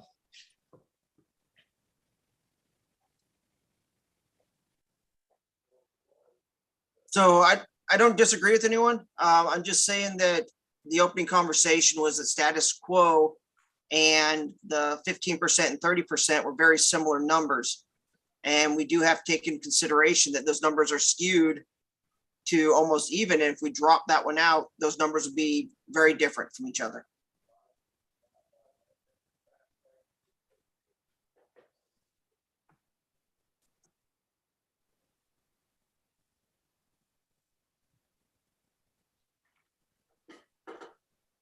So I don't Which is why I think it. Sorry, go ahead. Which is why I think it should stay in, because it's an important factor to consider. It does make a change on how we're going to react. And so because of what you said, I believe it should stay in. Are we trying to get rid of an objective? So we just, as a point of process, we don't need to try to get rid of one, but one thing that we could do is when Sarah showed us the kind of range of scores for the objectives, I believe it was objective 5 that had a very low range. So it was basically 3s across the board for that one. And yet when we kind of run it through this process and weigh everything relative to each other, that winds up making a bigger difference. So we could consider removing, let's say, objective 5, for example, because of the low variation, and that might change the results. If folks feel like that's not if that's the variation there isn't really gonna, be a game changer. So Sarah, did I get that right? Just from a process point of view? Yeah, because right here you're saying that there is barely any difference among these 5 remaining alternatives, right? Everything's 3 to 3.3. So do you think that's actually significant enough to worry about, even though this is an important objective, you've made that clear, but in the case of evaluating these particular 5 alternatives, if it hardly differs, does that need to stay in the equation? And I ask that because if you scroll down, you see once we normalize that, now this row, status quo gets a 1. And even though it was barely higher, right, than the other ones, we're stretching it out to that 0 to 1 range now. And scrolling down to the final table then, that is part of why in this particular row, you see that you have a 0.11 now, and it's creating, a bit higher of a weight or score for the status quo than perhaps is merited, because there isn't that much variation across these different alternatives for that particular objective. Hey, Sarah, just for Tim's, can we take out 9, just see what it does? I mean, leave it in obviously, but can we take it out and see what that does change it to, just since it's easy to do? So I'm taking out 9. And you'll see it just adjust those a bit. We'd have to, tweak the weights back to sum up to 1 if we want to get it perfect. But right now they're about equal anyway, so you wouldn't see too much fluctuation there. Okay, thank you. And I will undo that. If you want to see the same thing for what I'm talking about with objective 5 here, it has similar-ish effect on those final scores. Yep.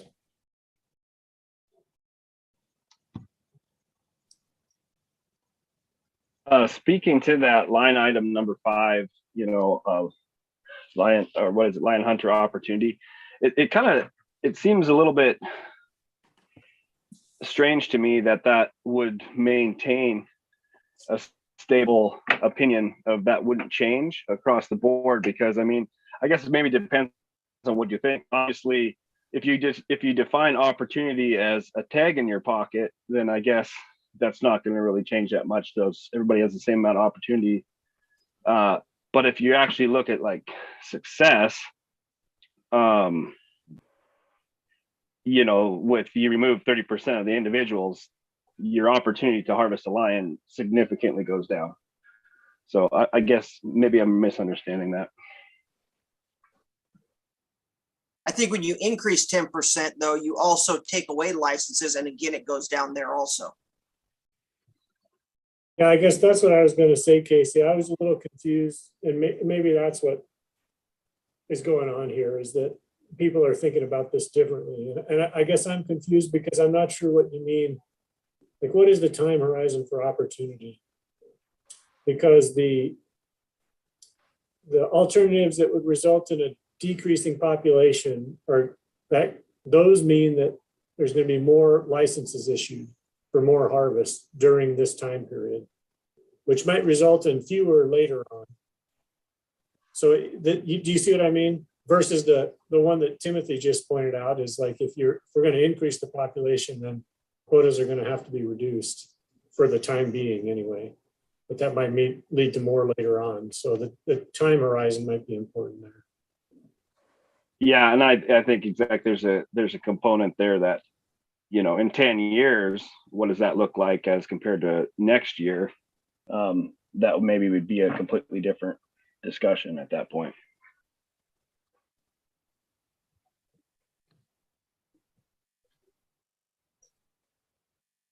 So one way we can proceed here too is to say, do we need to rescore some of these so we're all talking about the same thing? And if there are two different things to think about, like different time horizons next year and 10 years from now, do we need another objective so we can split those up to make sure that those are clear and scored the same way for all of you in terms of what you're thinking about when you're putting your rankings down, so that we can see then how that plays out. I think another thing worth discussion for this group is, and Alex mentioned this earlier, why we think there's such differences between the status quo and the stable, when the difference in the number of harvested lions at the ecoregion level is only 7 lions. That maybe we want to discuss why we think those got ranked so differently.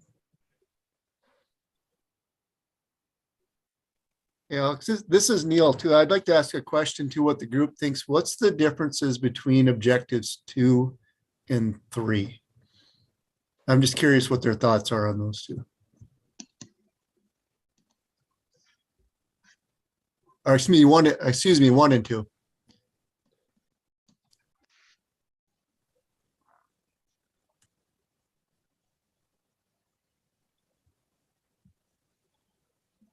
So we've got 2 questions up for discussion right now.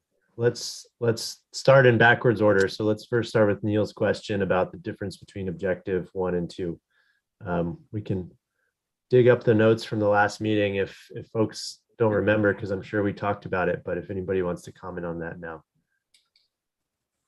I think that's a real important point to make, because depending on what the group decides, it's almost like it's getting double weight here in our table if we think they're very similar objectives. If they're not, then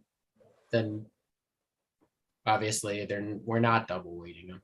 Right. I think number 2 was more what was driving alternative B.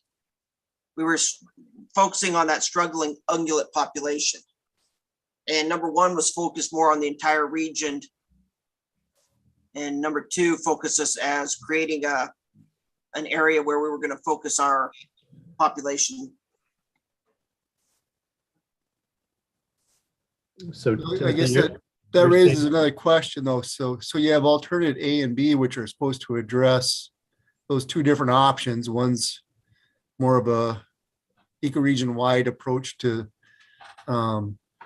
and the other one is focusing on a specific ungulate area. So they should be addressed in options A and B on those 2 tables, or on the table.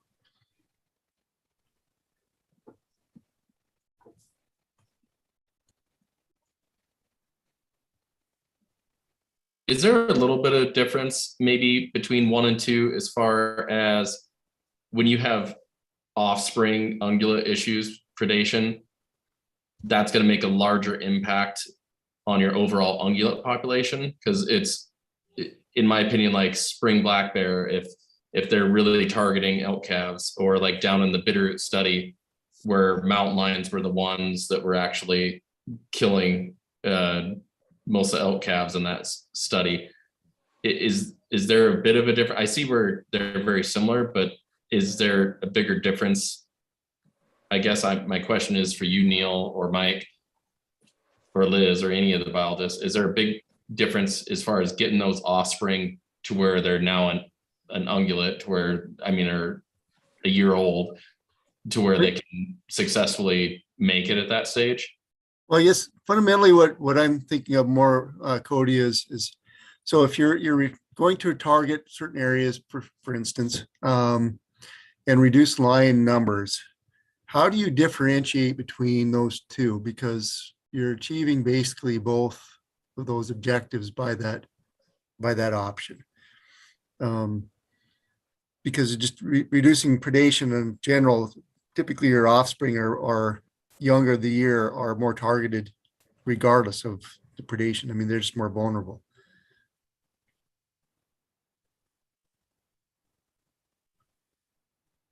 Does that make sense? Sorry, Cody. I agree with you. I agree with you there, Neil. And I think, like you said, I think the group was wanting to make a point of the struggling ungulate populations, but it was addressed in the modeling of the alternate A and B, with the focal area being specific to those struggling ungulate populations. So that probably number 2 wouldn't necessarily need to be addressed doubly in this discussion.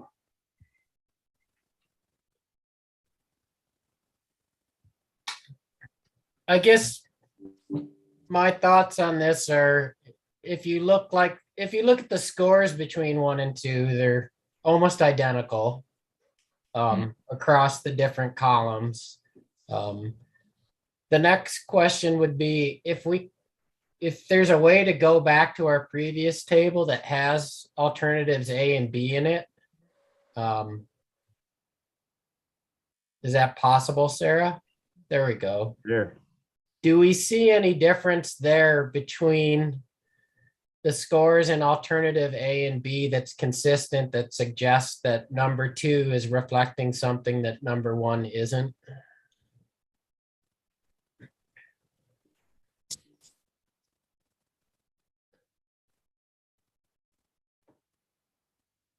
I'm not sure if that's a question for Sarah or for the general population, but I think what it reflects is that alternative B is the direction we should go.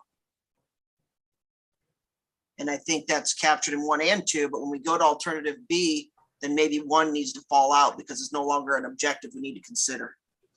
Yeah, I think what Mike's pointing out though, or asking though, if you look at those two, when you're looking at status or the alternatives all the way across the board, they basically score the same.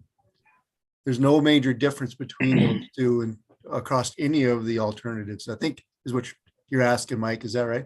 Yeah. Yep.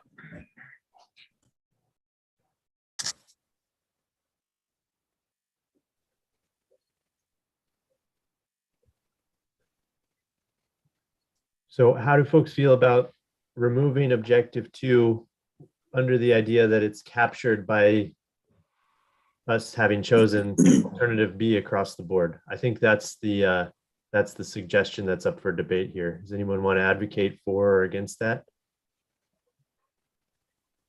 I think they're both the same. I'd like to see the chart with number 2 taken out and see what that does to the values. It's my opinion. Other thoughts there?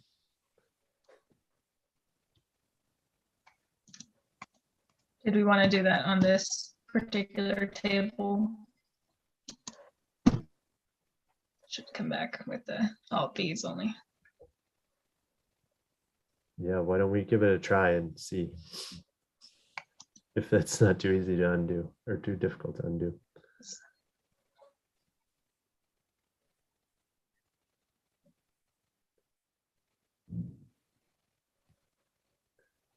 So that result really emphasizes the question that was asked first, I think, by Mike about why the status quo and the stable alternative are so different, when I think the numbers had them being pretty similar. Now the status quo is the top option here. And I'm still puzzled by why that is, because they're identical. Right.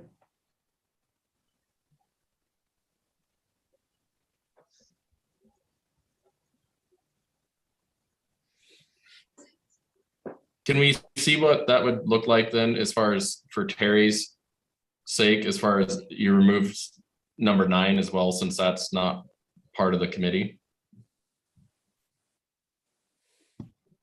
It is part of the committee.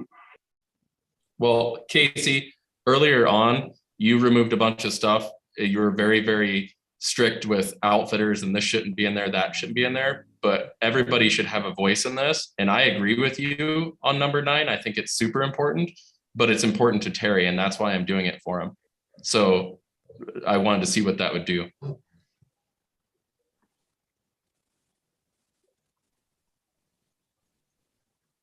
It's important that it stays in. Yeah, I think it's important it stays in, but to Terry it wasn't, or not to Terry. Sorry, Terry, I was saying the wrong name there. You got the wrong here, buddy. Sorry, Tim. I was saying Tim. It was important to him that it stays out. So I wanted to see what that looks like. If we're really going to do this correctly, then we should remove these columns and retest, right? Because it might come up with different numbers. Not that I want to go through another hour of that. Yeah, I mean, I frankly, just I'm slightly concerned about the difference between the status quo and the stable alternative. And that something went a little wonky with the scoring, because the numbers for those two are so similar, and yet the way they came out in the analysis here is so different. Hopefully, now that we all have the hang of it, and we have a pared down set of columns and rows, it could go a little bit quicker. But I do think that's something that we should consider doing there, unless folks, if anyone wants to speak to the difference they see between the status quo and the stable, that could be helpful. Otherwise, I think we might have a few raised eyebrows here about what's going on. It seems like the big difference between those two columns, between the status quo and stable, is number 5. It's a 0.11 in status quo, and it's a 0 under stable. Yeah, good point, Mike. And Benny, you have your hand up. Go ahead. Yeah, to save time, what we could do is, some of us made those the same, and obviously some of us didn't. When we have a break or while we're talking about something else, people could look at how they scored it and think about why they made those two different, because there's probably just maybe 2 or 3 of us that made it different. Thanks, Benny.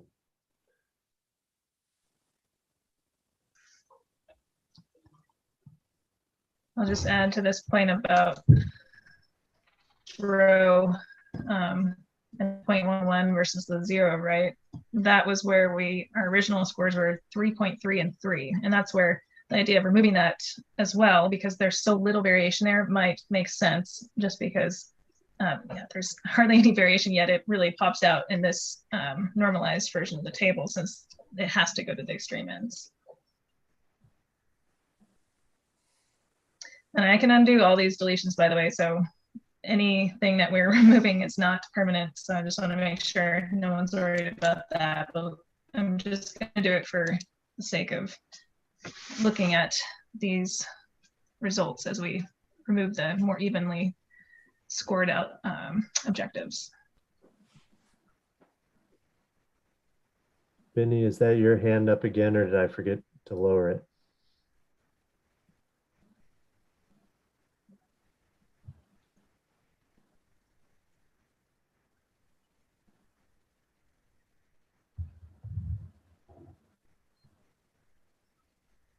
So, sorry, go ahead. Someone was about to speak. I just have a general question for Sarah. As we, potentially remove rows from this table. For instance, when we removed row number 2, given that it's kind of now consumed in row number 1, do we need to rechange the weight category? Are you thinking like in terms of whether I just update it so it adds up to 1 again, or are you talking back one step? Do we need to recalculate those weights in that original table, or do we just need to update it to 1? It depends on how that would affect everyone's input. So I think potentially rescoring those would make sense. Go ahead, Josh. We'd kind of have to take a step back and say, okay, now we've reduced our number of objectives. We need to go back and re-rank and rescore them. Mm-hmm. That would probably be the smartest way, just to make sure that we don't have any major shift in our answers. So Josh, you have your hand up. Go ahead.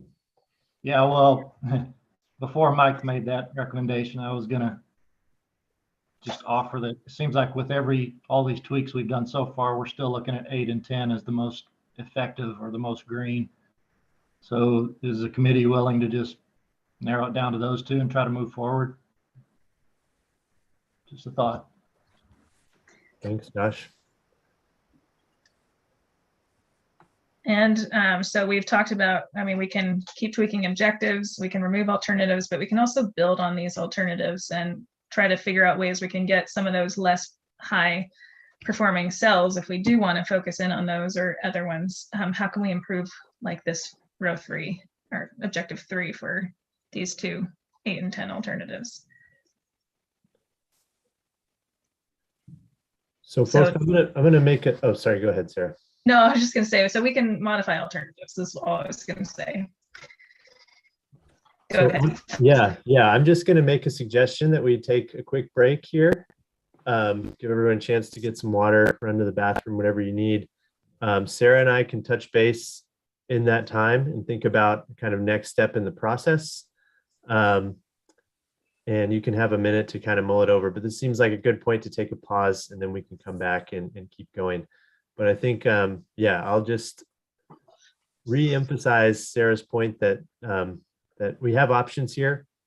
Nothing is yet set in stone, so feel free to think creatively, and if some inspiration strikes when we come back, then we can modify accordingly. So let's meet back. It's 42 after now. Let's meet back right at the hour, and that'll give Sarah and I a chance to discuss. And if we need to put together anything for redoing scores, we can do that. So we'll see you guys right on the hour. All right, thanks, everybody.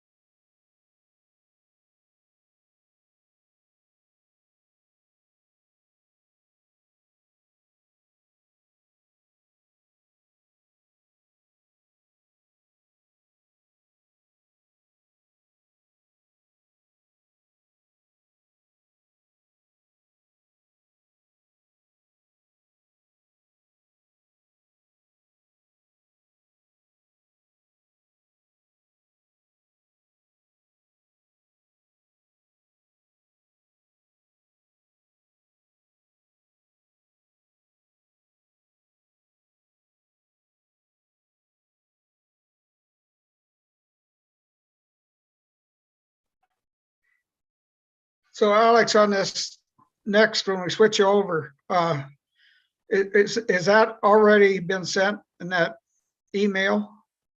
The next Yeah, link? so that email from Pat Luchetti has the link for the Okay. other part of this. Yeah. Okay, that's what I was wondering. Yep. So, Yep. So we'll go until about 3:30, and then we'll set aside a little extra time to make that switch, since it was a little more complicated last time than we thought. all right, that was what I was wondering. So thanks. Sure, sure.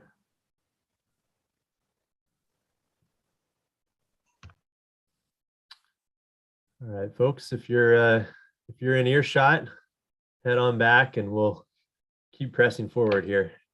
Just a second, Alex, are you going back to groups? To groups? Yeah, sorry, I missed that question about what the next step is. He was asking about the public comment part. Oh, switch over. Yeah, yeah. Okay. Yeah. I do have a question when we're talking about once you sort of pulls those tables back up again. And it's just trying to push on the committee a little bit to make sure we're addressing things and things are, we're not looking at things that are the same and thinking they're maybe different. One of the things I had a question to the group about is there a reason for us to have a status quo and a stable column? Because they're basically the same thing in terms of line management. In other words, numbers of lines on the ground. And I do wonder if status quo, because it's no change, seems more palatable, because sometimes change is hard, and then it was scored first and then you get to stable, it's like, well, they're the same thing, so I didn't score them very well. So Neil, what we're going to suggest, and I want to make sure everyone's here for this. I think we've got everybody. I'm not sure, a couple of screens are off. But what we talked about during the break and are going to suggest is, I'm sure going to be music to everyone's ears, which is doing a quick rescoring session of these. And it'll be quicker because what we're going to suggest, if people agree to it, is to just keep alternative 8 and alternative 10. So the -15 and the -30, since those are the two top scoring here. And to also remove objective 2 and 5, but keep objective 9. So it'll be a much pared down version of the exercise from before, but keeping those top two alternatives. So folks can weigh in on that. If anybody wants to keep the status quo or the stable alternative, we're definitely make a case for that, and we can keep that in. But in the interest of time and what seems to be an apparent kind of front running status for number 8 and number 10, that's our suggestion. So does anyone have thoughts or comments on that? Yeah, go ahead, Neil. Can I ask one more question? So how will this be communicated to the public? So that's one of the things that we have to, in my mind anyway, at our end, I'm thinking about, okay, if it looks like we only reviewed 2 alternatives, A and B, or 8 and 10, it doesn't look like the committee did the due diligence that they actually have done. So is it can be more of a, hey, we went through this table, these things were really close, so we picked those 2 alternatives and we went back and then rescored those to see which one was really more preferred between those 2. So that's basically all transparent to the public and the commission on how that happened. I second Neil's concerns here in terms of transparency with the public and the messaging that comes out, to make sure that we're not undermining the committee by not having all those options, or at least, 4, 6, 8, and 10 rescored. Sure. I think that's totally fine. Yeah, if there's any, we can keep those in and rescore those too. So in that case, then is it all right if we remove the status quo, since, as Neil was just saying, it's also super similar to the stable option here? Yeah, I agree with that, removing the status quo, because status quo is no action when we have a stable action already identified, and they are very similar. Are there any objections to removing status quo and then proceeding with the rescoring?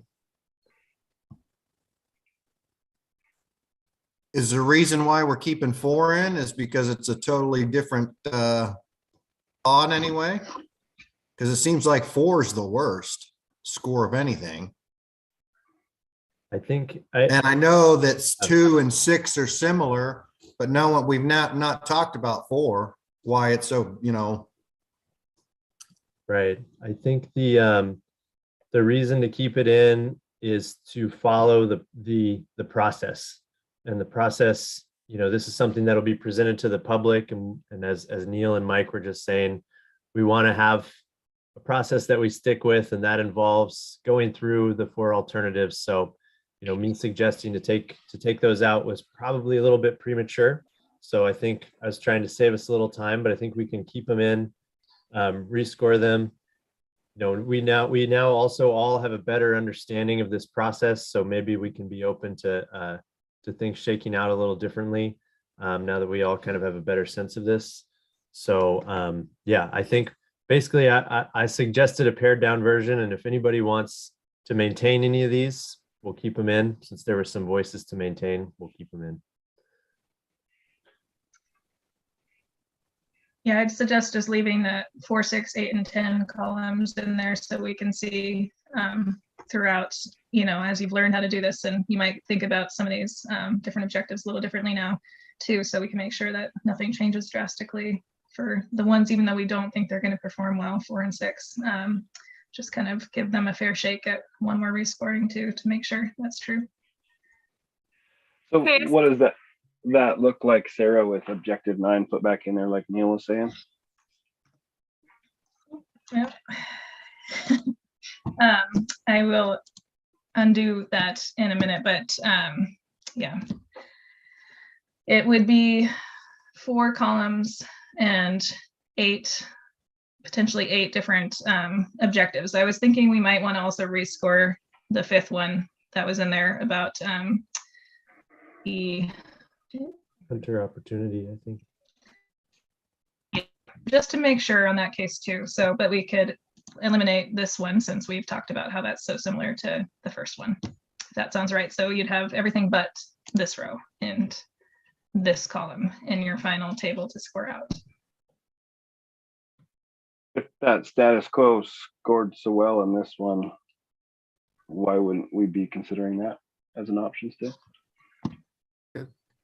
Yeah, Casey, the only reason I brought that up is essentially the difference between status quo and stable. If you look at actual impacts to the lion population, was 7 total lions across the entire ecoregion. So we're essentially in terms of population management, on the ground, there's no difference.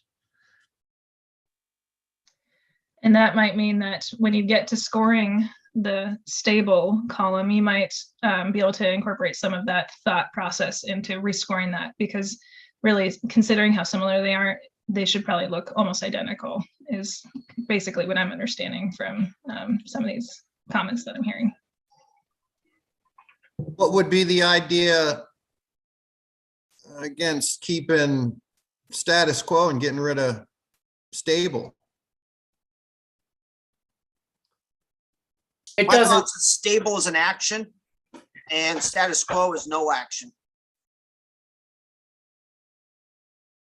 I think we're just talking about semantics here at the ecoregion scale, whether it's called status quo or whether it's called stable.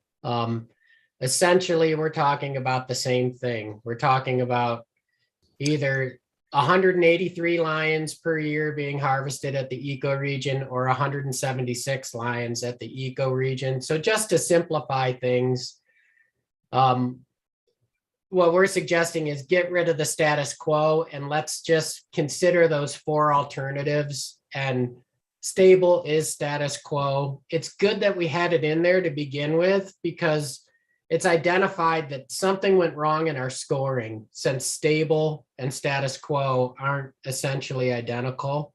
So when you get back to rescoring these, just remember that stable, think of stable as status quo. And if we want to represent that on the graph, you could just write status quo / stable on that column F. Label it that way, so people understand that it is basically the same thing. Jason, I guess one more thing, just a little bit of context is you all, from the last meeting, the instructions we had from you all were these 4 scenarios, increase of 10%, stable, decline of 15 and 30%, with each one of them having two ways to distribute the harvest, one sort of proportionally and one with some ungulate focal areas. And so when we took that direction back and we're doing the modeling, the way status quo came to be included here was only as a way to provide a reference. When we first ran it with, okay, well, how would this look if we use that average harvest from the last 5 years? So that gives everybody a reference, something they're used to. Then we could look at how these 4 scenarios differed. And it just turned out that stable was pretty much the same thing as status quo. So status quo, those scores should be the same. They aren't. I think we need to look at that. I mean, going forward, we only need one of them. But status quo wasn't really an alternative that you all asked for. It was just something we did to provide context. But it should be the same thing as stable, if that makes sense. Sarah, can I ask a question just out of curiosity? If we're rescoring all of these columns and for some reason some of the others change more drastically, I guess, how do we interpret that? Is that just because we've learned from the conversation where the first table was kind of the initial gut response, but now we've learned and changed? Or I guess, how do we compare the two if they change in the other columns? Are you talking about the option A or alternate? Well, when we go back through, aren't we rescoring all of these options with all of these objectives? So essentially rescoring this whole table. Molly, yeah, you're saying if there's a major change, what does that mean? Mm-hmm, exactly. I would think there would be, because we're going to take out some of the objectives and shorten everything down. So I think it's going to drastically change. Sure. Yeah, I think that's right. I mean, I think we could say definitely that we have removed a couple of objectives and alternatives, and that we've probably all understand the process a lot better now. So maybe we can call the first one a kind of draft run. And this is the official one now that we've taken the day to get up to speed on the process and kind of perfect our ability to do the scoring. So I guess maybe I need some clarification. So does that mean you add in alternate A? You provide both alternate A and B again for scoring, or have the group decided that alternate A is just not something they want to consider and they're just going to go with alternate B? Yes, I had made a previous motion to remove A and somebody seconded it. Okay. I think the whole thing there is alternate A was, a lot lower score than alternate B on everything. Right?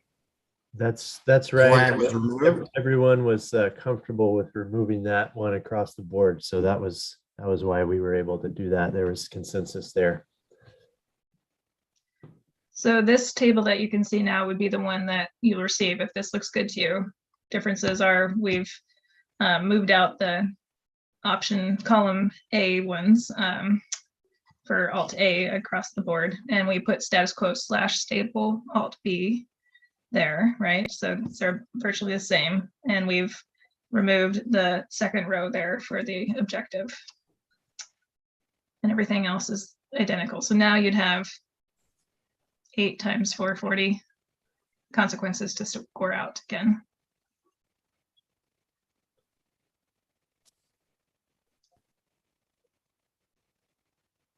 Yeah, that's a pain, but it's worth doing, given what the committee has already invested in this process and given the discussions we've had. So hopefully everybody's on board. Yeah, so we'll send this back out to you now, and we'll just do the same thing as before, where if you're able to do it on your own, that's great, and you can fill it out and send it back to Sarah. And if you need a breakout room for any reason, we'll set that up and get you sorted out there. So any objections to any of this?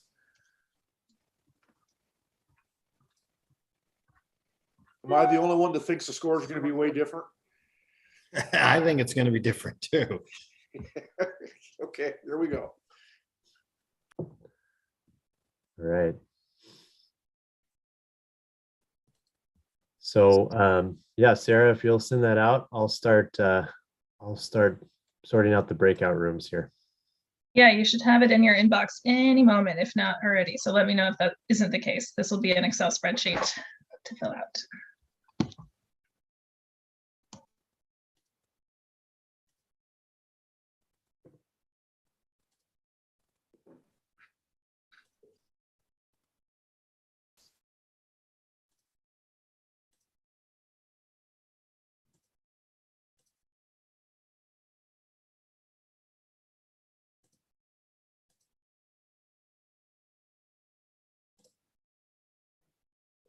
And Brian, you'll have to join room 6 for me. I can't send you there since you're the co-host. Okay. Hey, Alex. I Yes. see the invite to the room, but I don't think I'll need it. I'm able to print it and send it to her. Oh, you are? Okay. Terrific. Thanks. Thank you, though.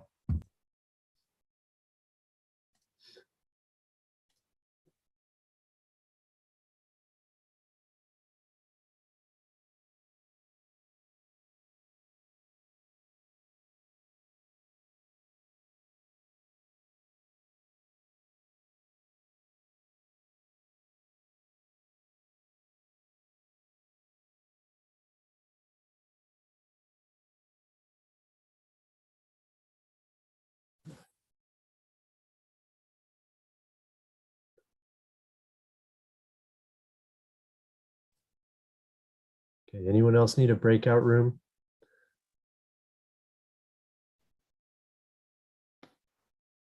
Cool.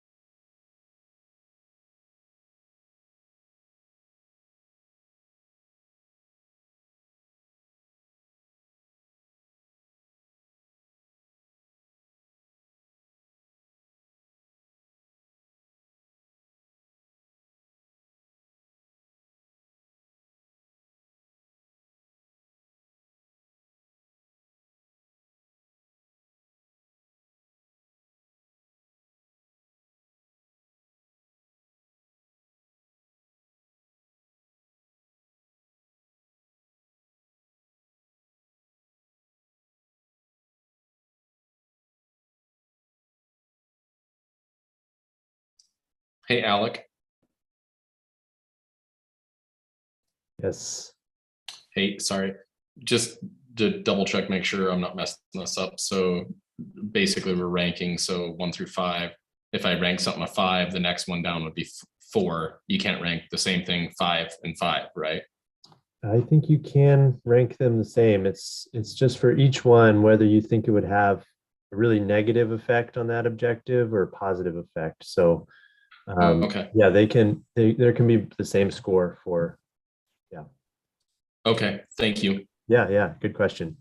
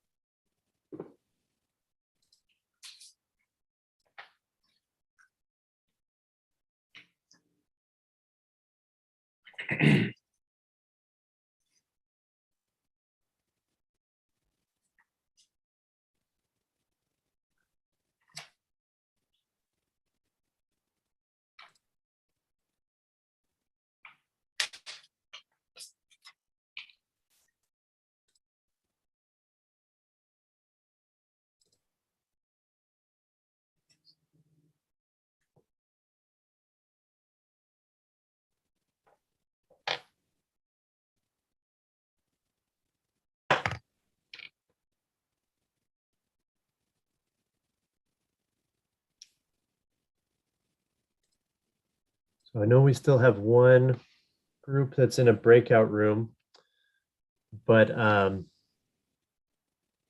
we should probably also redo the weights on the objectives. So I know Sarah needs a little more time to collate all of the scores you guys just sent in. Sorry, we're just exchanging messages here. And we also, now that it's 3:30, I'm seeing the time, we need to probably break so that we can get back on public comment on the other Zoom soon. Brian, is that right? Is this about the time we need to make the switch?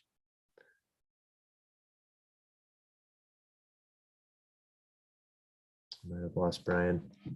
I'll shoot him a text. Anyway, long story short, sit tight for another minute and we'll figure out the Zoom situation, and we may need to pick this back up tomorrow to give Sarah enough time to pull the new results together. But I think we're in good shape now that we'll have a second refined set of numbers to talk about, and we'll have plenty of time tomorrow to get to where we need to be. So let me just get Brian on the horn here and figure out our Zoom next steps. All right, and while you're doing that, Alex, I can go ahead and send out the email with the scoring of our weighting our objectives again, excluding that second one, just so everyone who wants to get that done now can do that and send it back, and that'll help me for being ready for tomorrow as well.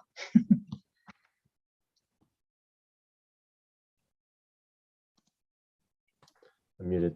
If you guys have the opportunity to do that between now and the public meeting start at 4 or at 3, that would be great. No, at 4, sorry. I'm on a different time zone.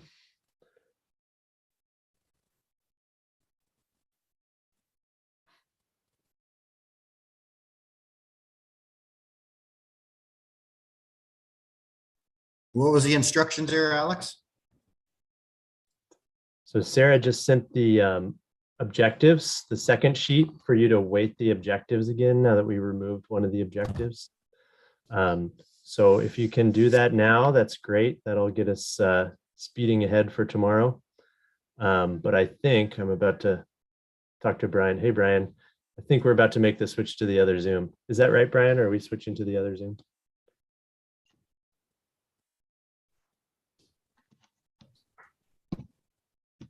Sure.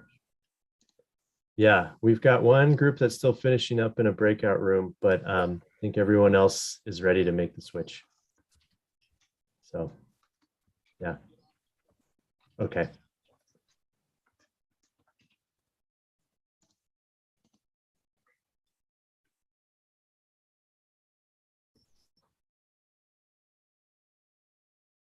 Okay, sounds good. All right, bye. So guys, sit tight 1 second. Brian's on the phone with Pat, and he's going to get us an answer in just a moment about the Zoom switch. Sorry for the multiple moving parts here. But in the meantime, if you want to start working on weighting those objectives, I know that should be pretty quick. And Sarah has just sent you that email. So you can start pulling that up.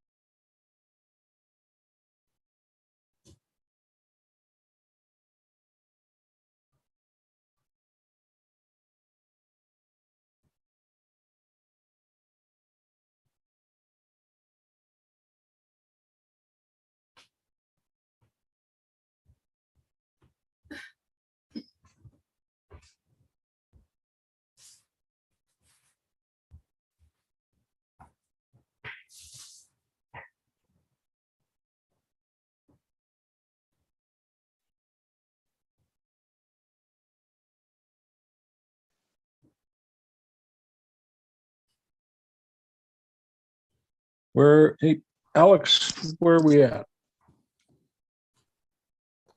I was asking you the same thing. Yeah. Okay. If we're ready to close off, we can come back at 4. Okay. Yeah. I was going to go with Ivan Kalispel. Where are you, Brian? It's hard to say sometimes. Useful information, I'm sure. Yeah. So everybody should have an email from Pat Lichetti. That's the link you need to use to get back on at 4 o'clock. And tomorrow morning, we'll come back on with the link that we used to get on this morning. And so will you reuse that link? But I need to shut some things down here and then contact our folks. Anybody that's listening on the YouTube that wants to provide a comment, there will be some information on the base of the live stream, but you may have to hit refresh. By hitting refresh a couple of times, that'll pull up all that information. And if you choose to want to make a comment, you can do so at that time. But the sooner we get off, the quicker we can get this transferred over. So Brian, we do have one group that's still wrapping up in a breakout room. So I think we just have to wait for them to finish before we can fully close down this meeting, if that's all right. Well, it should be done yeah. soon, I think. Yeah, you can pop over there and check in, or I can send you over there to check in. I think I can zip over there and they're encourage in them. Room 4. All righty. Yeah. Okay, I'll go check and we'll get out as quick as can. So everyone else can go ahead and sign off. Is that right? Yes. Okay, so everybody else, go ahead and sign off. And if you can finish up that objective weighting worksheet and send it to Sarah between now and 4, that will be great. That will put us in a really good position. So I'm going to stick around here and wait for the last folks to finish, but I'll see you on the other Zoom.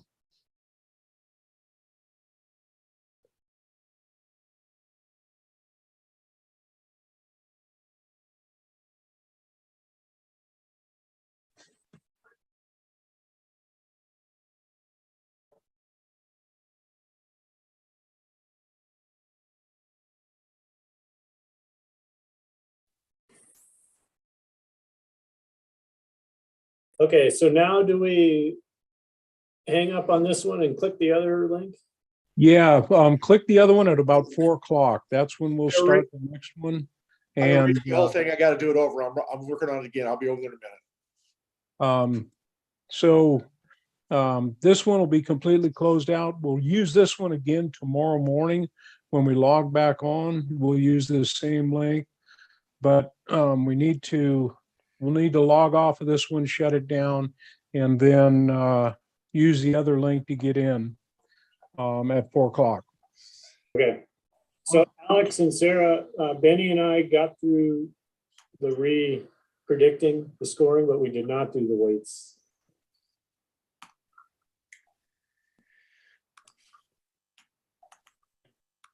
You're on mute there, Alex. Right. We might wrap that up first thing tomorrow then, Justin. Yeah. I think the other folks are going to try to do that between now and 4. Thanks for persevering. All right, everybody. I'm going to stop the live stream and we'll move on to the next one. We'll see you soon.